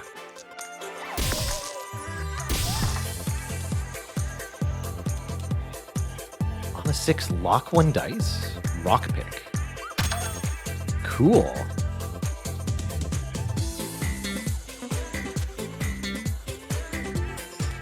That's going to be really good with our focus as well.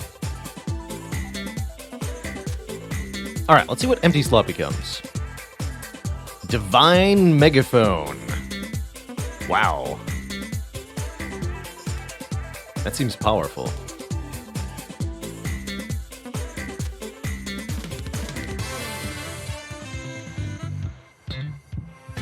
Ooh, and yeah, and we have a harmony to return dice if they're weakened, too. Interesting.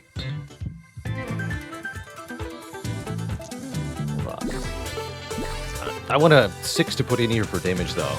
I don't want to use the durability up too much on that. Oh, there we go. Base drop. Inflict weaken to both fighters. Base drop harmony. Let's do it. Get him.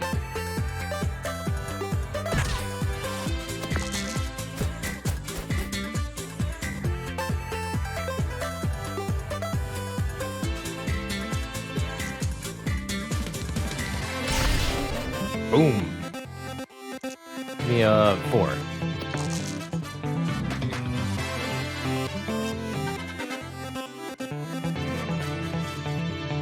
Yeah, let's see what this turns into.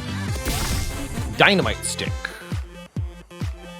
40% chance to hit yourself.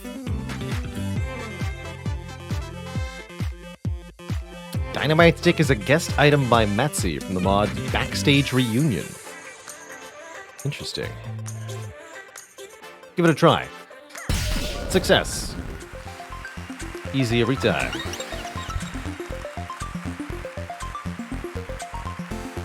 Take a smaller empty slot or upgrade an equipment. Which I imagine will keep rolling to more upgraded equipment. 3x, holy moly.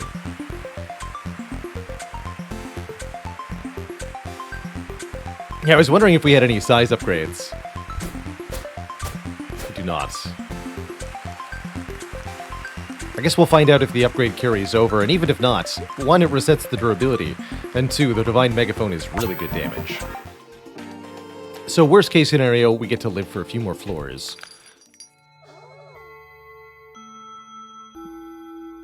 Base drop for Spire 3. Deal. I'll take your dice. Is that... Wait, how's that gonna work? If I just... Because I can do this, right? Yeah. I'll take it.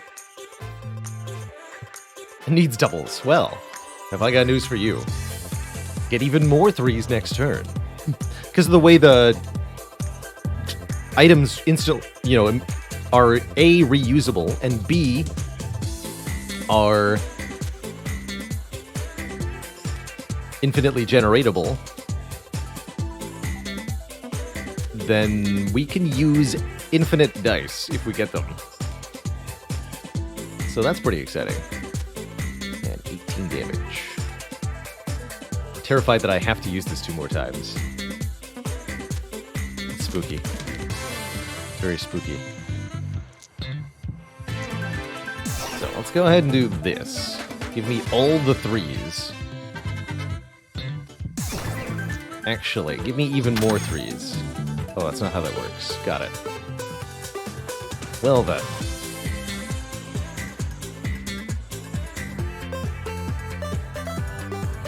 Let's see if we can get one more duplicates here. No luck.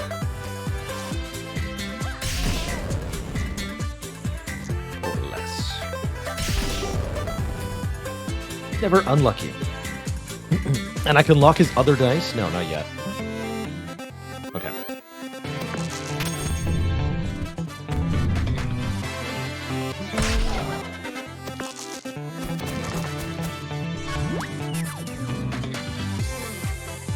That's a lot of dice.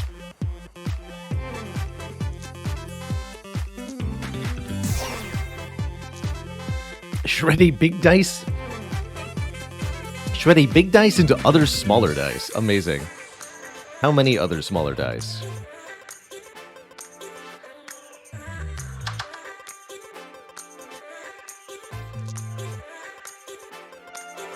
Smaller, angrier dice.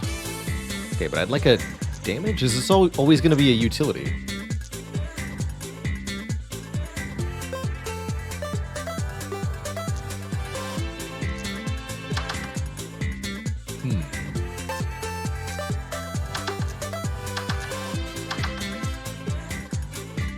Turn 4 ones.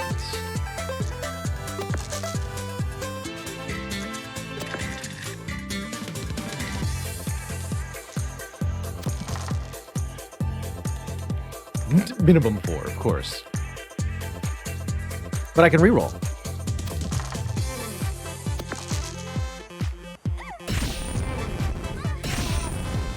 Easy.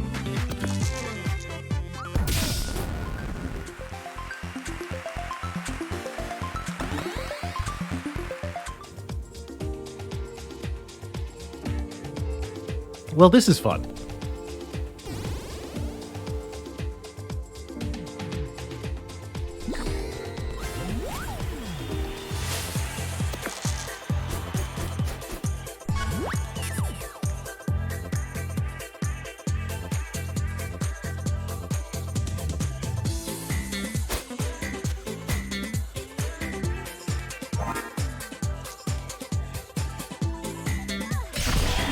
Kaboom!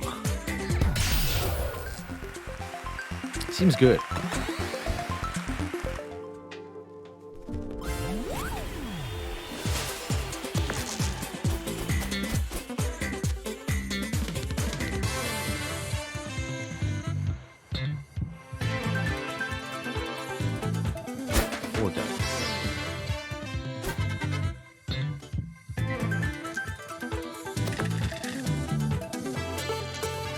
pick him to pieces.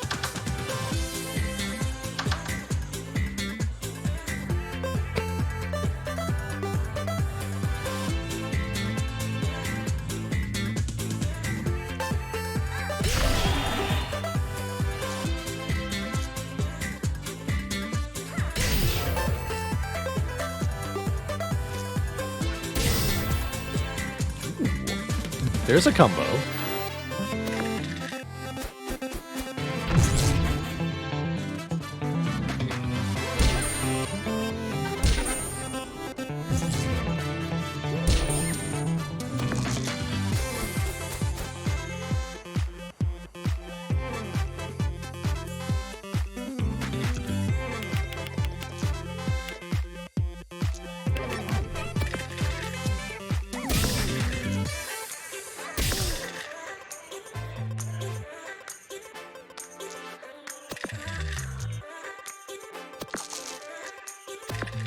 Ooh, not quite.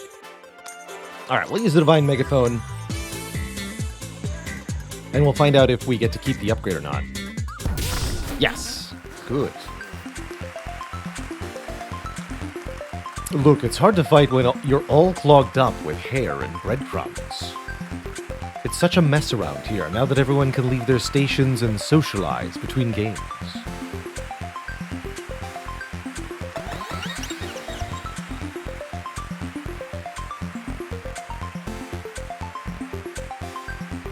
Scrap all cards. Interesting.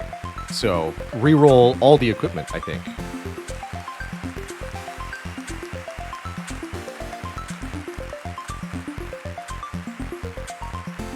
Backstab could be very, very good with our ability to generate dice, potentially. You can get a lot of item uses.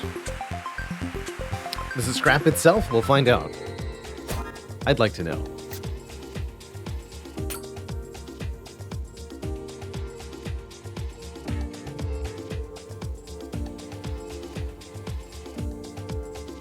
Cool axe.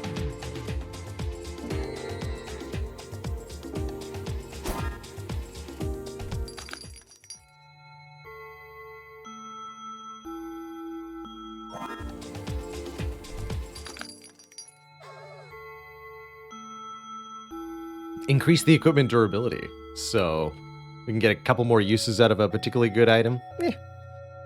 No deal.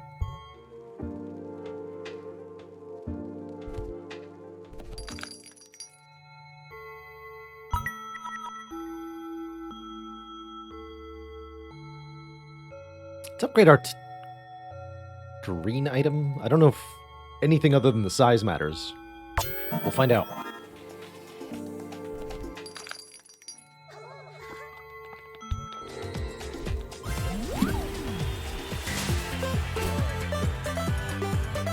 But as it turns out, size does in fact matter. And so do your rolls. We'll do some locking here. Yeah. I think we'll do that.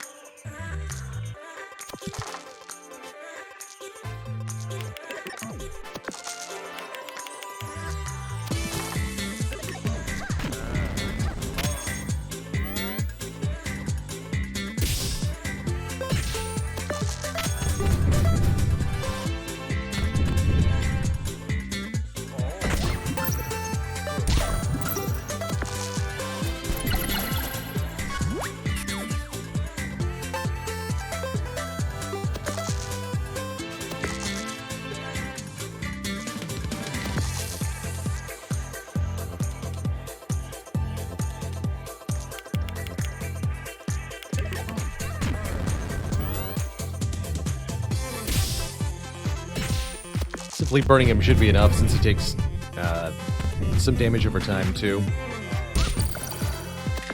And double flare damage.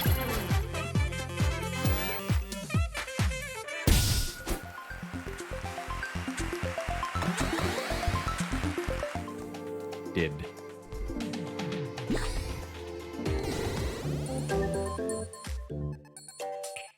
Really gave us the cold shoulder. Oof. Indeed.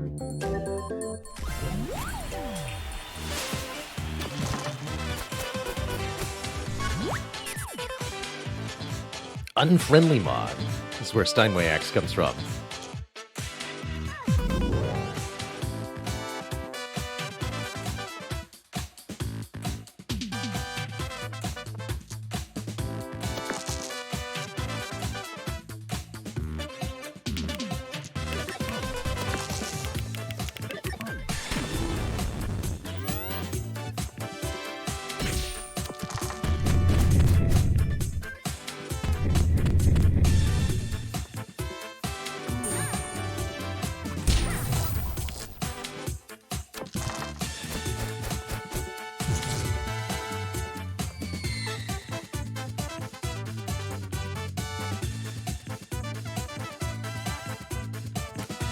Huh. I guess with confusion, the random equipment does become a bit of a bother, huh? Interesting.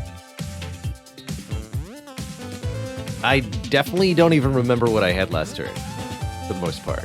Let's find out. What does this do? That's right, makes 2 6s. Even, you got it. Ooh, that was good damage.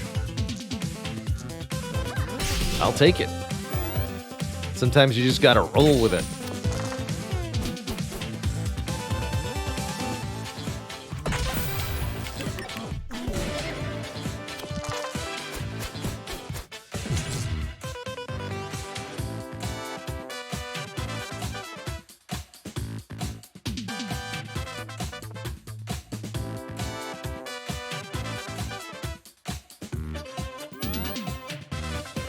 Boop.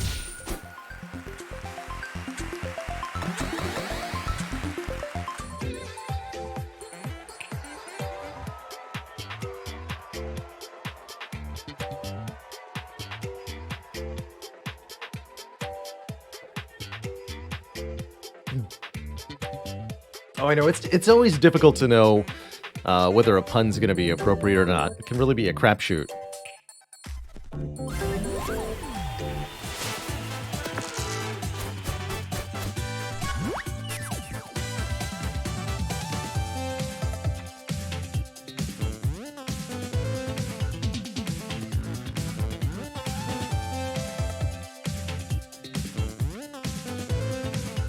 Flying Skull. Wait, does Curse stack? Let's find out. Yeah. Double Curse.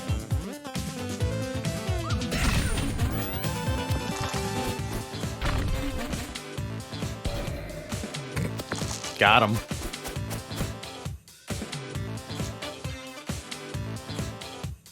Oh, that was Chainsaw Plus we were using last turn.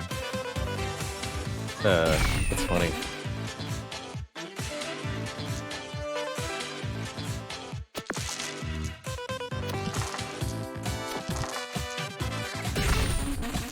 Ooh. It's a broadsword.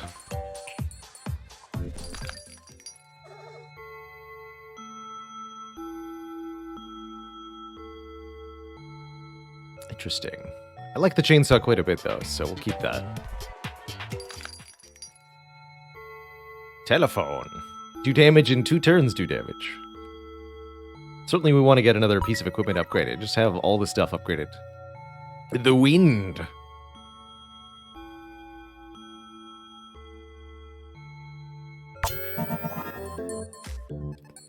We could opt for 2 small equipments rather than... I mean, we have to find out what the Tabula Rasa does. Let's see what's in here. Perfect.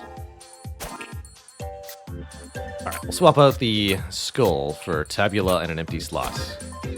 See how that does.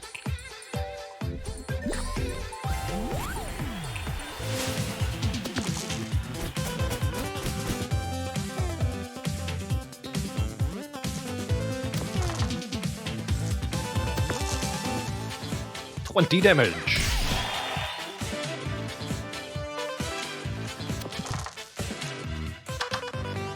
All right, scrap them all.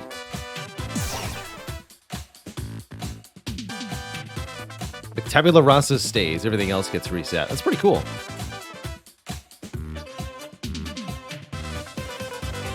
Damage and reroll, sure. On even dice, get +1 dice this fight. Oh, called like Call of Mirrors, but with a non-witch character. Very interesting.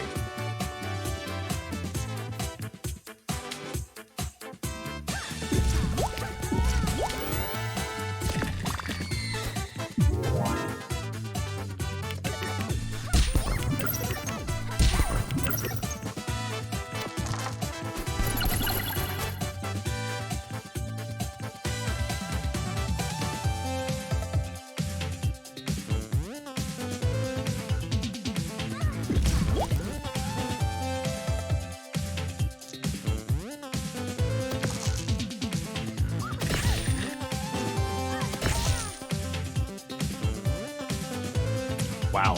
Counterspell 1's very good.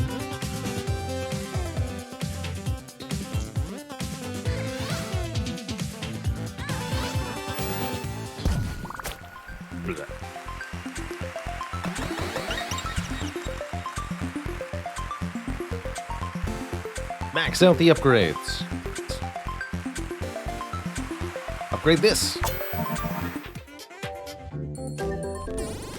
Everything needs to say plus. It'd be great. Not a lot of health on this floor. I think we'll be okay, though. We seem to be destroying everything.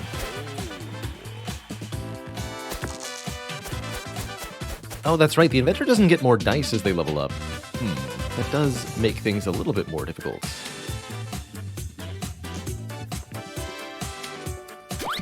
Although not with Mirror Cauldron, it doesn't.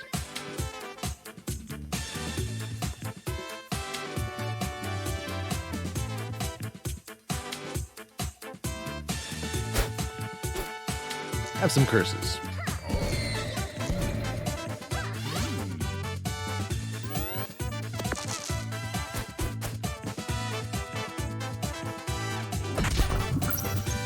Oh, come on. Now I am the one who is cursing. How dare you?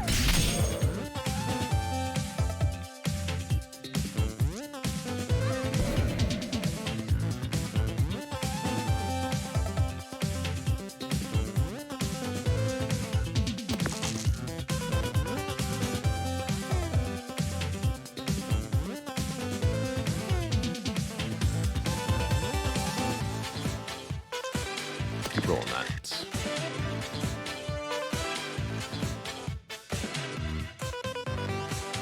I'll just spike, I guess.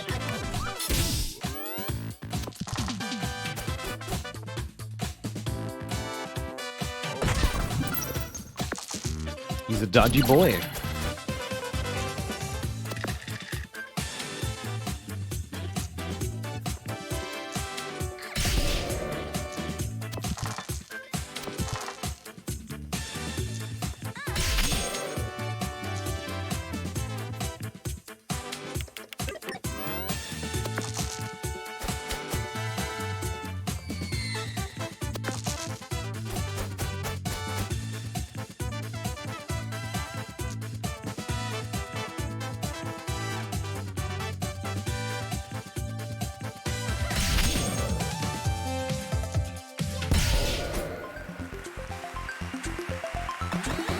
We win! We are a winner. Tell me there's a heal in here. Just a trade. Enchanted Bolt. At start of turn, do 4. Interesting. Deal. So you're telling me I just do damage, 4 damage per turn? Yeah, as long as I have this here. It's pretty good. That is indeed pretty good.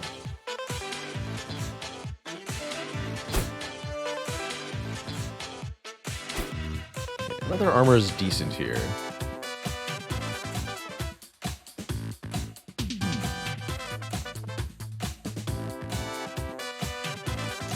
Let's just stack some defense for a turn. Triple damage if you have more than 12 mana. I imagine we can get mana, because we can get basically any equipment. 5 moves, oh no. Such a shame. Damage equal to triple the difference, so up to 15 with a 1 and a 6. Pretty cool.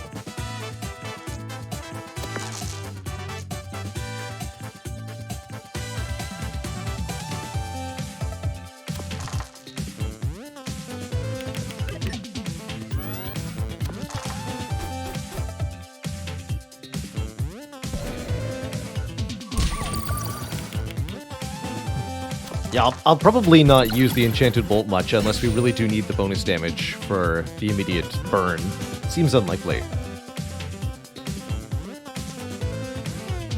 12? Yeah.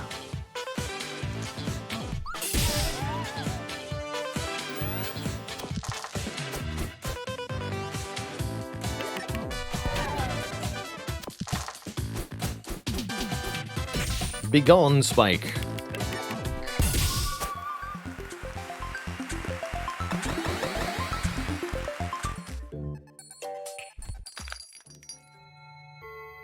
If we decide to keep the Enchanted Bolts, that means we won't be able to use the Tabula Rasa either. That's true. We could swap it out for a different item. Like bell peppers. Just a 1-slot item for cheap. Let's do it. Although it is an upgraded Tabula Rasa.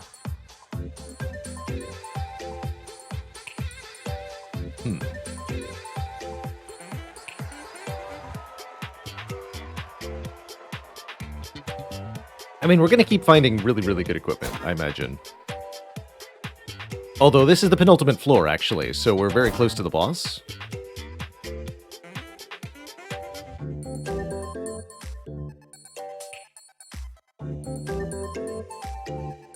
So I think that means we should stash the bolts and use the Tabula Rasa.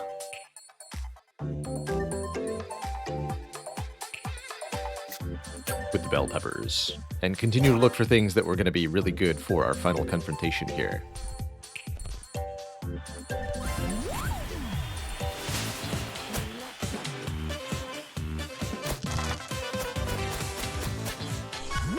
I like how short the runs are in Dicey Dungeons.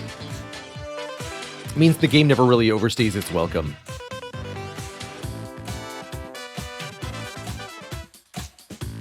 Alright, just turn stuff into other stuff.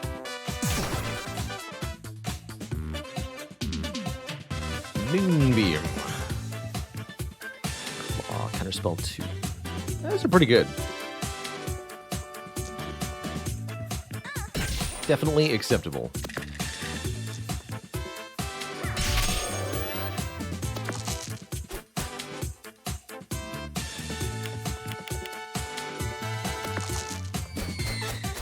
Claw.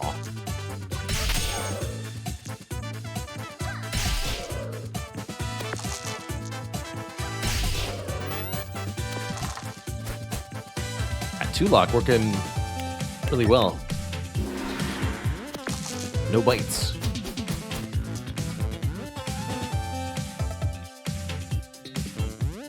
Awesome, max 3.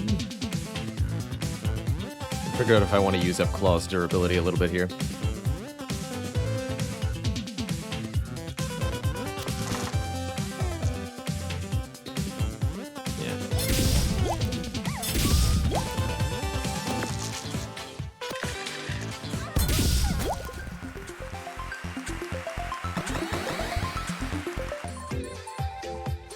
All right, cowboy.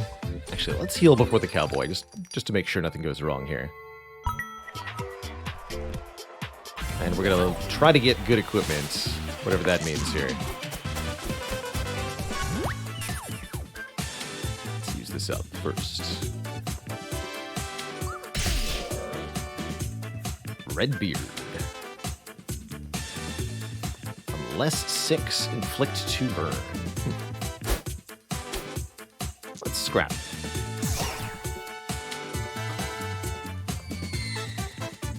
Must equals 7. Multiply the dice together that do that much damage. So 6 and a 1 does 6. 2 and a 5 does 10. 3 and a 4 does 12. Up to 12. Pugnacious Sword.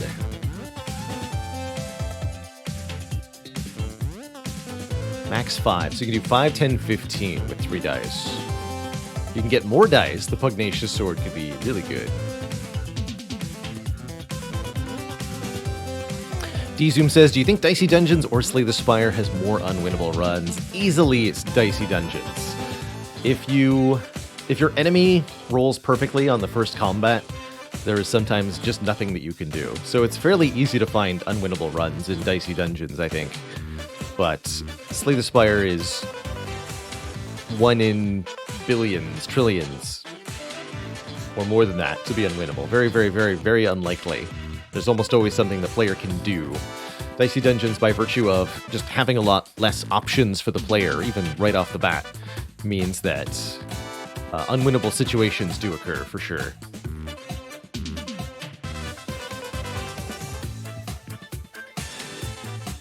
I think I'm going to scrap everything again. Just goodbye. Reduce a random countdown by 5. I like it. Okay. This is what we'll be working with, I suppose.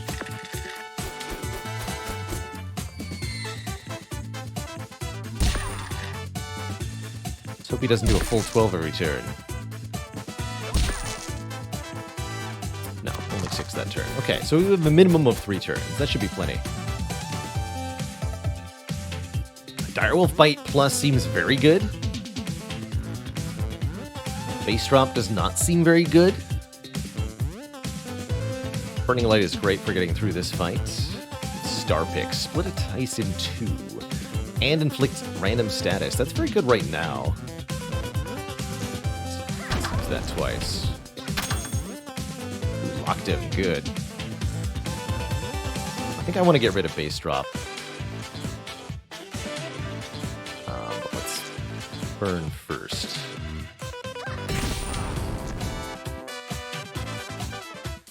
Okay, 2 burning and 1 locked should mean you can't do much.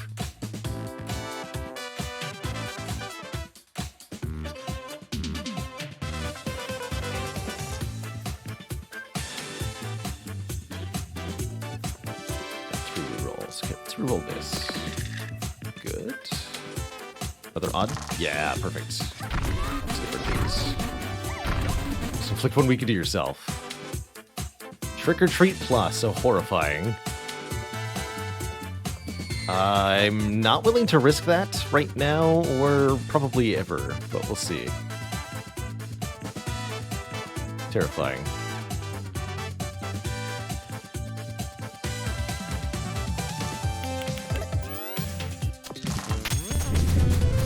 Toasty.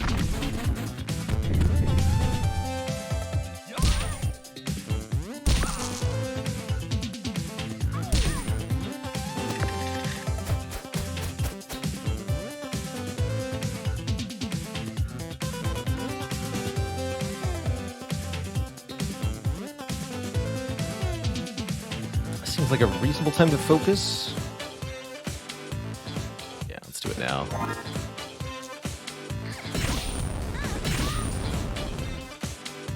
Damage for each status inflicted. There's a chance to backfire, so it has an 18 damage to me. That's horrifying. It's horrifying. Please no. Actually, Direwolf Bite Fireworks seems like it's going to be a very good combo for the boss. But you heal if you win, that's right. That's right, if you win.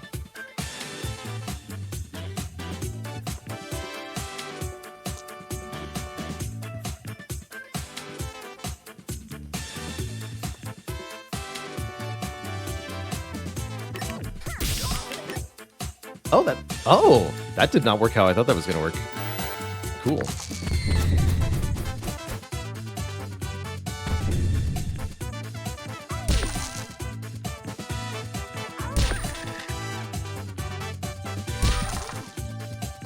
Hey, not bad. Okay. You seem to be mostly fine.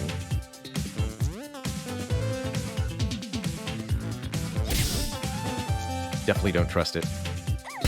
There we go. All right. We receive max level. We get an extra dice, 4 dice. That's a huge deal. Definitely want to make sure you clear all the enemies. In the other Inventor episodes, it can be beneficial to not fight every enemy on every floor, but for these episodes, that definitely doesn't feel like the case. All right, do I want the Star Pick? Yeah, let's swap out Spiky Sneeze for Enchanted Bolt. We'll have Star Pick, Fireworks. Actually, no, swap out the Trick or Treat. Yeah. Star Pick, Fireworks, Direwolf Bite, Spiky Sneeze, with the Enchanted Bolt doing damage and being usable for immediate damage in addition to that for the boss fight. Versus Audrey's back. It's flexing time.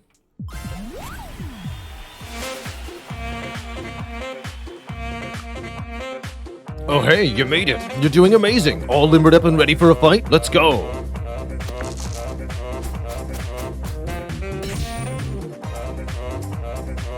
Split a dice in 2.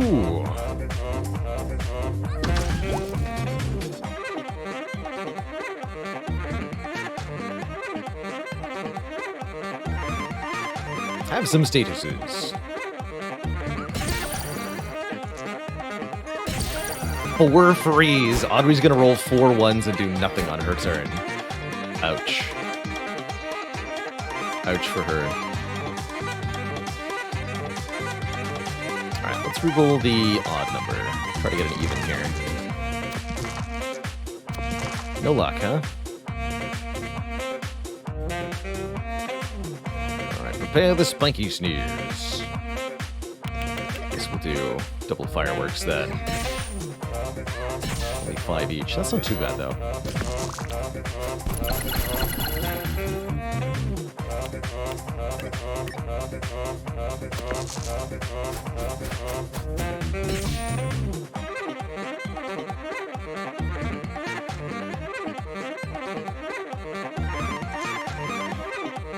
Chomp.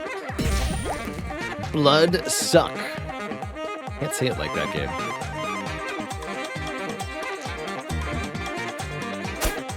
She's likely to crunch me, but we can use iron armor.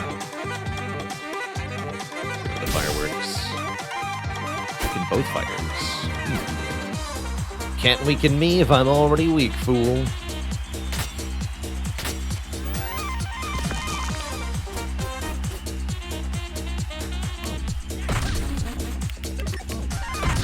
Nice try.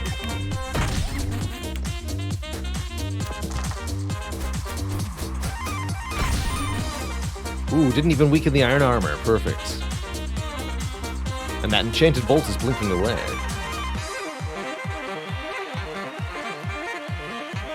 Let's armor up again. Backfire. Lose 5 health. Well, that's gonna stay like that for the rest of the fight, probably. Alright. Can I make it worse? Lose 15 health! That's great. That's great.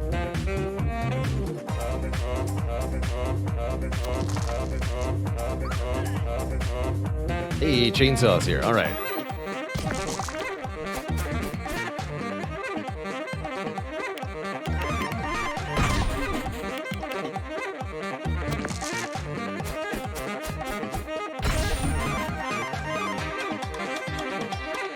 Double 6s.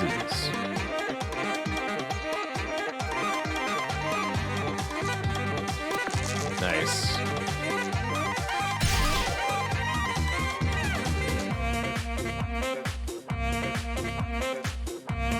Cash in the damage with what we got.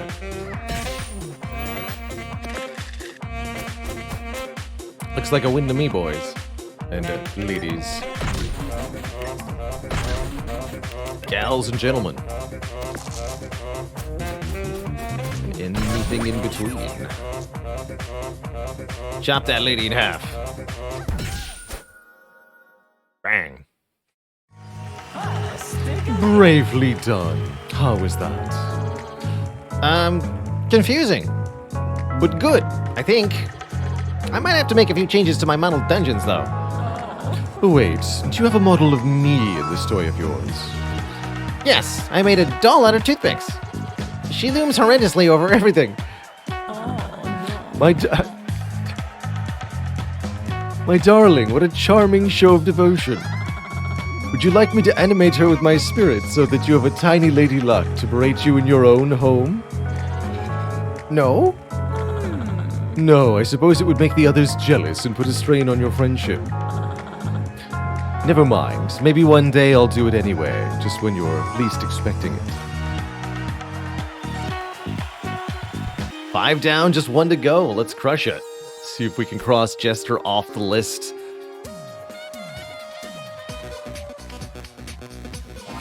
With his fancy-dancy deck building. And round out the reunion tour. Definitely the episode we had the most trouble with. We already perished 3 times on this. The Jester has a deck of cards from which he draws... From which they draw 2 initially per turn. But has a 1 infinitely reusable dice. So, limited in number of equipment slots, but not limited in terms of dice. Definitely a different play for Dicey Dungeons.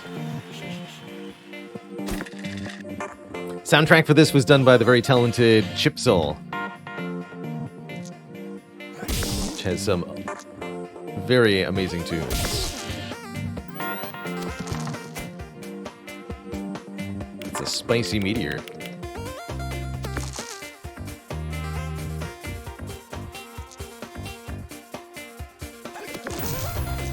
Can't do much with the shock, though.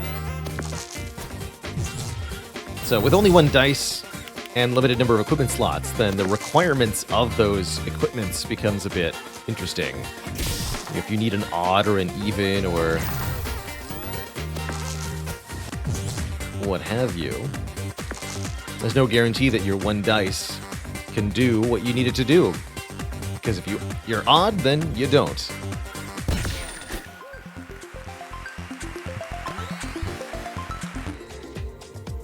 What's in here? Slash. Be added to the deck.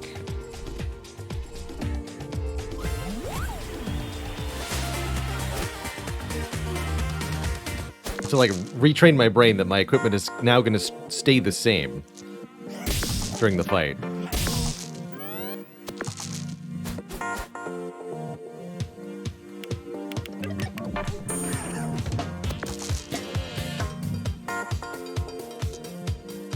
Well,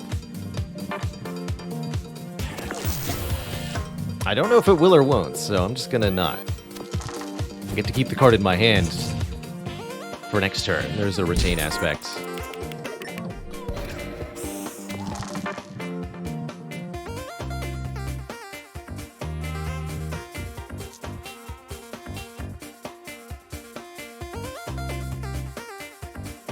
Wait, what? Is that not true?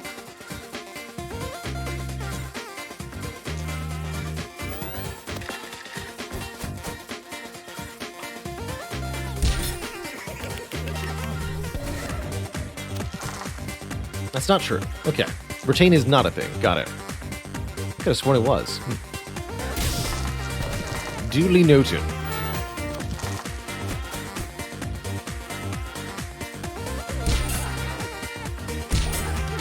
I think that might have been what was going wrong for me before that. If I was assuming that my cards were retaining and they weren't. I was definitely missing out on cards. We get an extra card, 1 more draw per turn, which is going to make things feel a bit better for us. And we can upgrade one of these.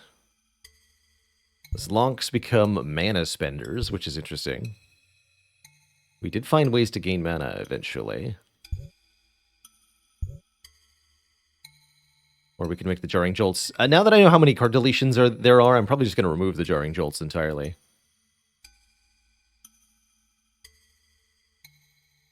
Let's go with an upgraded Slonk. We have a bit of control over 6s once we get a way to gain mana, which will be soon. Maybe.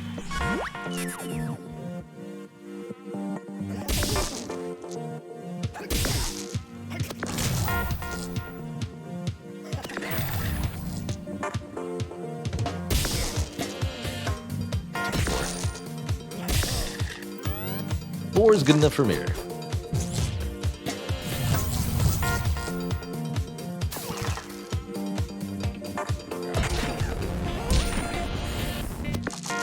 When does then become now? Soon.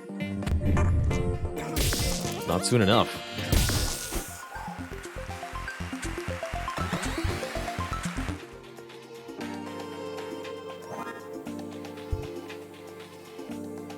Probably want to go here first.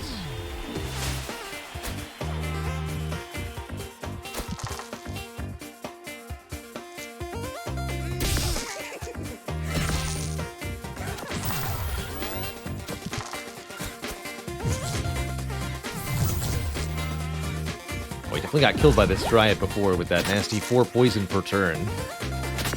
Adds up quick, so you have to have decent damage output or she'll take you down.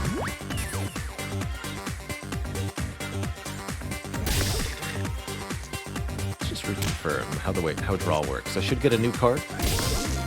Yes, I do. So you can have more than 4 cards kind of in your hand, essentially. If you overdraw, you don't lose the cards.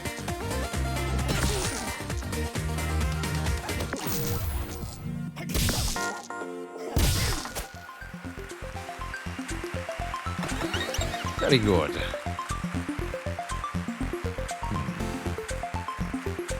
Upgrade or destroy? Draws are pretty precious. I'm going to take a destroy here. I'm going to get rid of one of our Jarring Jolts. I don't like them. Bag of Swords. Add a short sword to your hand each turn. Or there's Jazzra's Pendant getting us the mana that we want. We do want. And if I can also buy a Throwing Axe, I'll take that, because we're going to be able to generate 6s. So that lets us do pretty good damage. And this is another way to get 6s. Tactical Boop. Which we will be taking.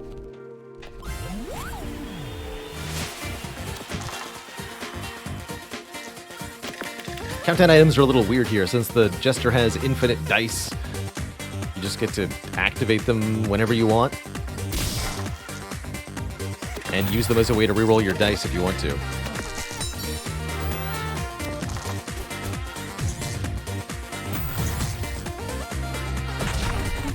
Ouch.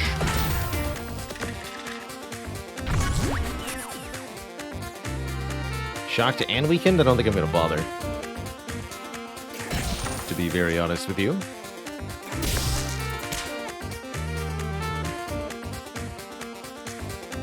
Turn is 6. Draw a card. Draw a card. Good enough.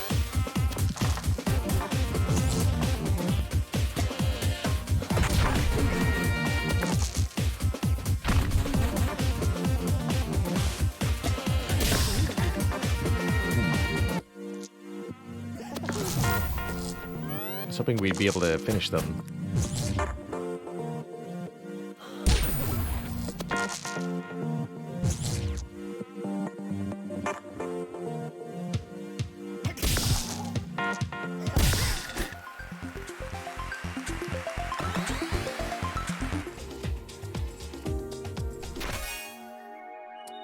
Pancake Flipper. Flip a dice upside down and draw a card. I like dice manipulation. Can help us get our 6s if we want. And yes, I wanted a second Throwing Axe so that we can use 6s. 5 XP to level. fight the vacuum and the stereo head, I imagine.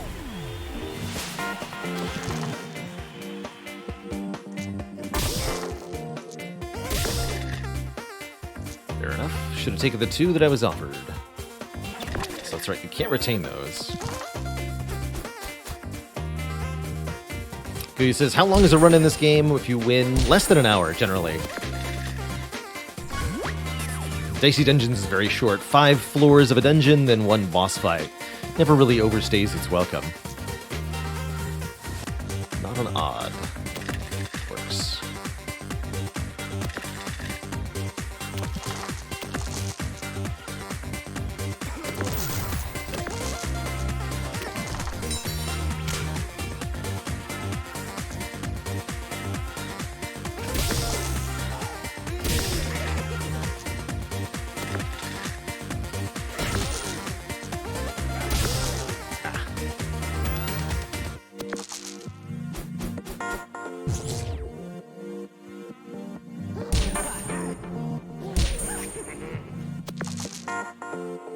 Slash actually maybe not as useful as I thought originally.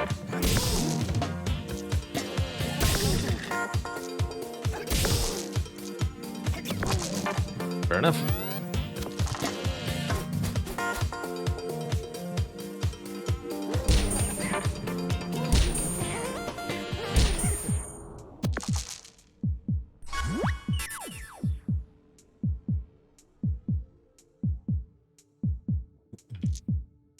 Get him. We win.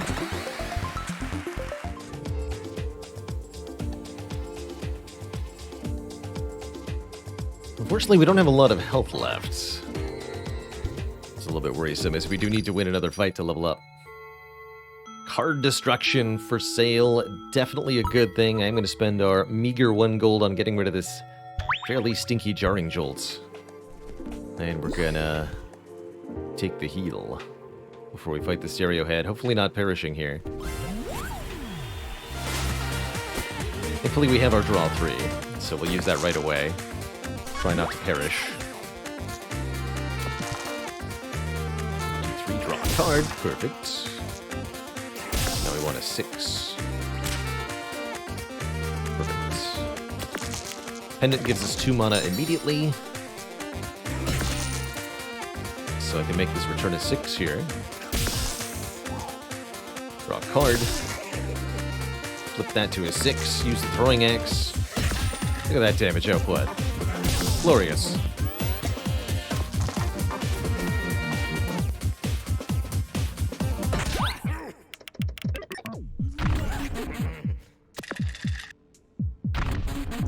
Boop. There's Lonk, more accurately. And I guess I'm gonna keep destroying. But I'm now curious what the... I can back out. What's the upgrade on this thing? Starts in your hand. Innate as a keyword, essentially. What's a tactical boop upgrade? On even draw card. That's actually quite a bit more useful.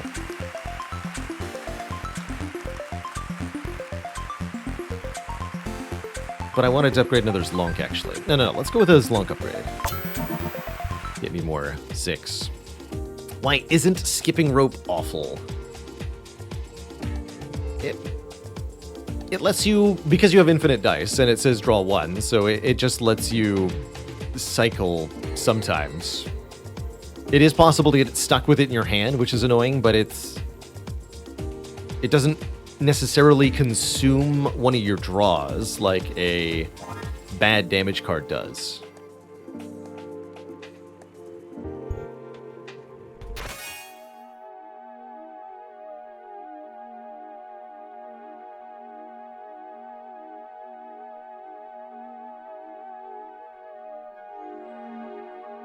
So mana, maybe. Rapid fire. Draw a card. Next equipment gets +1 use. Yes. Definitely want that.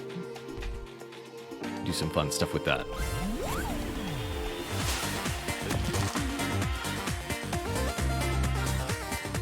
No problem.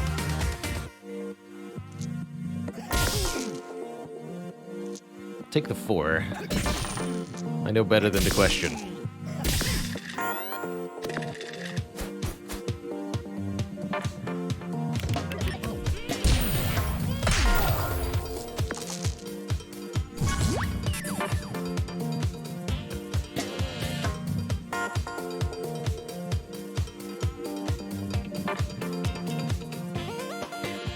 Slash. This is the perfect time for slash, though.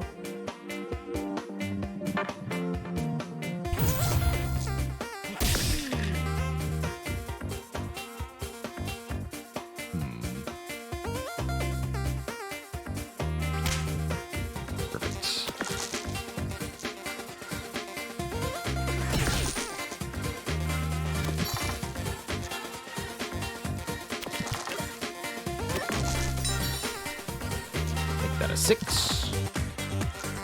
Throw an axe. You draw a card. Guess that's just gonna be reusable then. Good enough.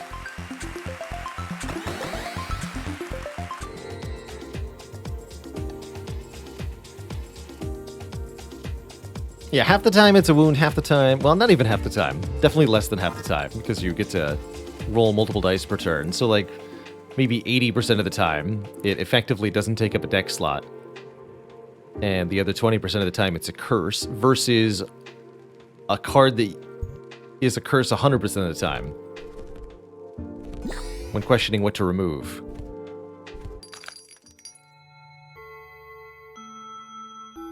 Here's where the chili pepper frozen yogurt was. I'm going to instead buy some removes. Keep purchasing the purges.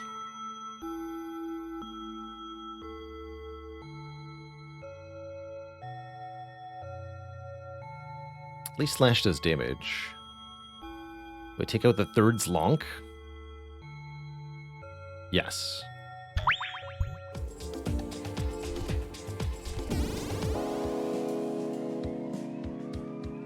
Yes, I do.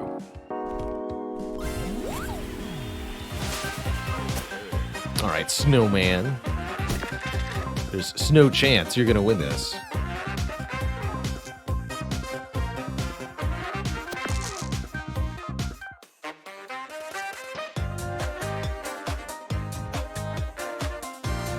Don't necessarily want rapid fire.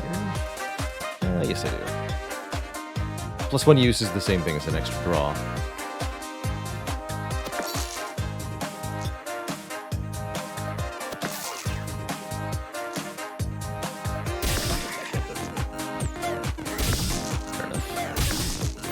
Okay, not too bad.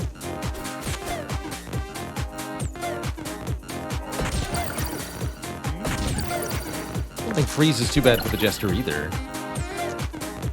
Especially with the pendant, right? You can just turn it into a different number. I made a mistake by not using the one that I had, though. What does mana do? It's a resource we can use on cards. Stuff. In this case, we can spend it to kind of manipulate the cards we get a lot of the time. I think we've got draw 3 here.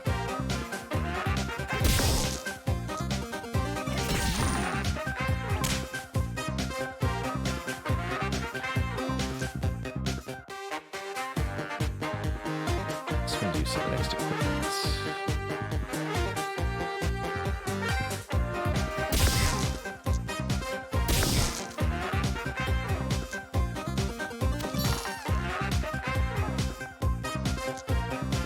Alright, I guess we'll do it this way. Flip the Pinekirk. Ooh, actually no, reuse the slash. Excellent.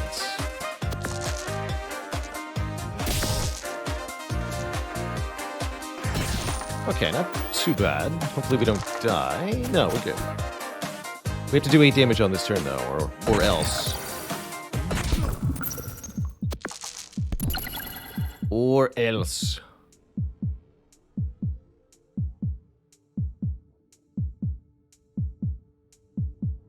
Flip 1 to a 6. Throwing axe does 6. I'll get a new dice and I'll have 2 cards. Or I can try to use the slash first. with the one that we have. Then I have no way to guarantee a 6. Let's do the flip. Good. 2, even better. All right, we live. Definitely was a series of dices that we could have got there that would have spelled disaster. It's great to see you again. I've been getting into ice sculpture lately. You know, come back and see me if you want to model. And we win. Heck yeah.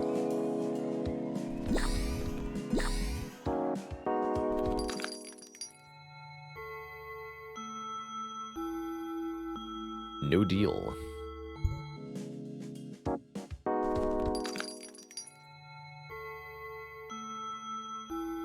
You'd be making an ice cube. Yes, of course. That's good.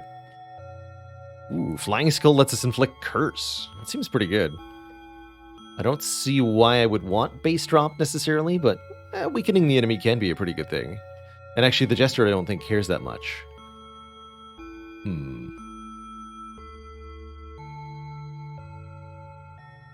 Defend seems good, but for 3 gold, it's a bit much. Let's take the curse infliction. Slash has already been awkward enough. I'm going to ignore the second one. And I have to beat both of these with my current health pool, huh? That seems really unlikely, actually. I think we're going to have a bad time.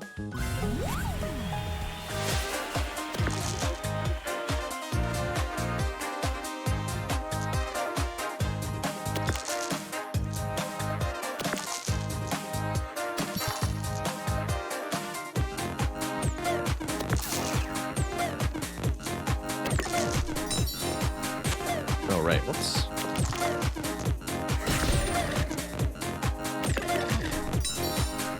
Alright, well I do get 4 mana per turn now, I suppose.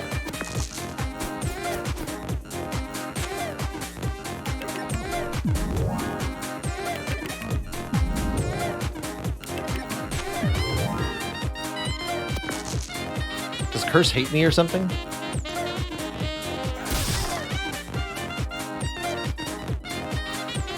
I'm only going to be able to return 6s, so the skipping rope actually is pretty bad now if I've got these. Curse get, huh?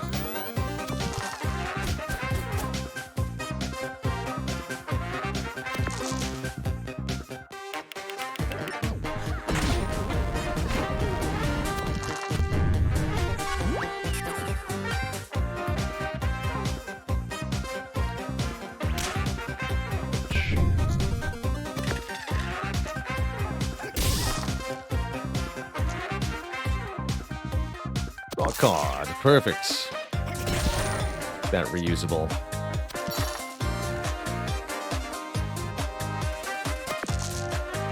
Double cursed.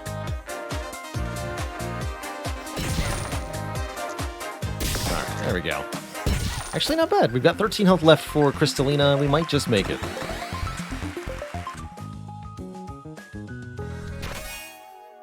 Sloop! It's like a boop. Inflict 2 poison. I'm going to ignore that. It's only 2 damage immediately. 1 more damage on the next turn unless you're able to stack poison. I don't think that'll work very well for us.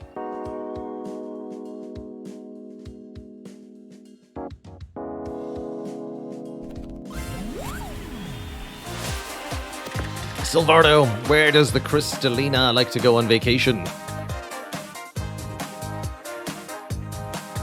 Probably a couple good answers you can give to this one. But good old Jasper in my homeland of Alberta is going to be my chosen response.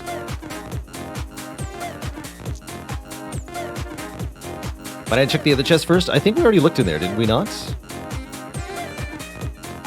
And decided to refuse its contents.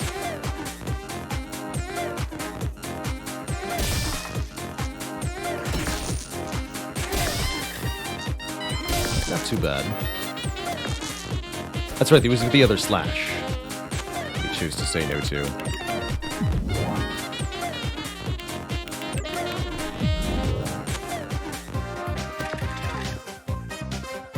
Give me mana!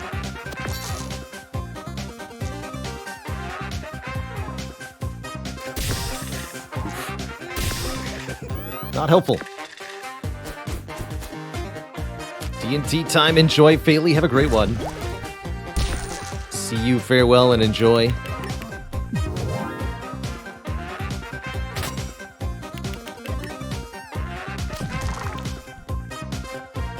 Yes, do the thing.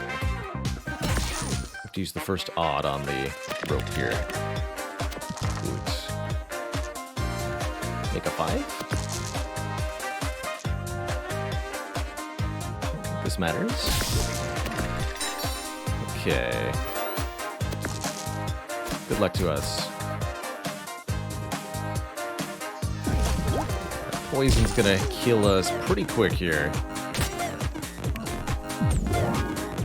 Oh dear. The bear crystal. We better win this real quick. Problem is our limit break's not available. I think we might be dead next turn.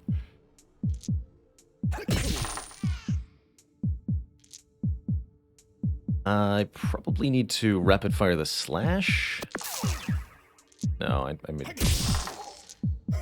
not do that correctly. Slash then rapid fire. Either way, not going to be good enough. Actually, wait. We live?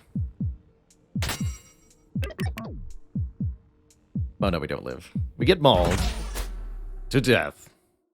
The Chester is defeated yet again. Having a hard time with this episode. Alright, we're going to keep trying at it though. I want to clear all these episodes tonight.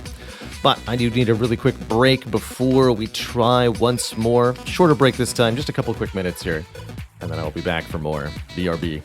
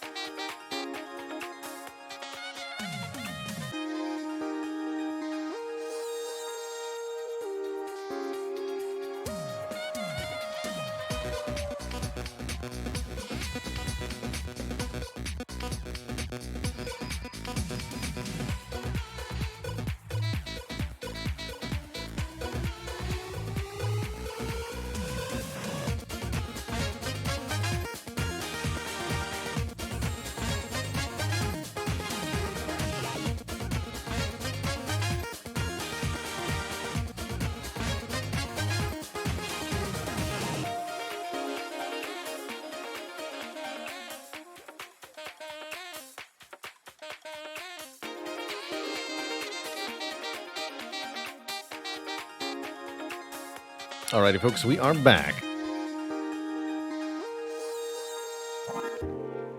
So, Simply Ironic asks, why are we dropping the zaps? Short and simple, that the jarring jolts, rather. These are unreliable deal 3 damage. They work only some of the time. As the enemy just either pays 3 health to free the equipment so they can use it, in which case it does the intended damage. Or if the enemy didn't roll a dice that fit the slot for their equipment, then the shock ends up doing nothing. Or if the enemy has duplicate equipment, then the shock ends up doing nothing. So against many foes, these are useless. And even when they are working, they are doing just exactly what Slonk does.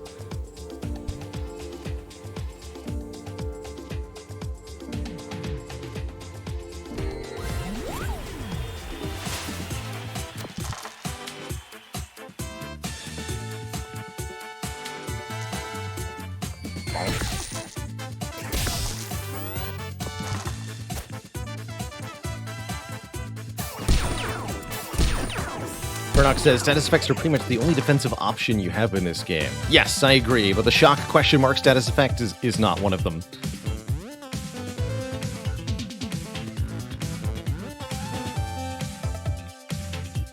It'll only prevent the enemy from performing an action if they don't have enough health, in which case, again, Zlonk would have just killed them, and the fight would be over.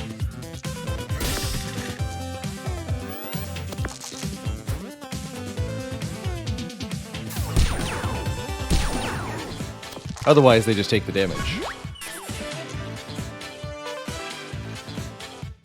So here, for example, I can use the Jarring Jolts to prevent the Robobot from using the ray gun. But Slonk would have killed him. That said, I've clearly been doing something wrong in my approach because we haven't been victorious yet. I'm not sure I trust the tactical boops. I don't think I want to go with mana this time around. Since that was our approach on previous times, just trying the other option, whatever that ends up being, I think is going to be hopefully helpful.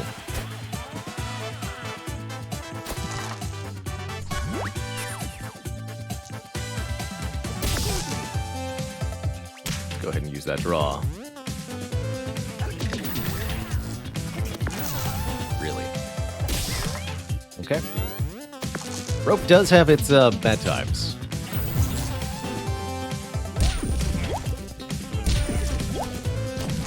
Upgrade for the Jolts is 2 immediate damage, which does make them a bit more efficient.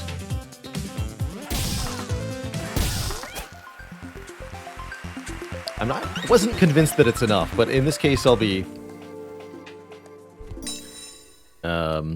reprioritizing. What's the upgrade on this? Gain 1 mana. No.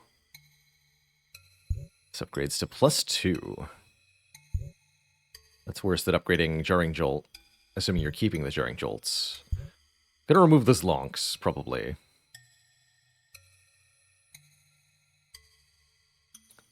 So maybe I upgrade the Jolts and remove Zlonks and the skipping rope.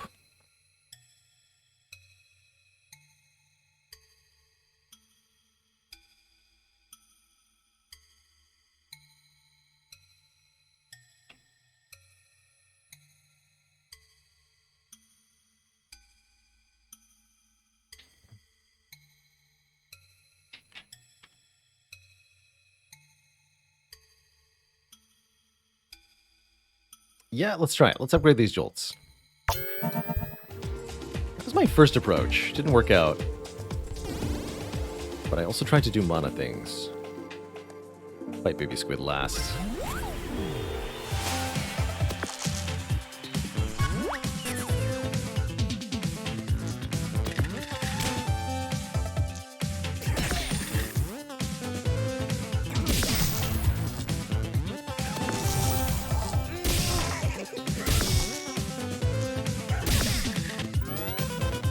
I'm not sure why these district cards apply the alternate universe version of the status effect. That's why there's a question mark there. It's from episode 5 in the base game.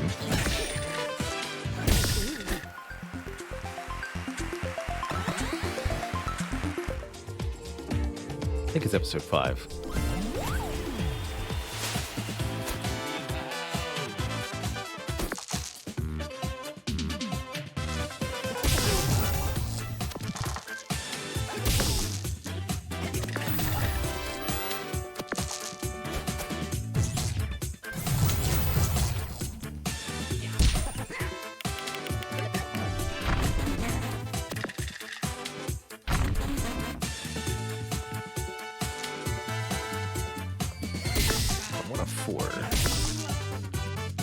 Fair enough.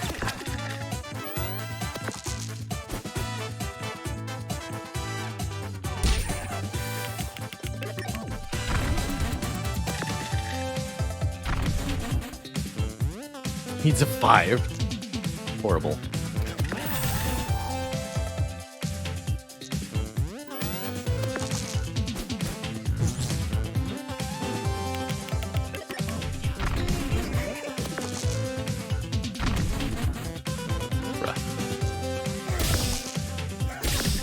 Zlonked.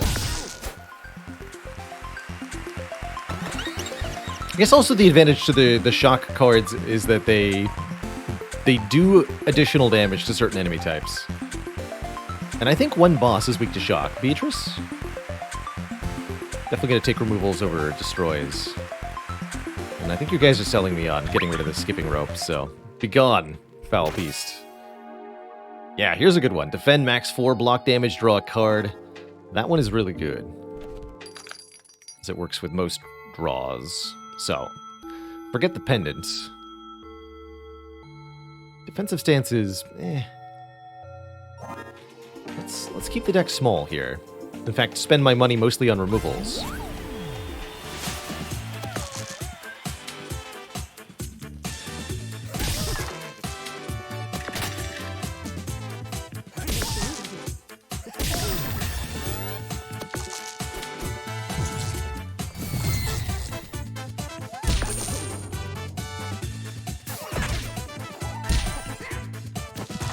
Ouch. Squid is a terror. Take the 4. I'll take the 4. Just know a 6 is never gonna appear. Yeah, exactly.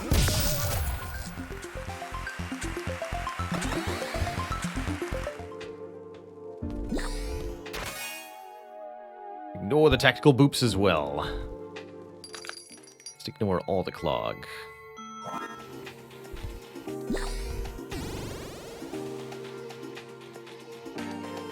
Alright, Alchemist, you're up first.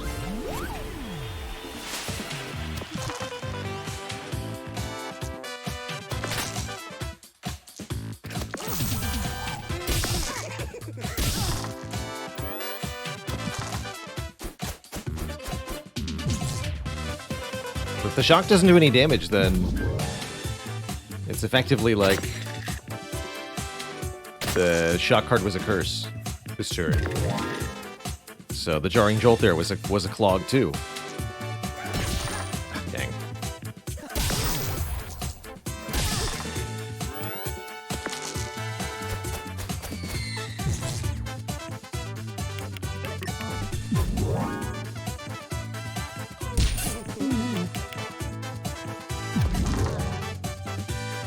So yeah, they can only use those once per battle.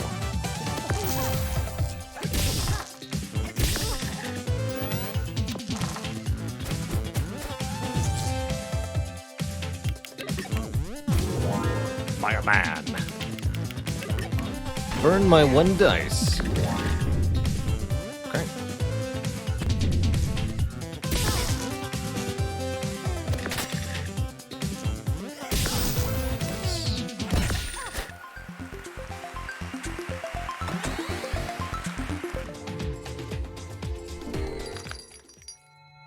Perfect. Be gone. Zonks?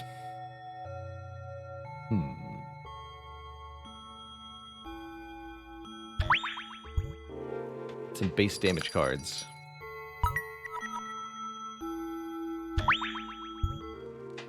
Fewer cards we have, the more consistent we'll be, of course.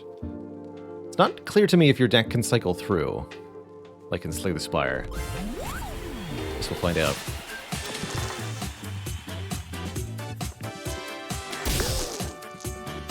We have no way to guarantee 6s. I really don't like these throwing X's that much. Cannot. Okay, so having some total number of cards that's reasonable seems like a good idea.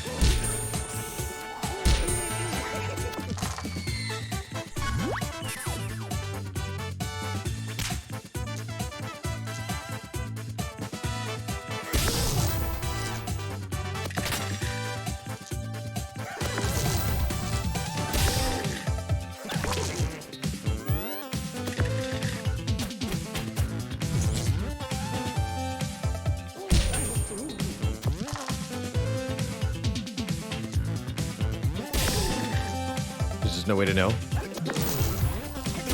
Hey, got him. Blind is brutal.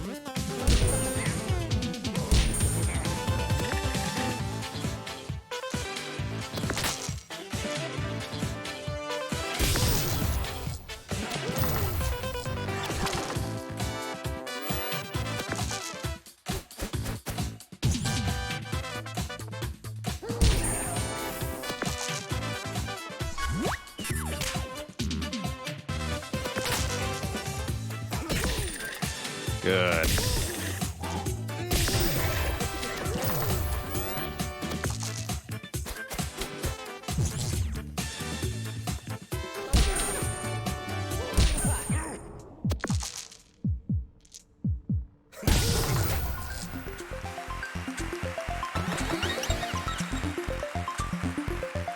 That means we should upgrade something.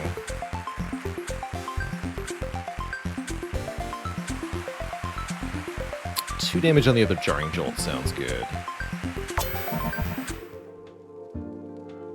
We're back to full.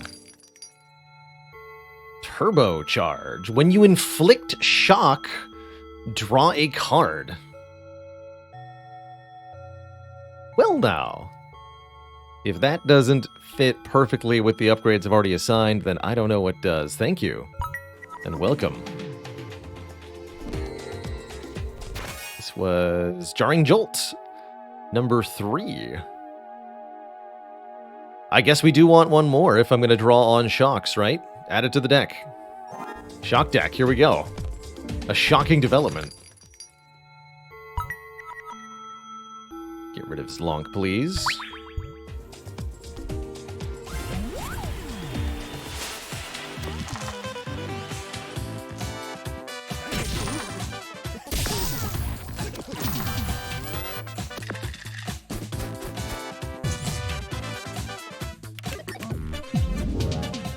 Nice, you got backfire.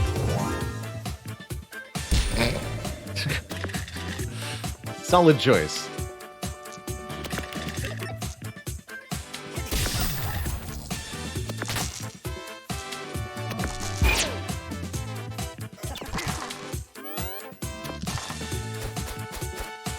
Yeah, I probably should have lost. I think the axe will be more useful than Slonk, actually, with our card draw. Double backfire, amazing. We really roll a witch with no damage abilities at all? Yeah, she can't hurt us. Good stuff.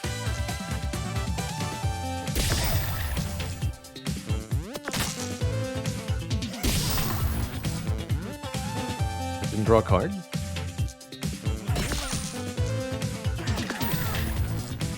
Oh, because there's 0 cards left. Got it. Right. So we need to add more cards to the deck, or we can't actually draw.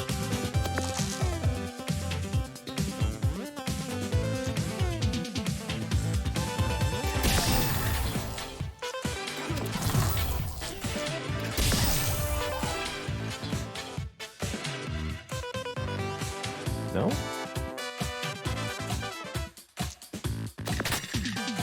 Okay, yeah, let's just... Oh, I see. It's counting the ones in her hand. Got it. Got it. I guess I'm glad you didn't die in the outside world or whatever.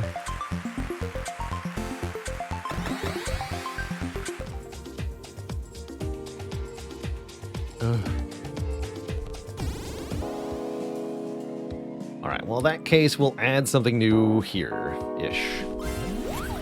Thanks, I guess. Ugh.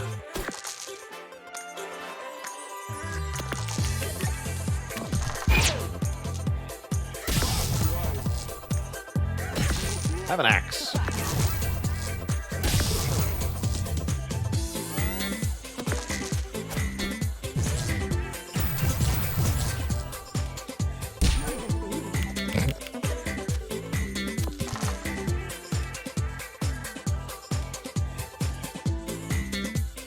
Hope you get some delicious...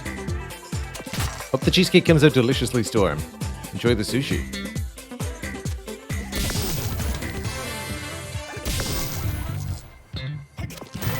Easy.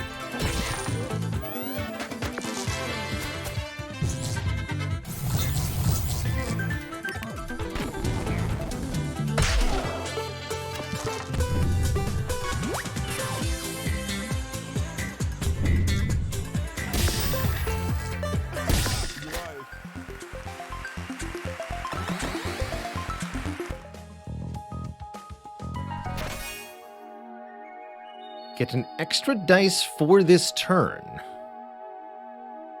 Yeah. Guess so. Man's kind of terrifying. He's weak to fire, though. We're not doing fire. We are doing draw 3 on turn 1, though.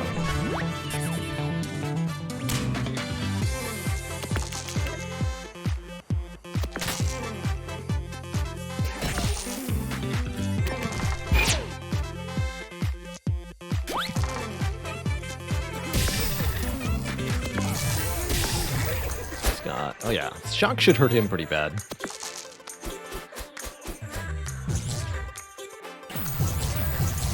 Yeah. But I'm concerned that he unshocked all of them.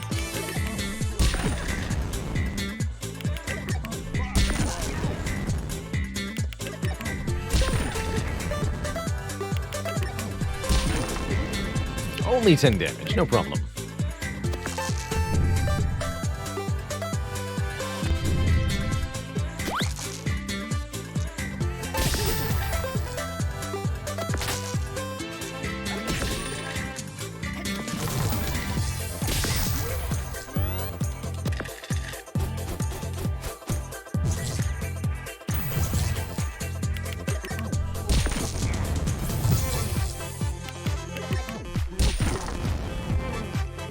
Nice order, sir.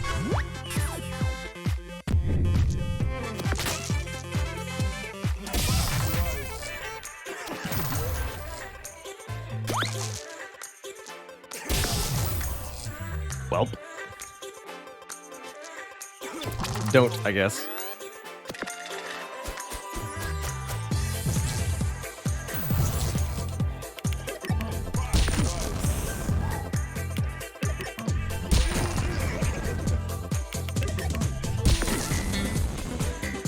Just be glad we're alive.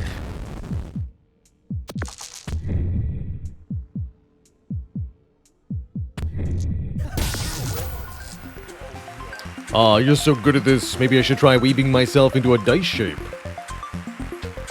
That's a dice idea. Still gotta win one more fight before we can level. At least we get health, and the loud bird doesn't do very much damage. So I'm not too worried about that.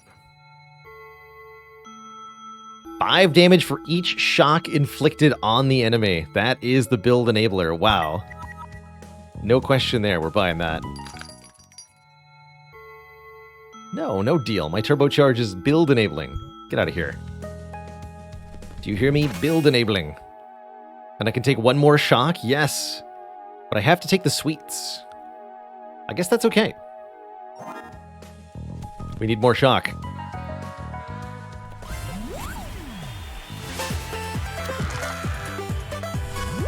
Caw.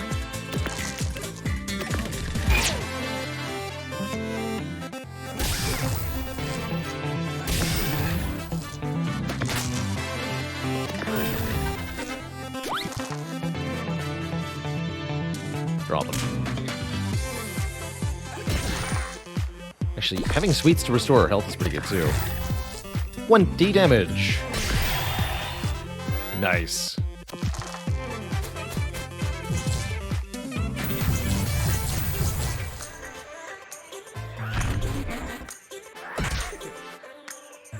We've been called upon. When we use any equipment, inflict weaken on ourselves.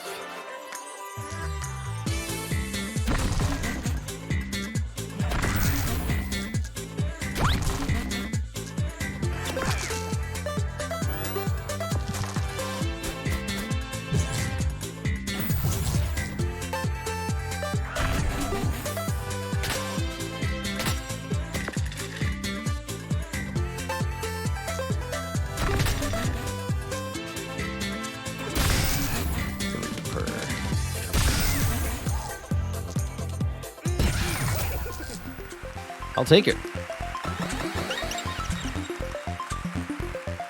I want to upgrade a card. Turbocharge is pretty good because it starts in our opening hand, but what's the electrocute upgrade? 7 per? That's what I want. Give me the damage. The unholy damage. Hookshot needs a 2. Next equipment has +1 use this turn. I'm going to take that too, because that can be part of the combo. Ooh, I think that lets me duplicate something.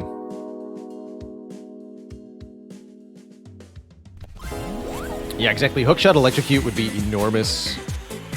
And even hookshotting the other stuff is fine. It's really most a question of do we draw the turbocharge early or not. It's very important. And we're just going to upgrade the turbocharge next. So that definitely happens. Stopped our combo here, though. That's alright.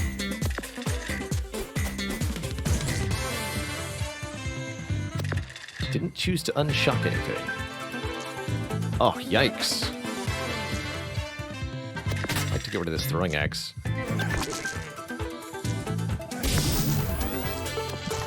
What's the turbocharge do? When we inflict shock, we draw a card. Which is just the best.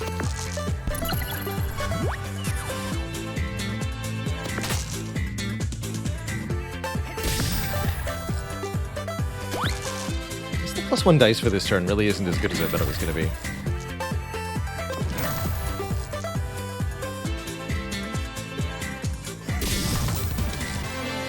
So this is 28 damage.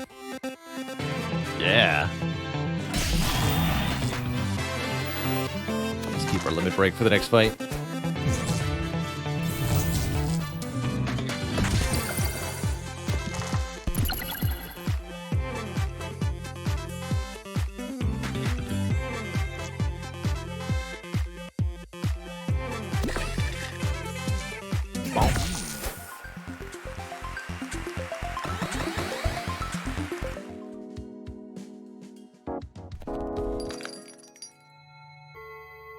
Bump. Dice value +1. Not when I have limited card draws. That's no good. Hammer could be another way to inflict shock, but I don't think it's worth it with only doing so on a 6.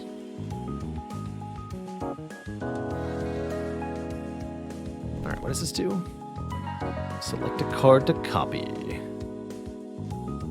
Don't think double turbocharge works, right? So do we double a Jarring Jolt or double the Electrocute?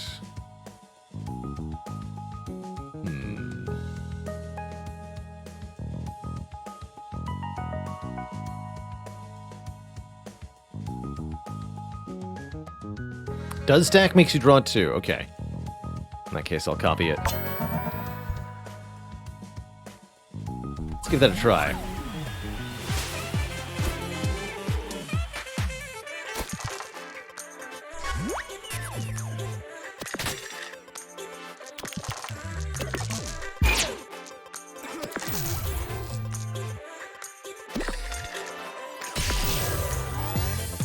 I'm gonna use my limit break here. Approach. Spooky.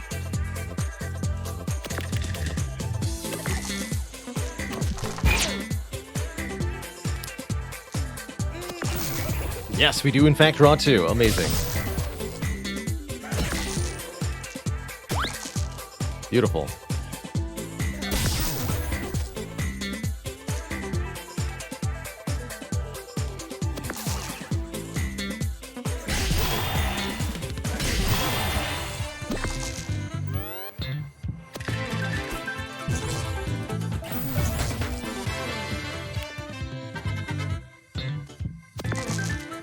Not terrifying or anything.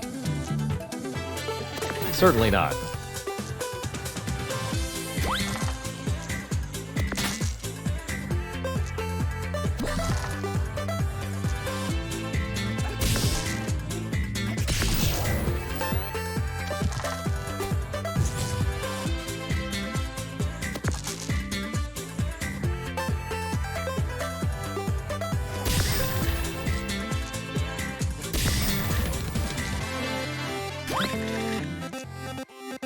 Oh yeah, we can like save it too? I understand now. It's kind of useful.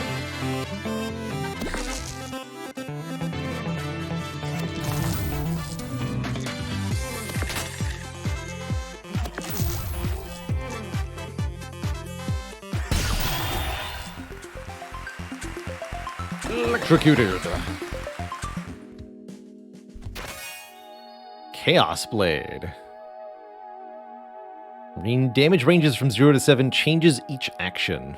No, but I like it. Upgrade and removal here. Perfect.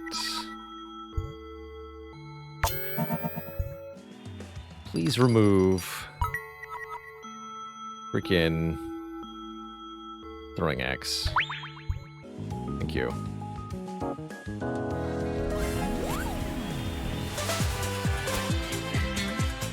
Alright, here we'll just open with a draw 3, probably. Especially since I drew double turbocharge electrocute.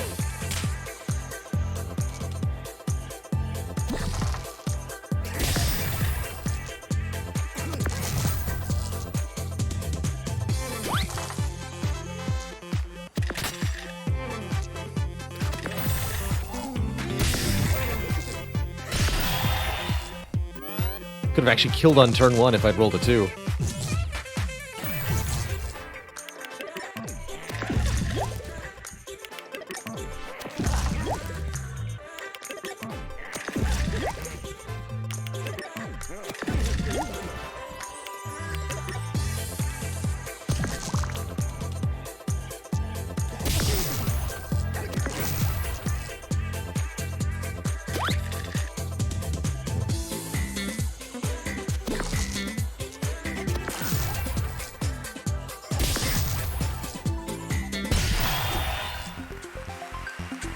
Good stuff. I think this is going to be the run shot.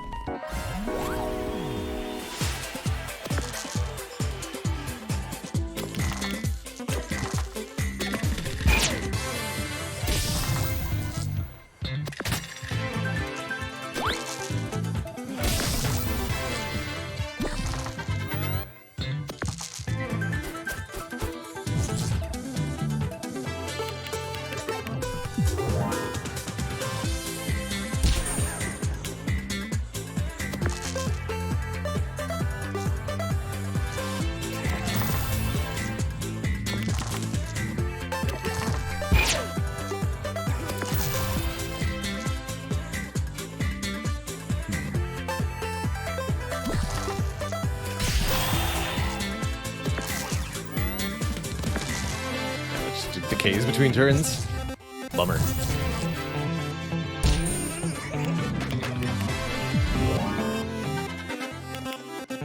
Feel like this lonks are bait. I think they might be. You're conditioned from the other characters and the other game modes to think returning a 6 is a good thing, but it's not that useful with this particular incarnation of the Jester.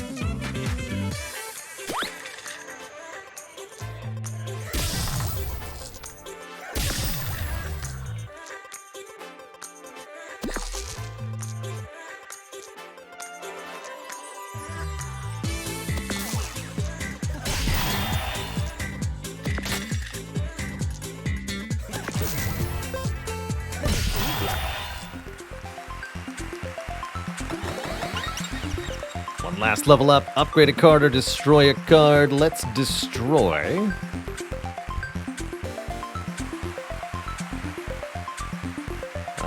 The sweets, I think.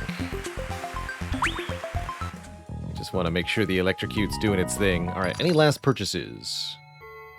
Could buy the hammer. Or the bump.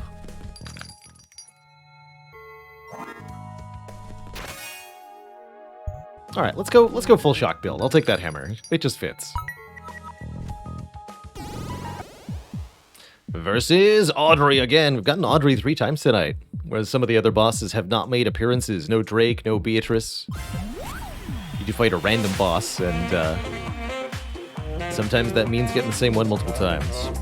You're looking great! Have you been healed up from the last one? You know that the rest days are a vital part of any program, right? Dang right. Goes out to all you Twitch chat. Don't forget to give yourselves some rest every now and again. It makes a world of difference. Yeah, here we go. Get jolted on, lady.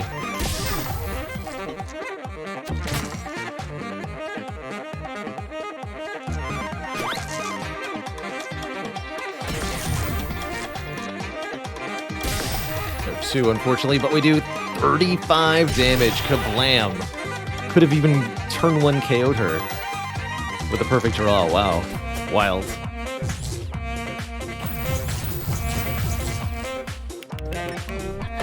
interesting choices.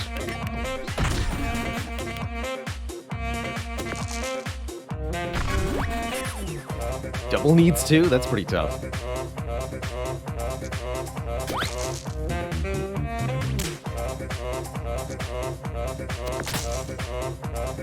There's one.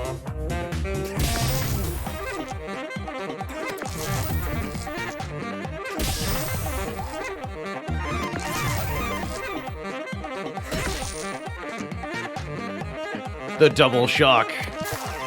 Kazappo. And it's over. GG. Well, I see you made it through eventually. It must have made you miss it just a little bit, seeing all your old friends just one last time. None of us have missed you, of course. But you can spin the wheel once more, if you like, for old time's sake. I'm good, thanks. Actually, I have a wheel at home. I knew it! I knew there must have been something you liked here.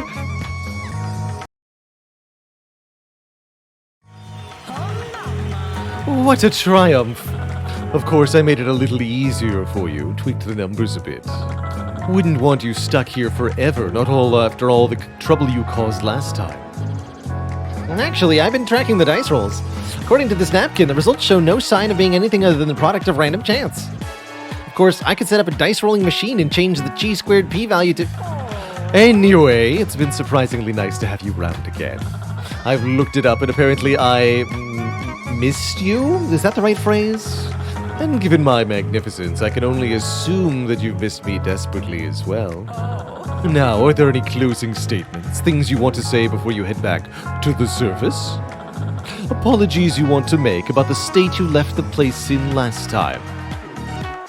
Thank goodness that's over. Pre-order my book. Thanks for watching. Please follow me on Pentagram. New curse reviews every week. It was weird to be back, but it was really good to see everyone. Yeah, I've really missed you all. I knew it. Should we do it again without a ukulele? I mean, maybe next time we could just go for brunch? Well, it's not the overt and groveling thank you I was hoping for, my darlings.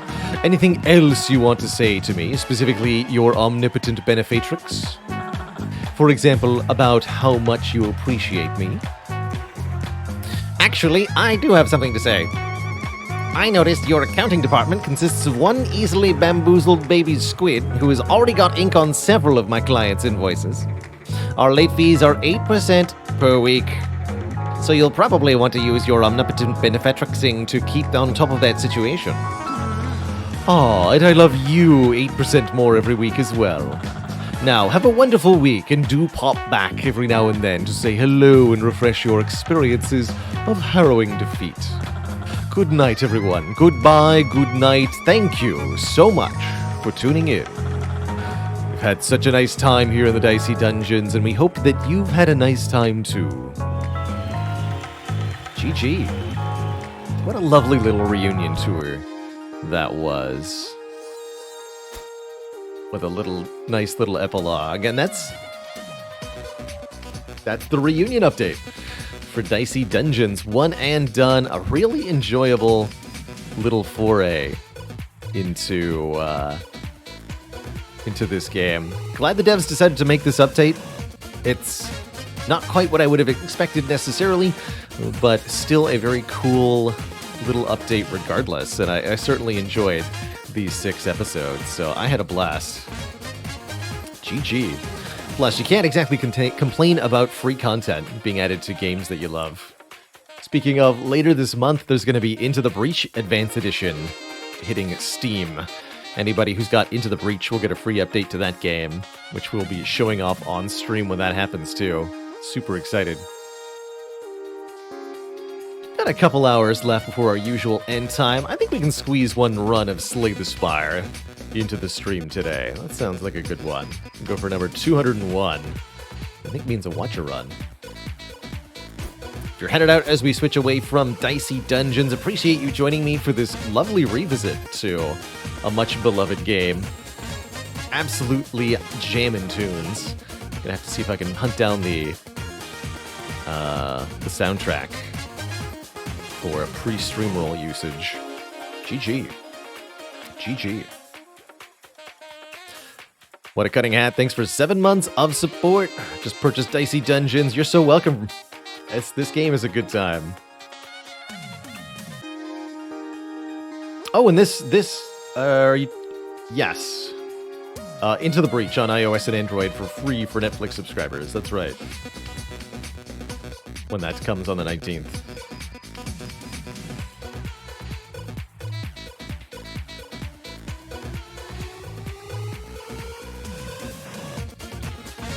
Talking about other deck builders, don't have any intent of revisiting Retropolis, nor Gordian Quest for that matter. We checked out Gordian Quest on Wednesday of this week, and I had to say I was a little underwhelmed by it. There's a lot of ambitious mechanics going on there, but none of them interacted in a way I found satisfactory. Nor did the simple card playing of combat feel particularly enjoyable to me. A lot of potential, but not a lot realized? I'm sure there's something in that game for a particular type, but that's not me.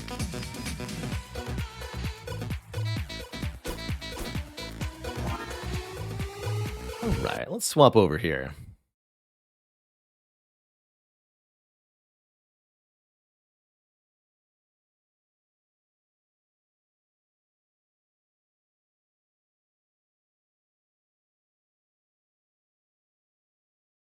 Ooh, good question about Gwent. What I'm going to do is check it out privately off stream for about an hour, and then make up my mind based on that.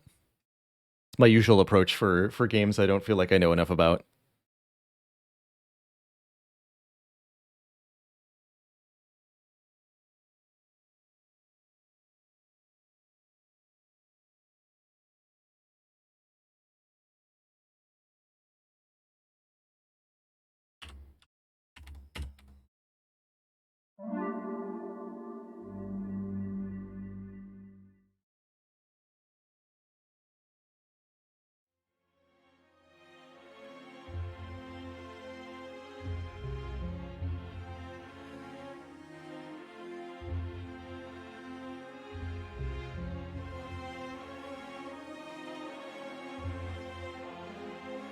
All right, there we go.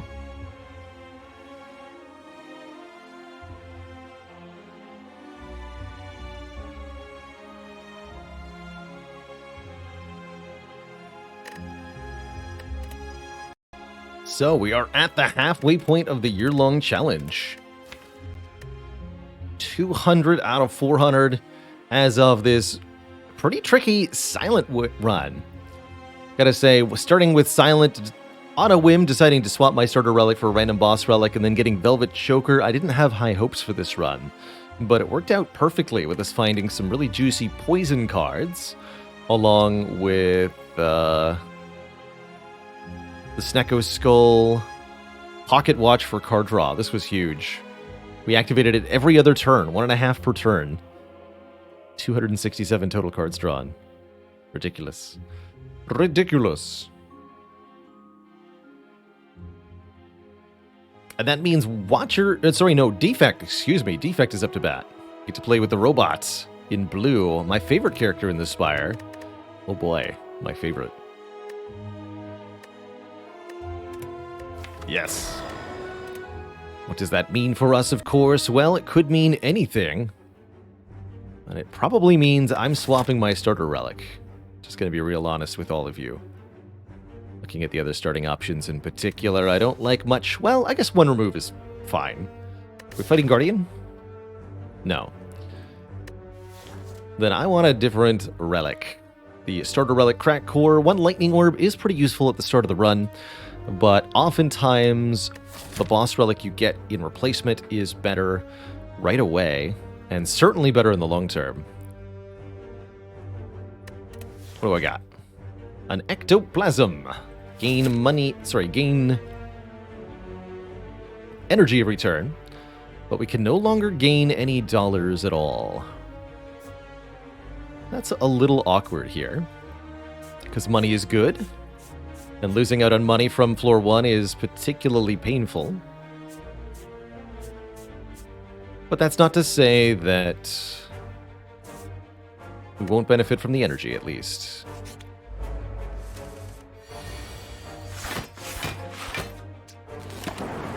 Four energy per turn lets us play way more strikes to defense right away, which is exceedingly useful.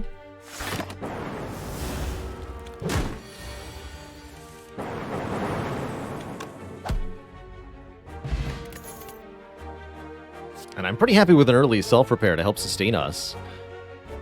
Go for the Eyes is decent on floor 1, less so with 4 base energy. Reprogram could be a core part of the deck, but we have no assurance that it will be. Lord Baguette says, how do you know when to swap Relic? My personal recommendations, it's better than average on Defect and Watcher, worse than average on Ironclad and Silent, although that's not to say that it's bad necessarily on anybody. It's always a high-risk, high-reward play. I like boss swap most in situations where you have multiple paths that you can take through Act 1. Paths that fight a lot of elites if you end up strong immediately, and paths that take a lot of rest sites if you don't. So path flexibility is often what I value most with a boss swap. Also, particularly not having a forced early elite combat can be really nice.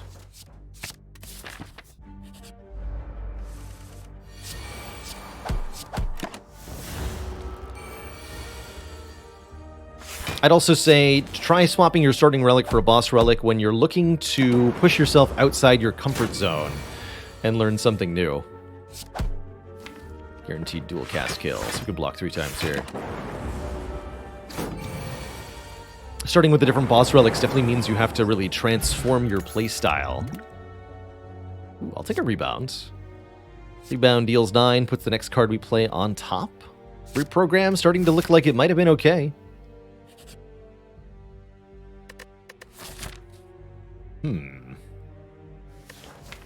Warped Tongs. In exchange for my only card removal ever, huh?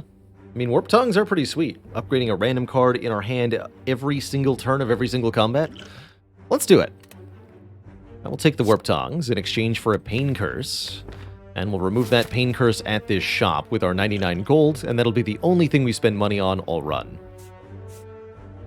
I'll take it. Oh. Hilarious. I can exactly afford cool-headed card remove. It's meant to be. It is meant to be. Every dollar, please. And then, unfortunately, this happens. This cool-headed costs 25. Glad I didn't try to save my money. Am I ready for an elite fight? 63 gold, 4 energy. Upgrades are happening randomly. Gremlin Knob could be a bit of a problem for us. The others should be just fine. So I'm going to fight the elite here. Yeah, this should be not a problem. Especially since we can rebound the cool-headed, put it on top. It is fate. I'll be back for you later, self-repair.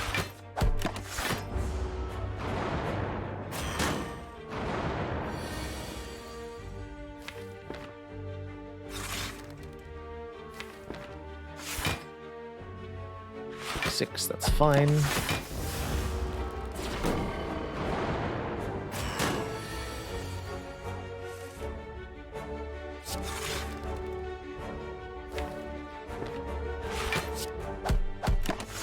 Definitely not doing enough damage, but with 3 Frost Orbs we'll be okay in this fight, I imagine. Yeah.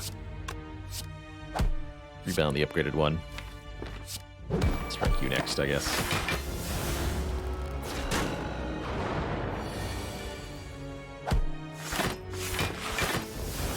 Not going to channel a Lightning Orb, because we want the every turn block from these Frosts.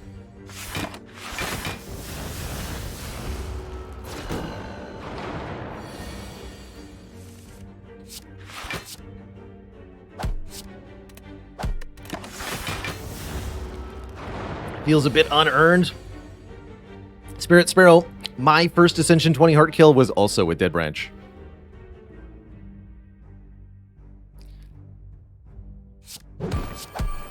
You still earned it.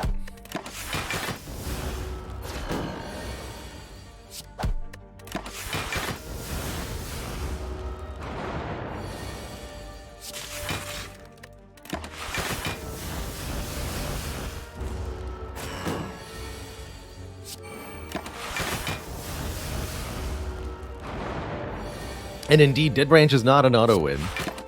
So you still had to make some choices. Choosing which of the random cards to play is still something that is not necessarily easy to do.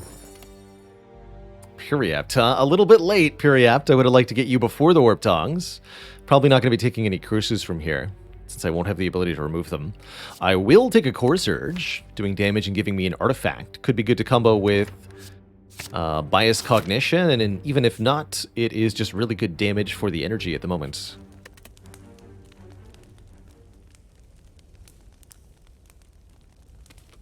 Do I upgrade it? It's only one-time use. Rebound upgrade is decent. Cool-headed upgrade is decent. Self-repair upgrade's decent. Let's upgrade the self-repair. Heal 10 at the end of each combat. And now is for the Grumlet Knob. Zap, then dual cast. Nah, I keep the Lightning Orb. I'll play this too. This fight will go on a few turns, but we block the Vulnerable, which is actually really good. Good. Means we'll barely take any damage at all next turn.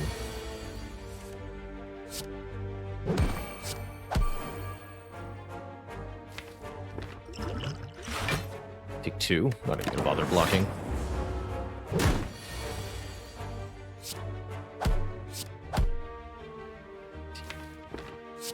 Dual cast won't kill. It's unfortunate.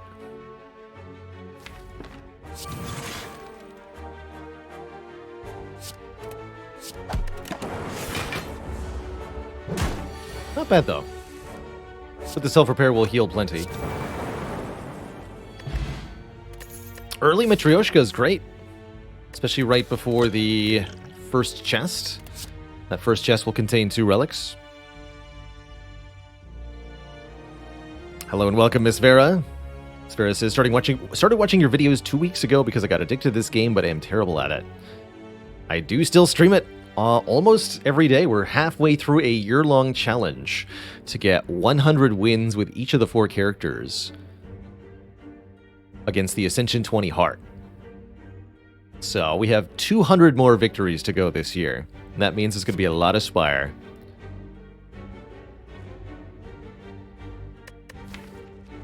Not a particularly good bullseye. Streamline with Rebound is pretty good. 97's Finest says, do I ever take Bullseye? Yes, I think it can be very nice as a way to boost the damage of Lightning or Dark Orbs. Highly recommend it alongside Multicast, Darkness Plus, Electrodynamics, Tempest, or Static Discharge. Those are all good pairings for Bullseye. In this case, I'm going to go with a Streamline. That might be our last damage card that we take in the short term. Very happy to see Data Disc, giving us 1 point of focus. And I will take 2 random skill upgrades. Because we have Warp Tongs, every upgrade we get is going to sort of increase our density of upgrades. That these defends are upgraded means the Warp Tongs cannot target them, and the other cards get upgraded instead. So essentially all of the upgrades are very good. Water with ice or without? I do tend to prefer it with, but I don't usually go through the effort of doing so. Getting quality ice can be a problem too.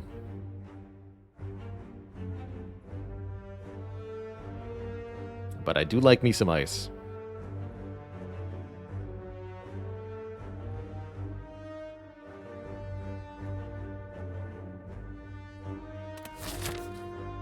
Alright, let's grab our 3rd elite fight for the act. We could also opt for upgrades instead. The elites are a bit less valuable with the ectoplasm, given that we don't get any money, but we still are getting relics and cards from them, which are pretty important. Oh, we also get a free removal, the Purifier. That's exceedingly good, because with ectoplasm, our removals this run are going to be exceedingly limited. Let's lose one of these strikes. Strikes are usually the first card you want to be removing in your Slay the Spire run, unless you're playing Watcher. Having fewer basic attacks will let you draw more important cards and block cards.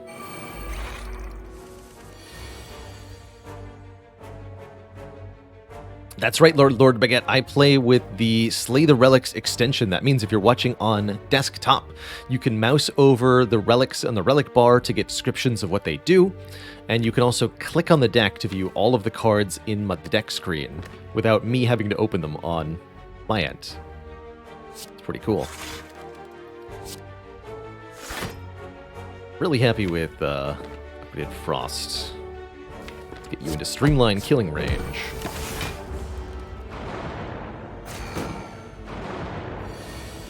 Perfect. Block, and now we'll take a Lightning Orb, since we failed to rebound. Cool-headed. It'll be 4 damage every turn. This one focus making the numbers on each of the orbs stronger is a beautiful thing.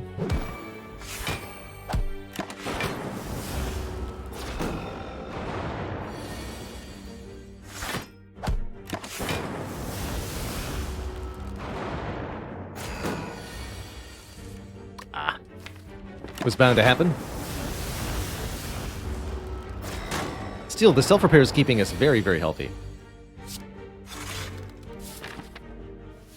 fact, I'm not even sure I want to... Yeah, you do want to play it. You do.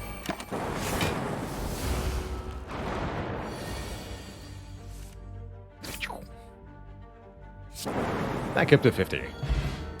Ceramic Fish gives us gold when we add a card to the deck. Unfortunately, that's not a thing that helps us. So, that's unfortunate.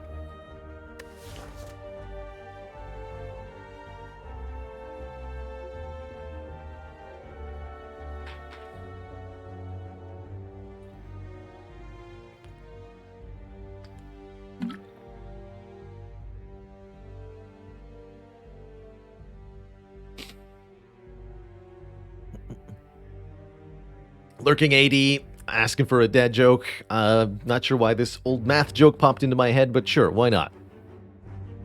An infinite line of mathematicians walks into a bar. First mathematician says, "I'll have 1 beer, please." Second mathematician says, "I'll have half of what he's having." Next one says, "I'll have half of what he's having," pointing to the next one in line, so on and so forth. "I'll have half of what he's having."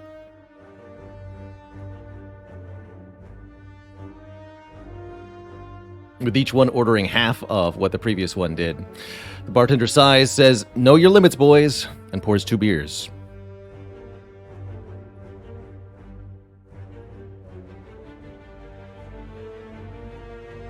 No refunds. My question to myself is, do I need a ball lightning for bonus damage? With the streamline for Hexaghost, we might not. But we totally might. I think we do. I think we do need more damage for Hexaghost.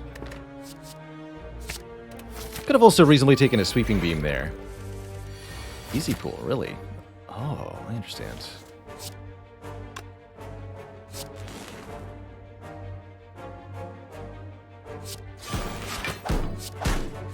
Get him.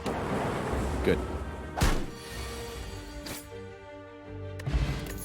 Berry in a bottle. If we would die, healed a half instead. Steam Barrier and Recursion. Could get behind a Storm here. Get some more blip blaps with the lightning. Recursion's also an interesting possibility. For now, I'm going to skip all this. I think I'd only like upgraded versions of those cards. Not happy to see the Slime Gang here, necessarily. These lads are a real challenge to take down sometimes. Oh, shoot. I should forget I had 4 energy there. Well, that was a bit quick on the draw, but not a big deal.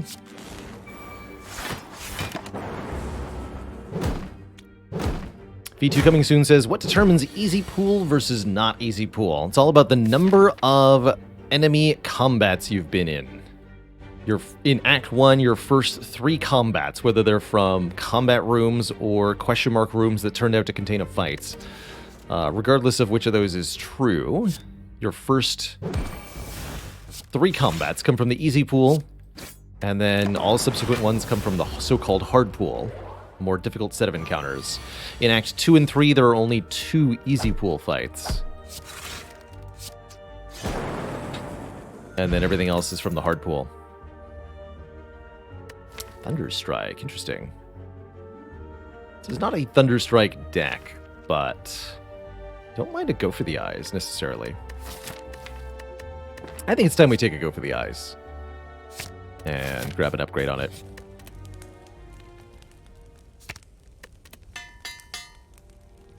If we had a little bit more Lightning Orb generation, like a Tempest or an Electrodynamics, I could actually get behind taking Thunderstrike as a card. Unfortunate draws here. Hexaghost on turn 2 does damage based on your current health. For every 12 hit points you have, it's another 1/6. Unfortunately, we seem to have drawn rather awkwardly here. No block whatsoever, which means we take a full 30 points of damage. Ouch. Good thing we have a Fairy in the bottle. Let's just say that. And I'm going to be rebounding Streamline. You better believe it.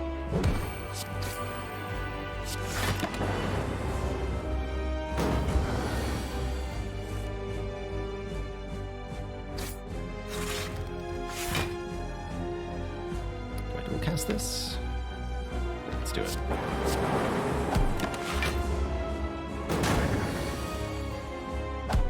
What happens in an event makes us pay gold now that we're forever broke. Many events that require gold won't even be able to spawn if we don't have enough money.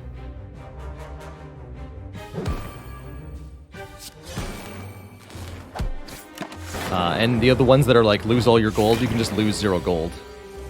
For example, the Red Mask Gang. You just lose no money to pay them. And they're like, eh, that's fine. Took all his gold, got him. Aha. We're a little bit short on damage here, looks like.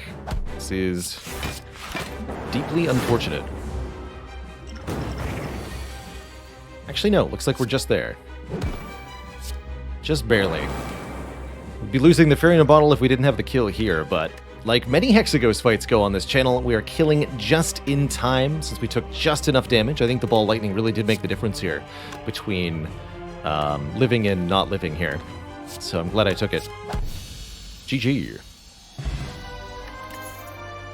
Get no gold in our choice of rare cards. An all-for-one, letting us return 0-cost cards to our hand. Not bad with Streamline, Go for the Eyes. Can work with the dual cast and zap, too. Interesting. Vision, which can let us evoke our orbs to get card draw and energy, or another Core Surge for another artifact. I think I might take an all-for-one here.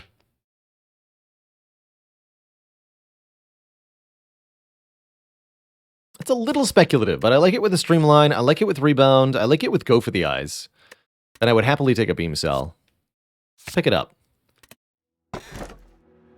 Easy Pyramid for me. Pyramid says at the end of our turn, we no longer discard our hand. And that can do a lot of wonderful, wonderful things for a defect run. Guaranteed weakness on Go for the Eyes. It helps me ensure that the all-for-one returns cards as needed. I like it quite a lot. Could also take Empty Cage, letting us remove 2 cards, further improving the quality of the Warp Tongs if we dunk 2 strikes here. Cage is another way to make the Ectoplasm start feel a lot more bearable. Or Fusion Hammer, sacrificing any further upgrades in order to get even more energy per turn. But I'm a sucker for Pyramid, and hopefully I'll be able to show off why. That per turn retain is so heckin' valuable. So heckin' valuable. Okay, that's Suicide. That's maybe Suicide. This looks reasonable. We have to fight an early elite somewhere here. One of these 4 is mandatory. I'd like to do the rest site before the elite. Let's just say that I'm currently happy to have a Fairy in a Bottle. Yeah, per turn, do not discard. Legally distinct retain, I like to call it. It is functionally identical to retain in every way, except it's not retain. Because reasons. Rebound that cool-headed.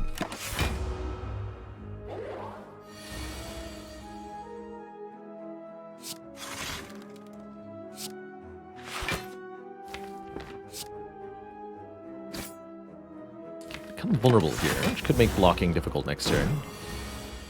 Just a 9/2, no problem.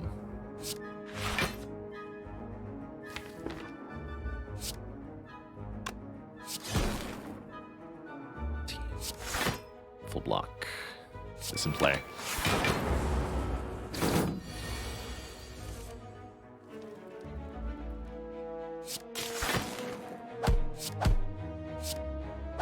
Pyramid, sometimes you need to play cards that aren't actually any help just so that you can draw another card. I think that's important here, so that we can guarantee draw the rebound and the streamline. Or just the streamline. Good first fight. Get a 10 hit point heal. Offered another go for the eyes. There's that Tempest that might have made Thunderstrike okay. Let's go for the eyes. It even has a free upgrade, which makes me feel kind of silly for picking up the other one. Do I just take 2? Who's our boss? Collector, huh?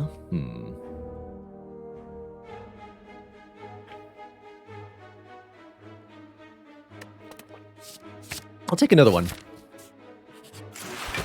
2 is definitely the limit on those. Take 5. That's fine. We got self-repair, right? Don't currently feel that motivated to use our potions.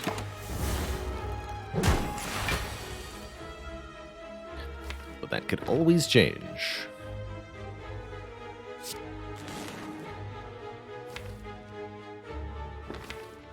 Might as well, huh?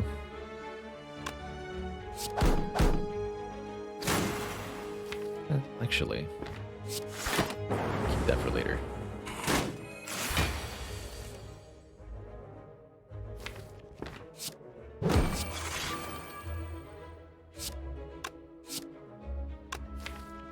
Gets back. Zap, go for the eyes still. Little light on the block. Bit awkward. Awkward.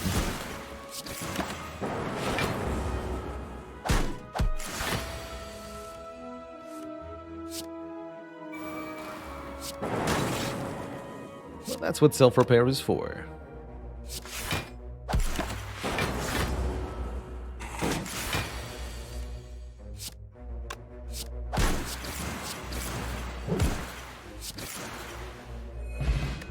Fire potion's probably better than the speed potion. Guess it would have been okay to use it for a bit of health. Could take a discharge here to do some return damage. Don't think we want any of this, though. Although Cold Snap with, again, the data disk is not bad. I think I'd prefer another Cool-Headed instead. This is the sort of deck that would be okay with a Claw at the moment. Ooh, remove a card or upgrade all strikes and defends. It's only 5 upgrades, actually, considering that we've already got 2 defends upgraded. I think that means we should dunk another strike here. Usually think 6 upgrades is about the point where upgrading the cards is better. Let's see, do I want another event or another combat? Combats are pretty easy at the moment. Except for turn 1.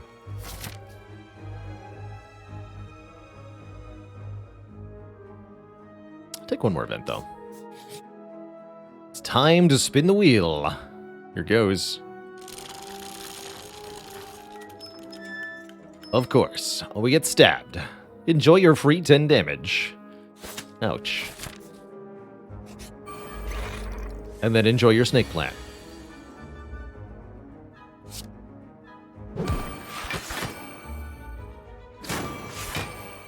Ouch.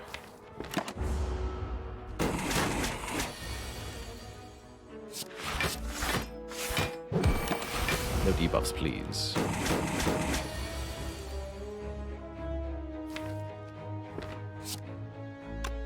Ball Lightning dual cast Streamline? Can I kill next turn?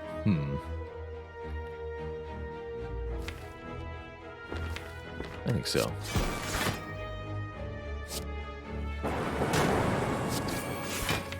That's doable.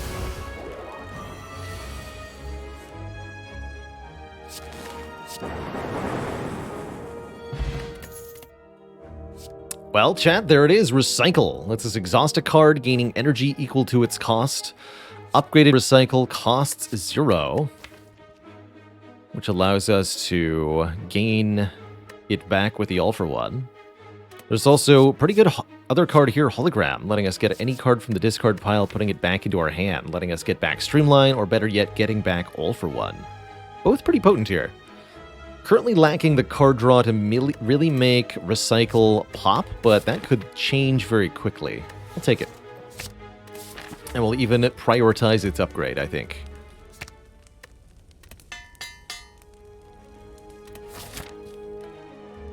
If you recycle a card that has no cost, you get no energy back. Is how it works. Book of Stabbing's up first. That's not too bad. This is definitely not the turn one I wanted, though. So recycling a wound, for example, only gets us nothing. You get nothing. Good day, sir.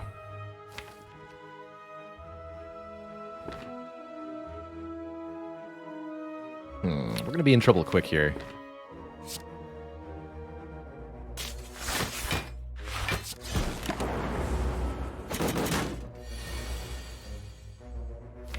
Wow, I didn't even draw the Streamline. That's annoying.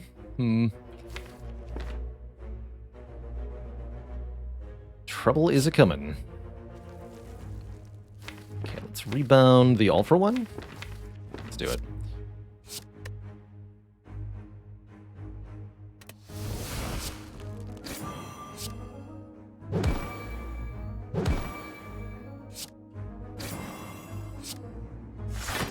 Keep the Core Surge, play the Zap. Definitely concerned about this fight. The longer the fight goes on, the more damage Book of Stabbing does. And it adds up awfully fast. Yeah, not being able to rebound the Streamline has really hurt us here. Because now I can't All for One it either. I think we might be dead very momentarily. At least one time's dead. Could recycle All for One, or heck yet, I could recycle Streamline. Doesn't seem appropriate in either case. Play this the normal way, play this, play this. Keep the rest in hand. Try not to die.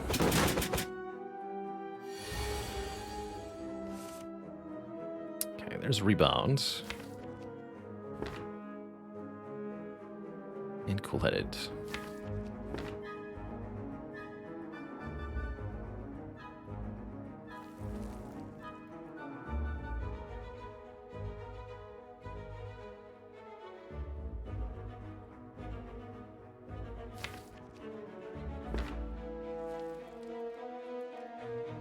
So what if I do, let's say, Rebound, Ball Lightning, Cool-Headed, Ball Lightning? How much damage is that? We deal 12 plus 7 plus 9. Here's the calculator. 12 from the Rebound, 7 from the Ball Lightning. We have 3 Lightning Orbs. 9 from the first Evocation, plus another 9, and 7 for the second Ball Lightning is 44. Plus 4 for the Go for the Eyes, 48. That leaves us with 2 Lightning Orbs and 1 Frost Orb, so we do another 8. It's 56 damage. That's within a Fire Potion kill range.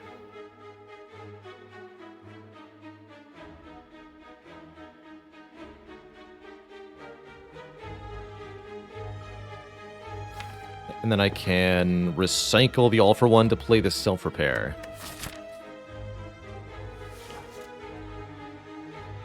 Is there a way to get a kill without using the Fire Potion? I don't think so. No, I don't think so. Okay.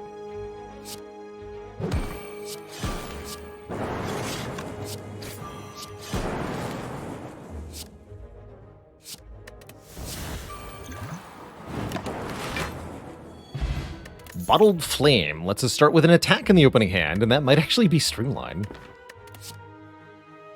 Upgraded Tempest. X plus 1 Lightning. Can recycle an X cost card to gain X energy. Still not sure I want to do that. Really looking for card draw at the moment. Be quite nice.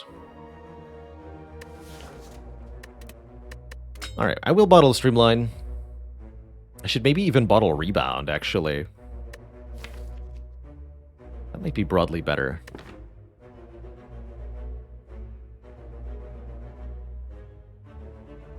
Don't want all for one bottle, that's for sure. Let's do Streamline.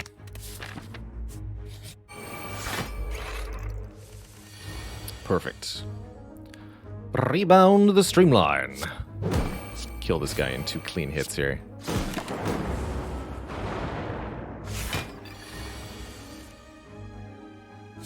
Block your stinky frail.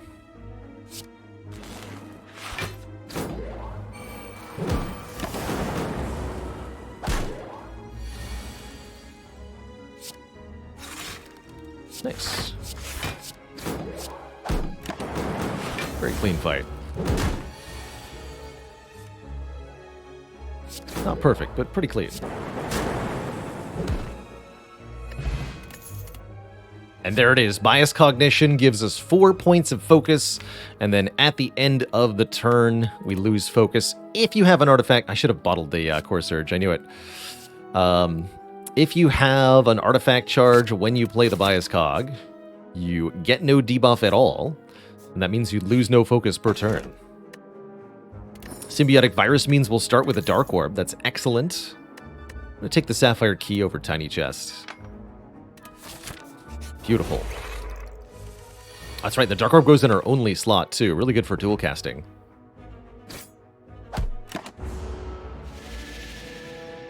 Warp Tongs is once every turn, so multiple times per fight.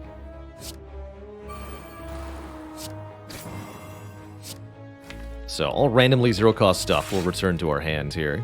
If we have any.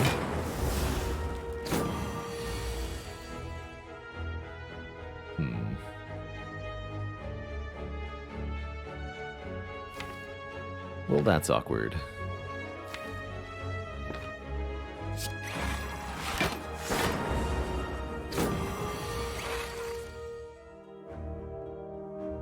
Good enough.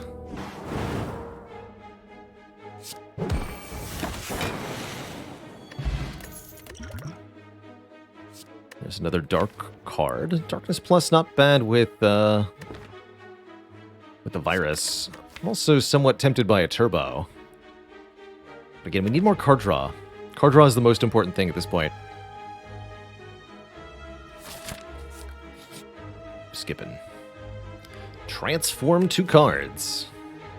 Turn 2 strikes into something else. Sounds great to me. I like the Jaxed and the special relic on the other 3 characters a bit more. Ironclad, Silent, and Watcher, all capable of making better use of strength. But getting rid of strikes is a defect specialty. We get a fusion and an overclock. Very unusual pairing of cards, but maybe some utility there. At least overclock is kind of like card draw. We'll upgrade the bias first. Hello. That's some spooky stuff. Right there. Ouch. Fusion orbs give you 1 energy every turn, which is kind of neat.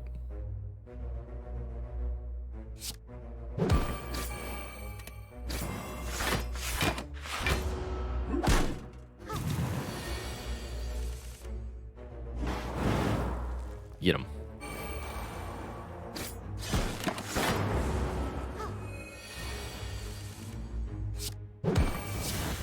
So with the artifact, it's just free focus. Beautiful. Simply beautiful.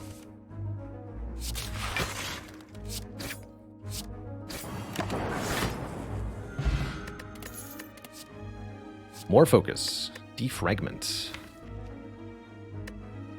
Don't have that much orb generation at the moment. And we're still lacking card draw. And yet... I'll take it. Potion of Capacity could also really help a lot in the Collector fight, so I'm going to keep these 2 potions. And I am going to go for an Elite fight? Question mark? I've got a Fairy in a bottle, we'll be fine. Even if it is these 3. We will be fine.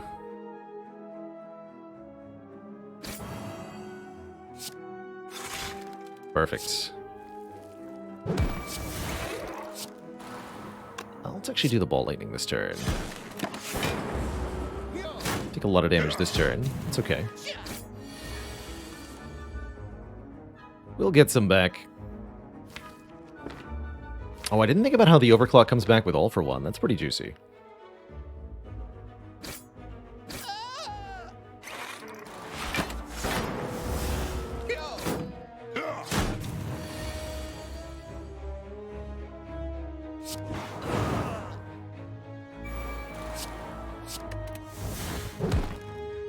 Nice. Get him.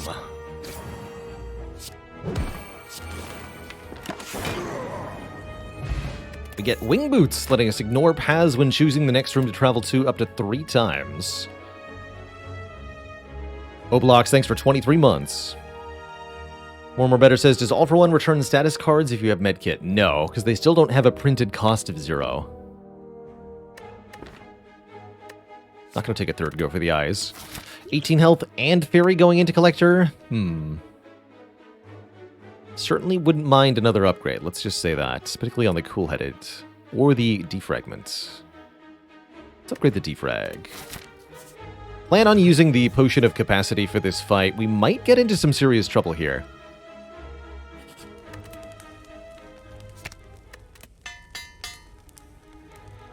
As our ability to block will not be that good until a few things occur. Okay, rebounding cool-headed's important, though. Although rebounding streamline also very important to get back with all for one. Let's do that first, actually. Need that to be returnable. No attack yet, good.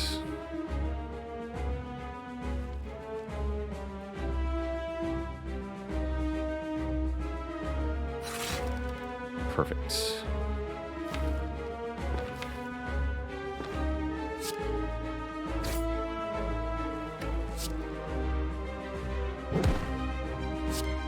I'm not going to play this overclock. I don't want too many burns, at least not yet. Oh, we got the resummon. Very lucky. When Collector resummons, she just kind of goes to 2 minions. So if there's already 1 minion on the field, then there's no harm in allowing the resummon to occur. You only get +1 minion. Easy peasy like. Alright, kill you. Kill you. And I think it's Potion of Capacity time. Get some more orbs going in here.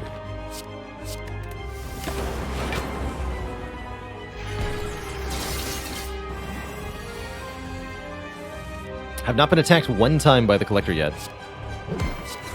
Pretty ridiculous.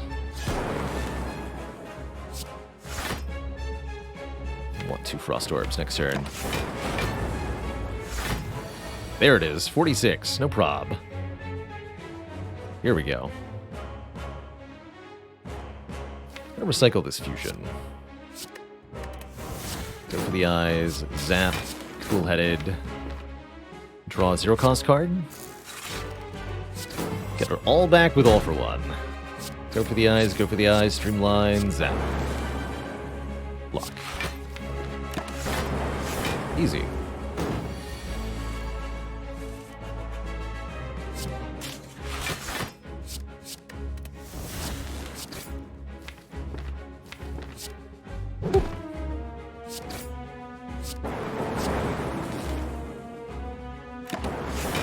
GG. Get ourselves a fruit juice for a bit more max HP.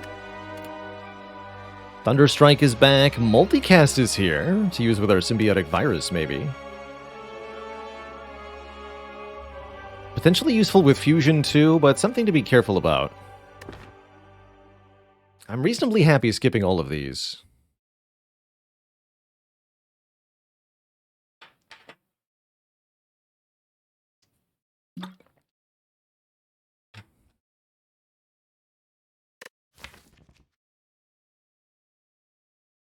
Yeah, we really want that recursion that we saw in Act 1. I thought about taking it. But again, we still want card draw. More skims, cool-headeds, or something similar. And not adding cards is kind of like card draw. Key, Collar, or Dripper? Dripper prevents us from resting. Not a big deal with a Self-Repair Plus. Slaver's Collar only gives us energy during certain fights. Or the Key will curse us. We don't want the Key. So it's either Dripper or Collar. I don't think I'm going to need to rest, so I'll take the Dripper here. We've got Wing Boots after all.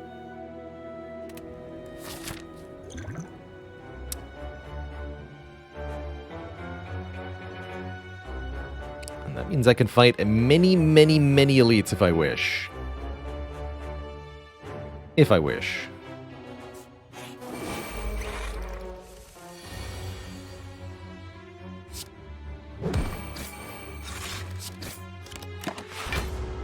War Exploder.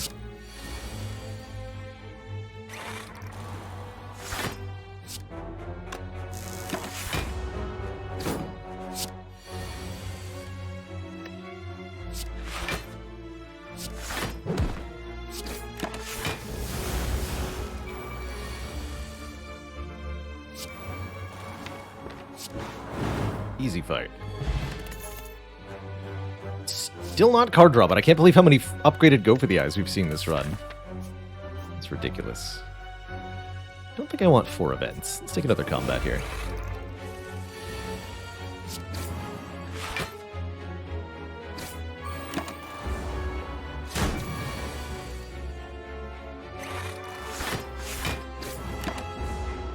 Throw my orb.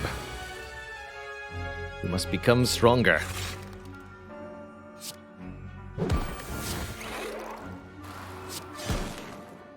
Perfect. Glacier! 2 Frost for the price of 1 card. That's a card we desperately want, because we don't have a lot of efficient orb-generating cards. Don't want to fall for the trap of another defragment here. We need orbs. And, sorry, Claw. I almost didn't even notice you there. We need to fall. Lose Cool-Headed, Self-Repair, or All for 1. What? The horror.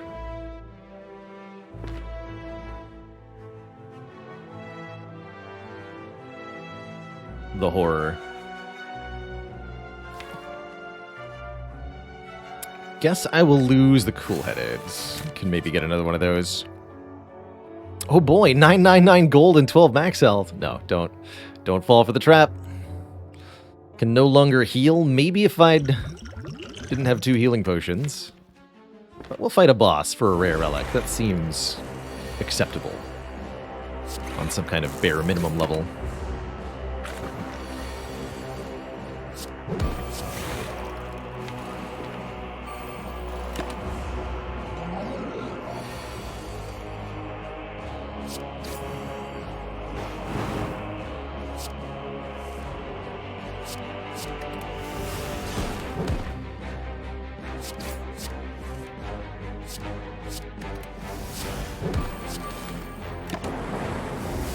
Nice slimes.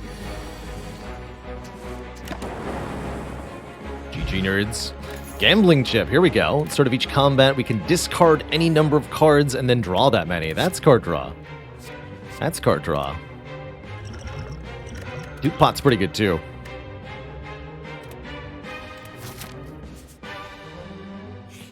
Is Fairy in a Bottle considered a heal? Yes. Yes, it is. So, you will suffer for taking it.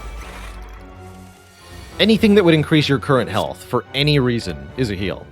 That's how I like to try to convey it. There are no exceptions. None.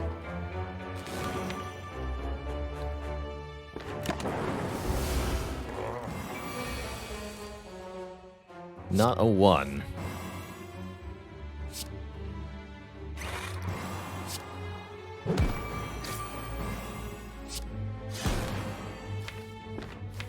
Eat that quickly, that's next turn.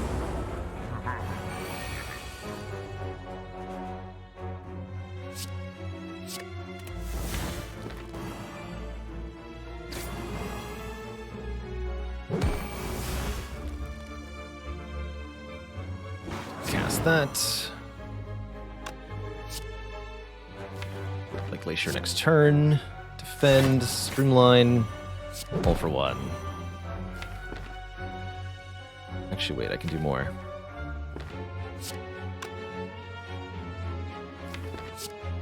Overclock. Recycle Fusion. Play this now. Play this now. Zap, go for the eyes, go for the eyes. Streamline.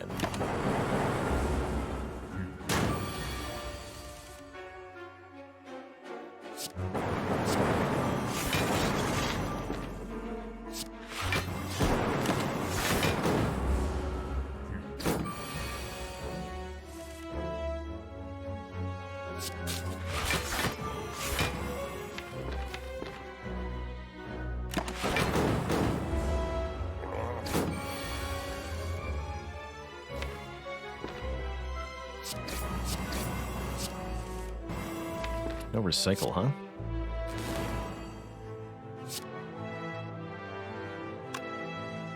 Guess I'll rebound Glacier.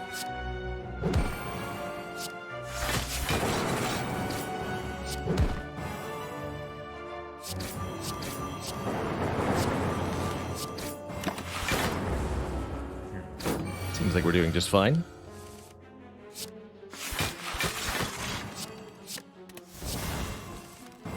It's a lot of burns, friends.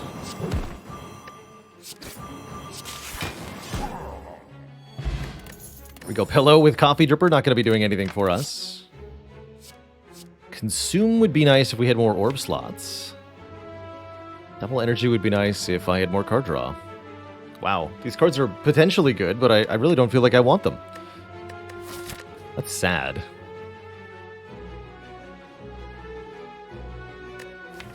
Pretty scared of Reptomancer, actually. We're in a spot of trouble here. I dare say.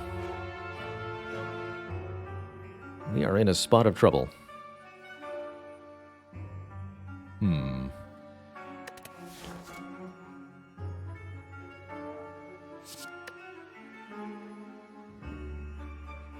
Could speculate if we think we're weak. Honestly, though, with the Core Surge Bias Cognition, if we get orb slots, we just want them to stay orb slots. Same goes for Loop. So I don't want to consume.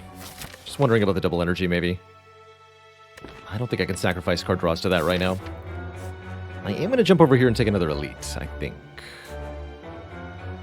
Could be Repto. It is. Alright, here's our test. Can we defeat Reptomancer without getting horribly murdered? That is the question. Fortunately, this dual cast won't be doing much. Or that Dark Orb, rather, won't be doing much. Don't have any way to do area damage, which is where this starts to really fall apart on us. Yep, that's bad. That is definitely bad. Can use all for one to kill this guy, at least.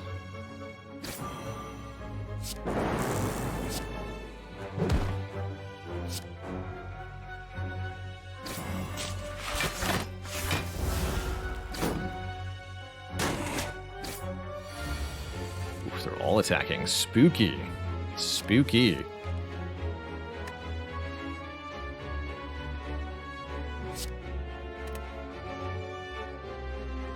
Brutal.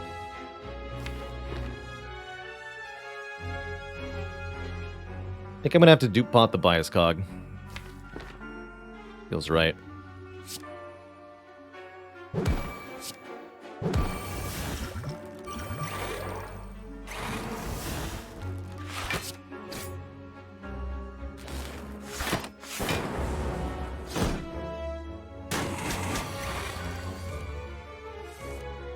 Yikes.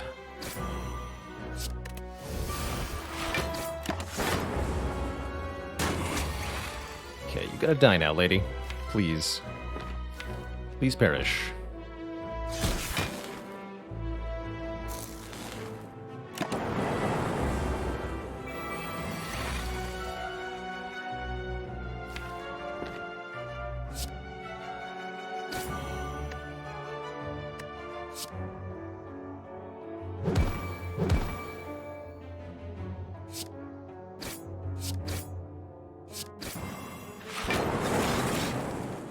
Good.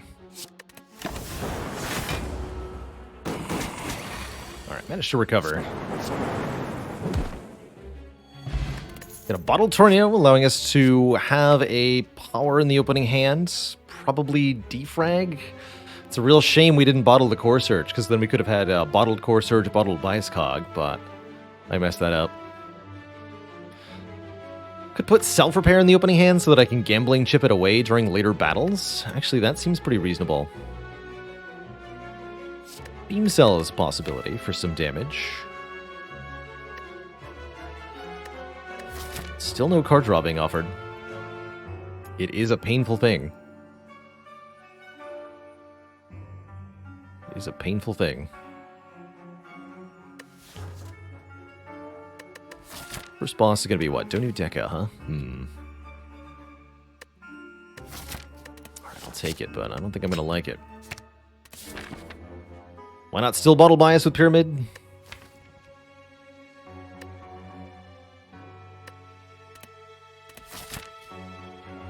I guess that's a good question.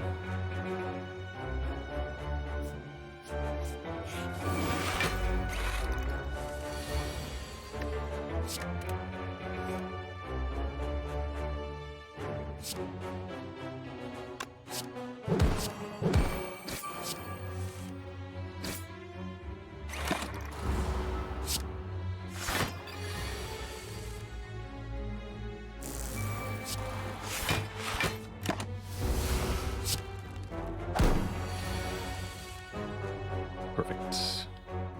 Full cast will hit this one twice, which is fine by me.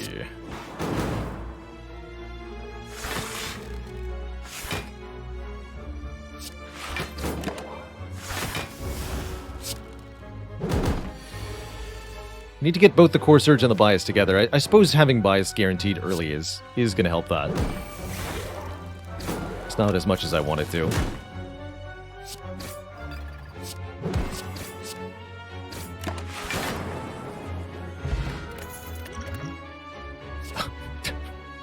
Why? Hello? Come on. Stack is looking slightly better. I think still not good enough. Definitely nervous about this run. Not being able to look at the contents of shops has certainly harmed us. Mall Bank. Thanks. For that. Game. So yeah, let's gamble that Self-Repair away. Looking for better stuff at the moment.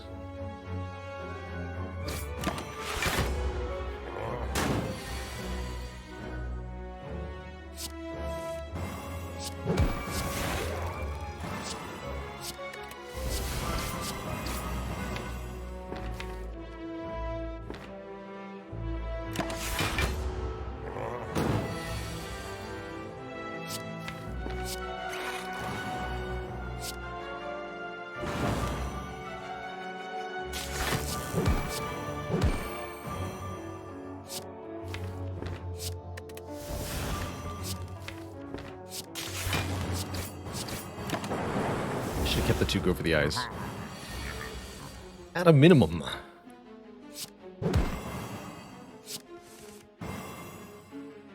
Yeah. Foolish.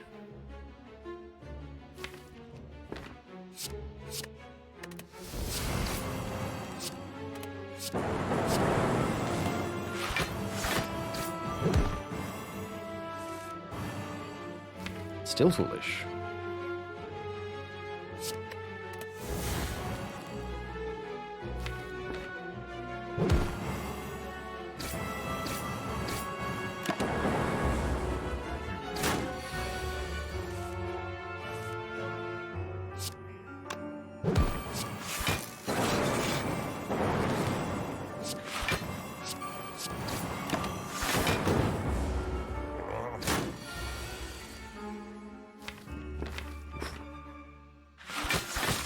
The Glacier's doing good work.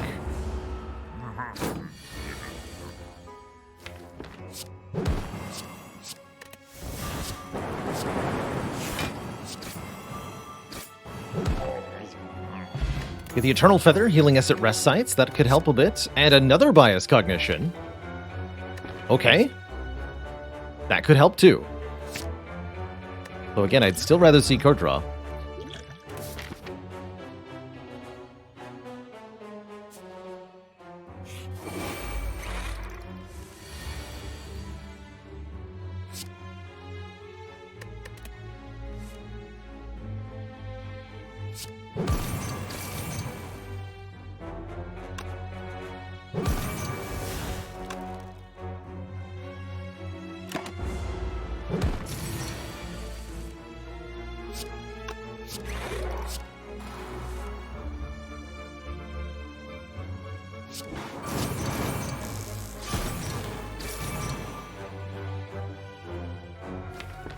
I'll take a little bit here. Let's play the bias to avoid that.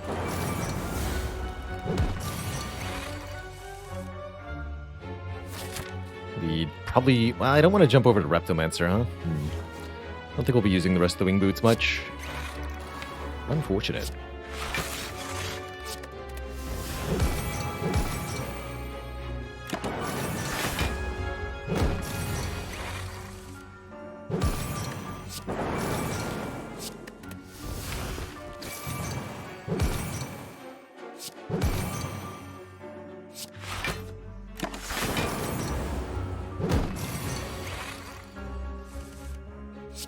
All for one can act sort of like card draw.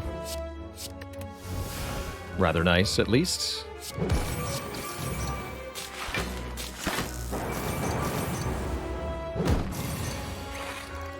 Now, and to clarify, Ceramic Fish does not give you different amount of gold per card type or anything like that. It's 9 gold per card, whether it's an upgraded card, an unupgraded card, a curse card, whatever. 9 gold. No more, no less. If we'd been able to gain the gold, well, I guess it doesn't... Oh, it just shows how much we prevented. Compile driver, that's card draw. All right. Card draw. Finally. I think we saw one of those earlier, too. But I did not choose to take it, which was an unwise decision.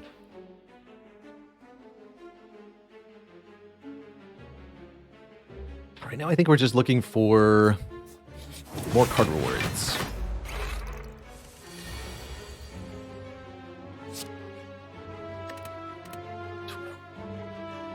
So 34 plus 12, not quite enough.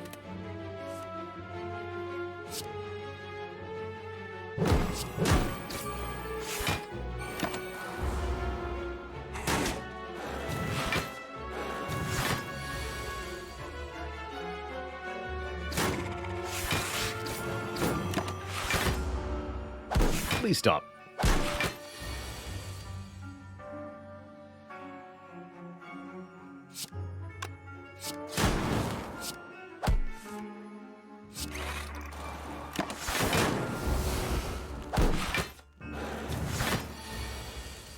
We don't actually have to play Core Surge before Biased. Often outright unnecessary, actually. This feels like good habit, though.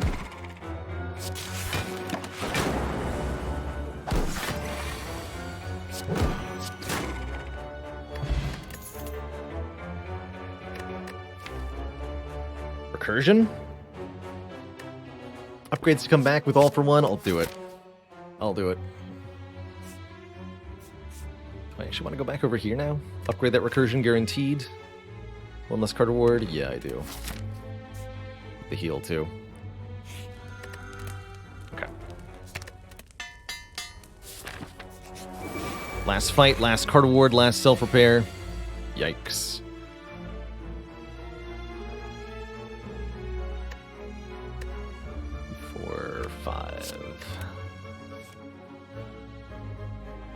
Do exactly 59 to the middle one? Sure.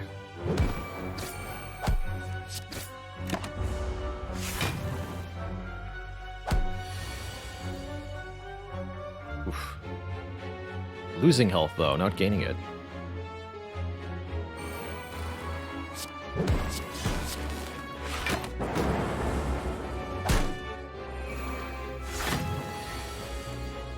That's better. 20 hits the middle one twice. Let's see if we can do better than that.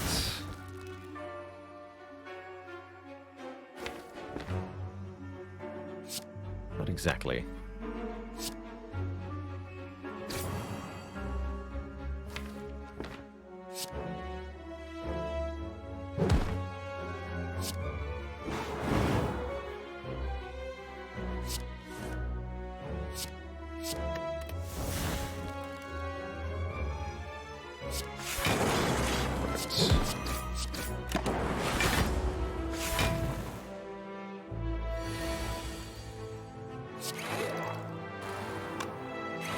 Perfect.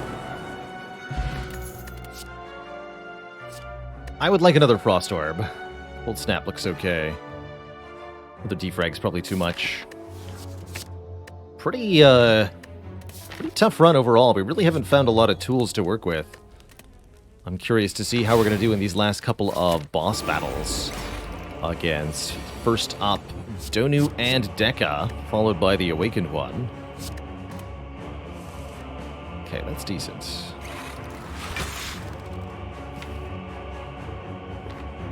Can I play the Fusion? I'll lose the Dark Orb right away? I do. Get more energy in my hands. Gotta find that Core Surge quickly. Quickly!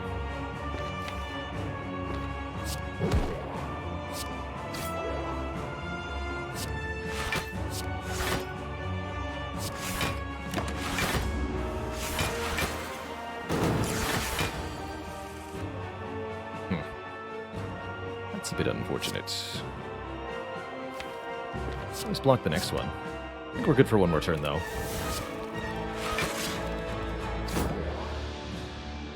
Like to kill Donu first in this fight. Donu buffs the strength of both of the opponents. That can make for some challenging times.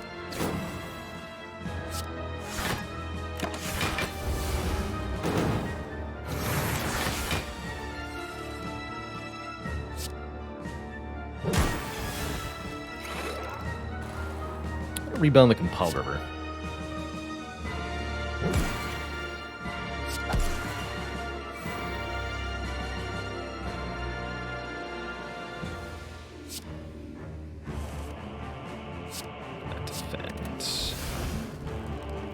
Lightning, Recursion, the Plasma Orb, draw 3 more. Your Artifact Layer, block for a bunch. A-Focus is doing a pretty good job here. Dare I say. What we're not doing is a lot of damage, though. That's a bit of an obstacle.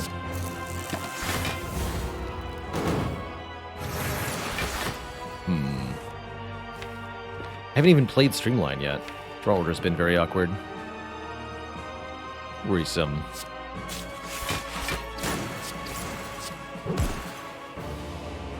Look at that.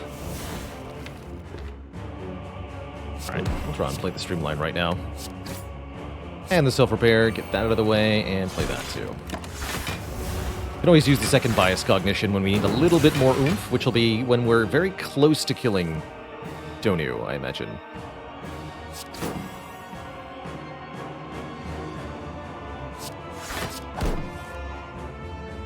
Look at these stinky defends.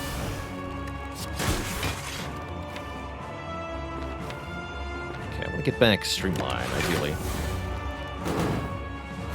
Stunna, thanks for 4 months of support.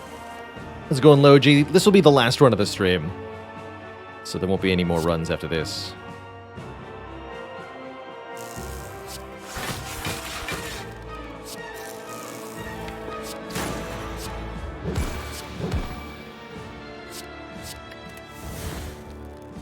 Okay.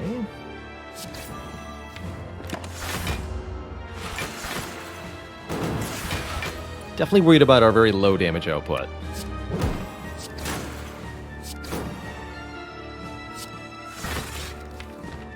At the moment.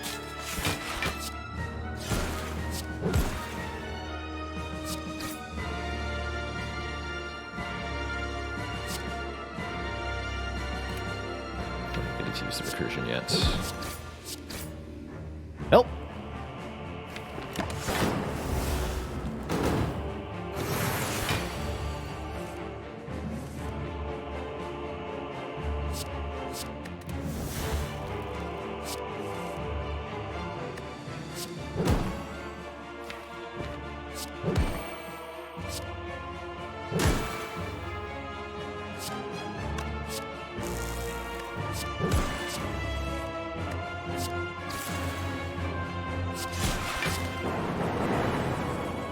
Should have used the biased probably this turn. I'll use it next turn now. Get rid of this defend, too.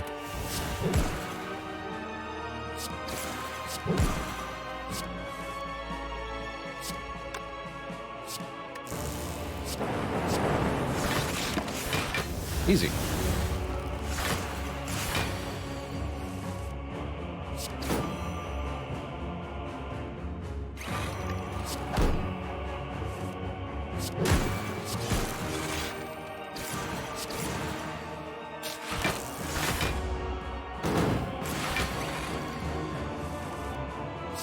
Alright, despite the awkwardness, Donu Deka go down with relatively little problem, which is somewhat promising. If those two are easy, Time Eater and Awaken one shouldn't be too problematic either. Particularly the Awaken one, I think will be fairly easy here. Just need to get some core stuff in play initially.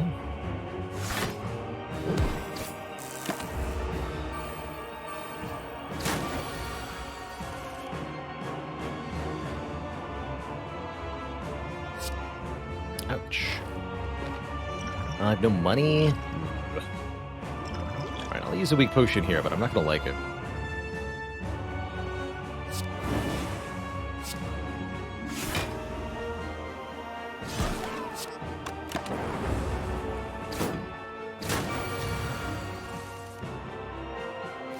Yikes. Not finding Glacier is pretty bad here.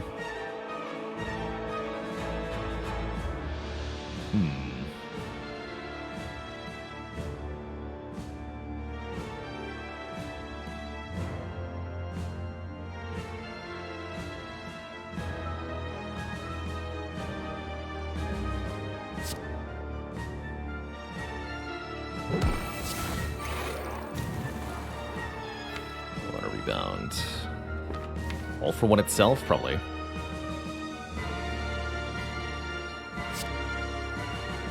Cold snap. Dual cast. No. Dual cast won't work. All for one.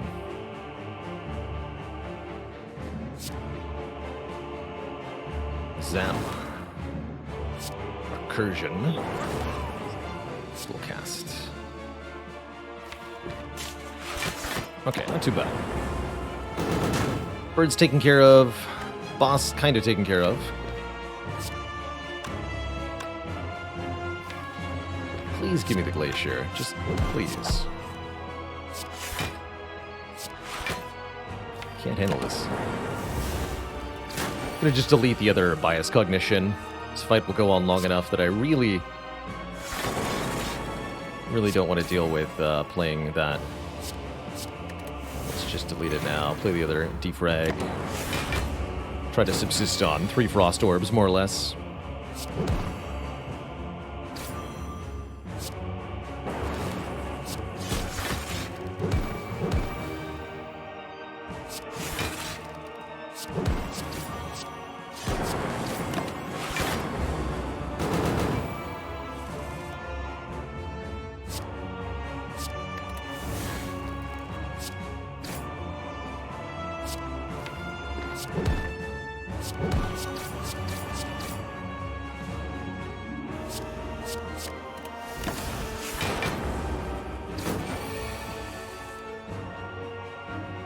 Not actually sure that the self-repair matters much, but we're doing it anyway.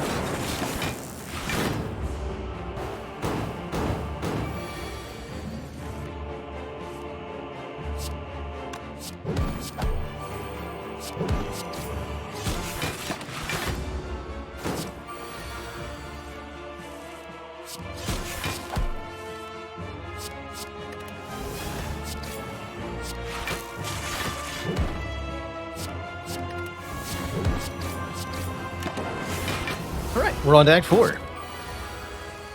I think we ultimately could have gotten through without the weak potion, but I'm not upset that I used it. Two thump, a deep pulsing dread can be felt throughout the room. Is this the heart of the spire, the source of all this missing gold? Have I been here before? Alright, pretty much have to go directly into the spear and shield fight with essentially no additional upgrades. Thinking about upgrading Zap or Biased, or Dual Cast or Biased, excuse me. Let's do Dual Cast. Guarantee All for One can fetch that. Again, the Warp Tongues will help quite a bit. Sure would have been nice to buy Capacitor here, just saying. 1,000 gold lost. As of this moment. At least we've got a fairy in a bottle and our wits. Or something. We might not have that, actually. Do I want fusion? I don't think I do.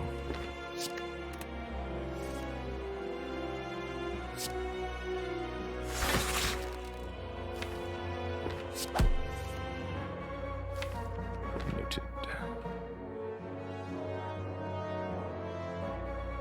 The damage on the shield? Or do we try to kill spear first? Always hard to tell in this. I think with the Dark Orb we want to hit the spear. Shield first.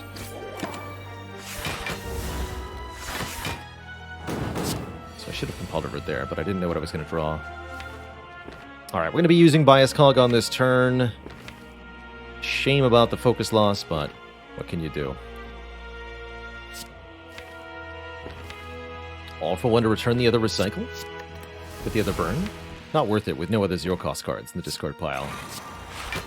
We just eat all the damage and pray that we can beat the heart with relatively low health. But it seems unfortunately unlikely. Very, very unlikely. I want to rebound the All for One, draw it again. Get back, go for the eyes, recycle, that's it? That won't be good enough. Damn it. We're in a tough situation here. Kind of situation that gets one killed. Unless I can kill this shield here. Seems unlikely. Get back, recycle, overclock, recursion, go for the eyes. It'll have to do. Overclock again. Biased helps here. 70 damage. Guess we could recursion a Frost Orb. That's not bad.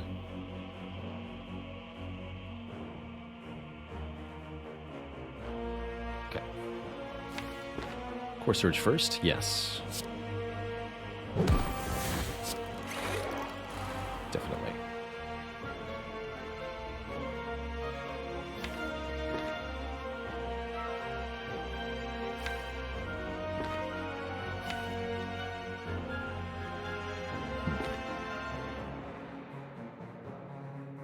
Must have gambled one.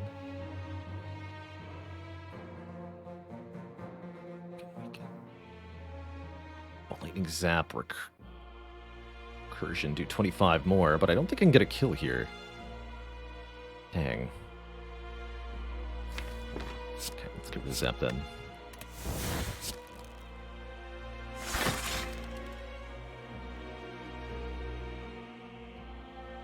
So unfortunate.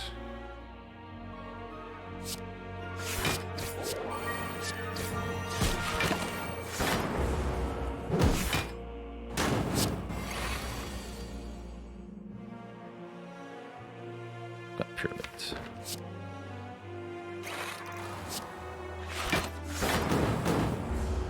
Was our precious starting gold spent on pain removal, then thieves took the rest? We spent 75 on pain removal, and then exactly 24 on Cool-Headed that was on sale. was kind of neat. I don't need to dual cast this, but I probably should. Twice.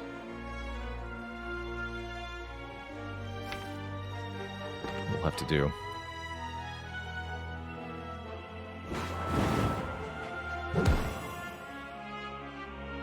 We definitely got our turns wrong here. So unfortunate.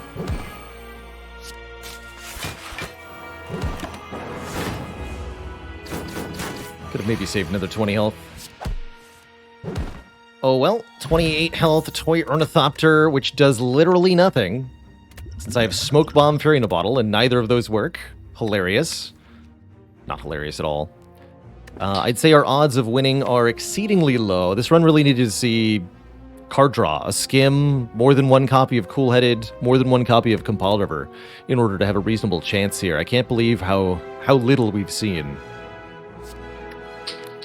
So I'd say we're about 95% chance to die here, but there is about a 5% chance we can pull something off. We don't get the HP when the fairy procs? No. Careful reading says when you would die, heal to 30% of your max HP and discard this potion. Don't use it. Discard it. And apparently that counts.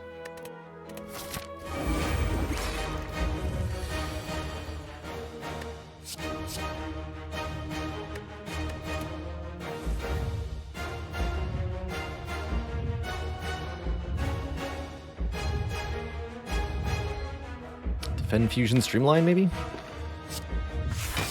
Done.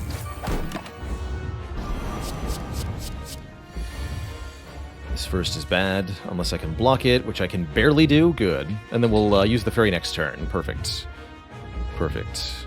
That'll have to do. Yeah, that'll have to do.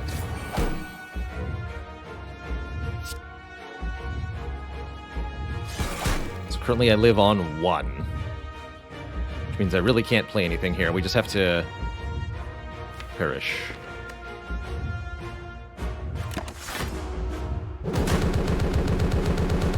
And then use the fairy here. I'll use this biased, might as well. Defend Core Surge Bias Cog is valid.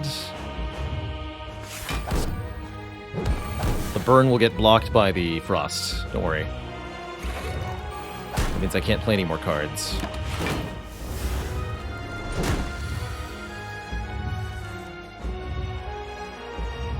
Okay, here we are. We've got 5 focus. There's a Bias Cog Plus in the draw pile. Still haven't seen Recycle. Looking pretty grim here.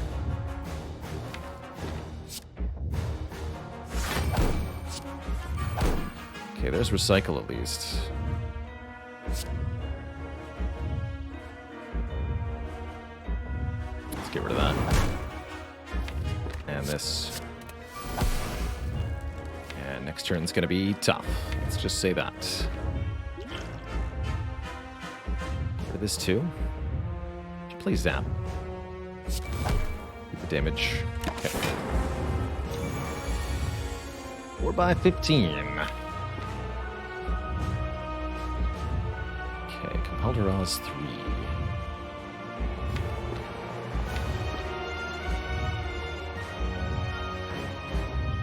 Need to use Recursion on a Frost Orb, huh?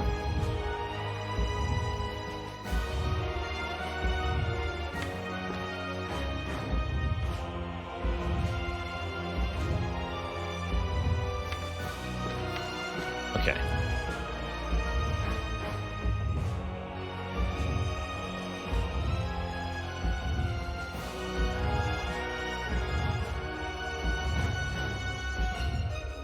Energy. I think I do need to recursion the plasma one time. Okay. Recursion. Bias Cog. Glacier. Beam Cell. Go for the eyes. Let's see. 1, 2, 3, 4. 5, 6, 7. Perfect. Bound. All for 1.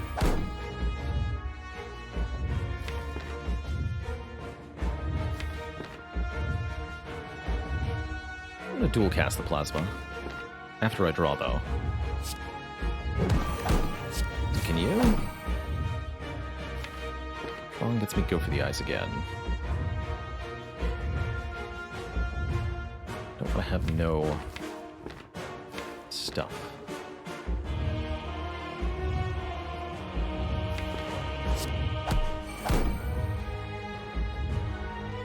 This gets played too. Okay, let's actually go dual cast so I can just keep recursioning these frost. Makes more sense to me. Let's recursion. Get rid of this. Play this. Get it all back. Recursion. Full blocking. Beam cell. End with 5 cards in hand.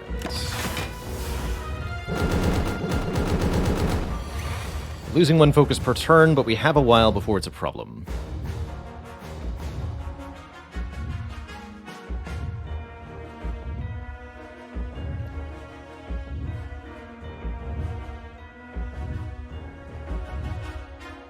How do you turn the audio badge off? If you click on the chat settings, the gear wheel, and there should be a edit chat appearance button. That'll let you configure what badges display for you. Basically, any badge that would show up with your name on chat is possible to disable. Gifted subs, subscriber. I can even turn off the partnered streamer checkmark if I want to.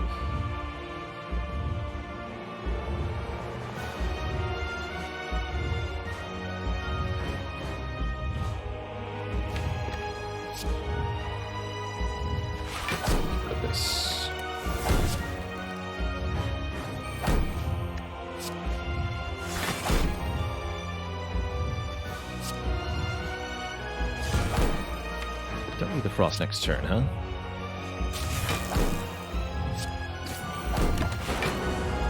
Doing that much damage, though. Streamline's here to help. Perfect.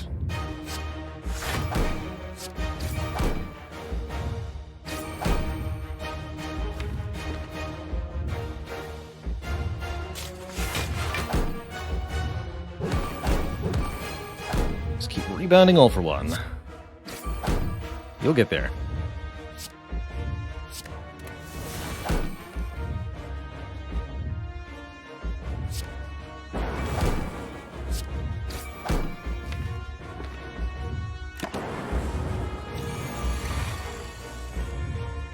Beat of Death is now 3, so we take 3 damage per card we play.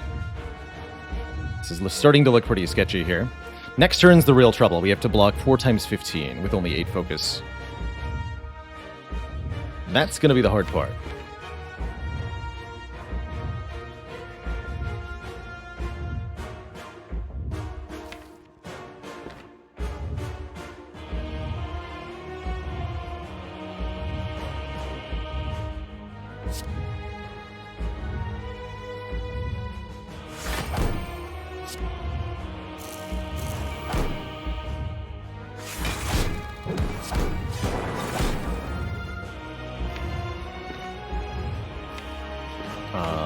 Let's check. 1, 2, 3, 4, 5, 6. 6 cards come back. So I can play this now. Or I can play Go for the Eyes and then play it technically free. Do I actually want to play Go for the Eyes? No, I don't.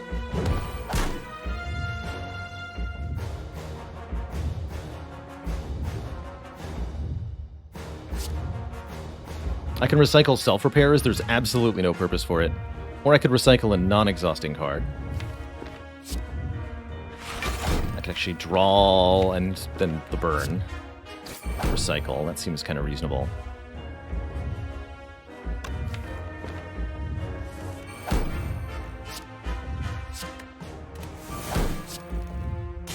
Let's reshuffle too. Good. Okay, Glacier back in hand means I should be able to survive next turn. I'm hoping. Really, really hoping. This is not that much block, though.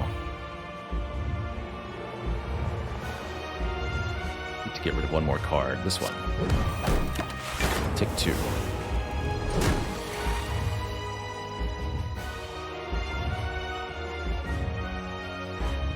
I think I want a Glacier... Fusion dual cast or something like that. I can rebound the glacier? Yes, that's the key. Let's rebound glacier here.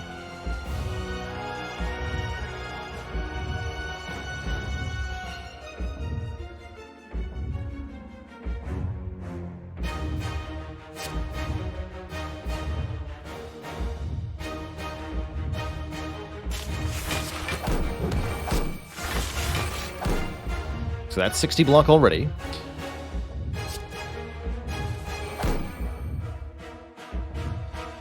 Get rid of self-repair.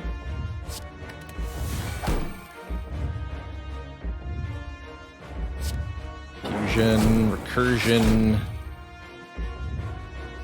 Keep glacier in hand.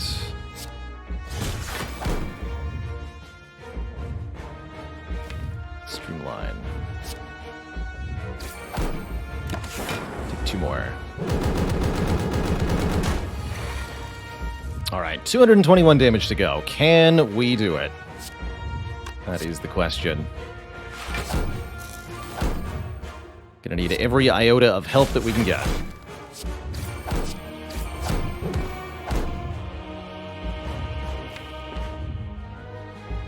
I think the answer might be yes, though.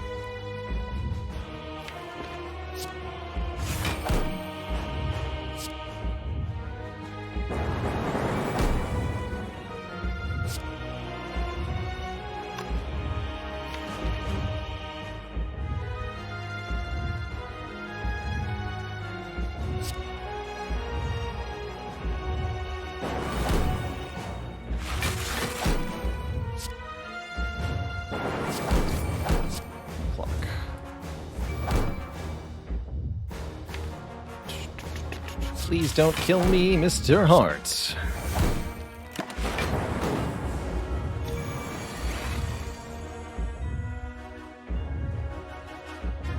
Spooky.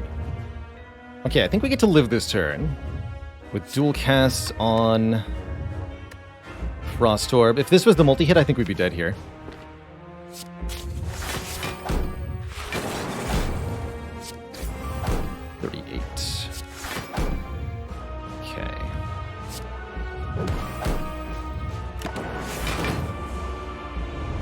Got to do 30 this turn. Totally doable. GG, Mr. Hart. Wow, I'm not... I am very surprised that we won. Let's just say that. GG. GG. Call out a close one. But we got there. The pyramid helps us succeed in the end. Turns out Overclock and Compiled River was enough card draw. Thanks to the double bias cognition. That was well done. That was well done. I said about 5% to win. In retrospect, given how that fight went, maybe 15%, but it definitely wasn't a particularly likely victory. GG. GG. I can't believe we got there. Deep Black Zeppelin, thank you so much for the gifted sub. For example, there's no way we win that heart fight if the big attack is first and I have to use the fairy in a bottle, and then the 3x15 is on the next turn. Living the multi-hit with 1 and then using the fairy on the second hit made all the difference. GG. Very GG. Against all odds. Just to think that run was carried by All for One, but had we lost there, it would have been all for nothing. Yeah, what has it been done? Number 201 has been get. And so shall I. GG, folks. Alrighty, that is going to do it for me today. Been a pleasurable, wonderful stream. Had a great time revisiting Dicey Dungeons for that reunion update. Glad we got that done in one sitting. And I had a great time with this Spire run. So that's me signing off. See you later, BB Tech, Semiyama, Kicking, IQ Ballin, Pipson TV, M Yo-Yo, Climax, Moogle King Mod, Erantin Lad, Green Thumber, Metal Philosopher, Scuba Squeeb, Lord Baguette, and everybody else. Thanks for tuning in. Thanks for hanging out. Hope you have a blast of an evening. And we will be back tomorrow for the last show of the week.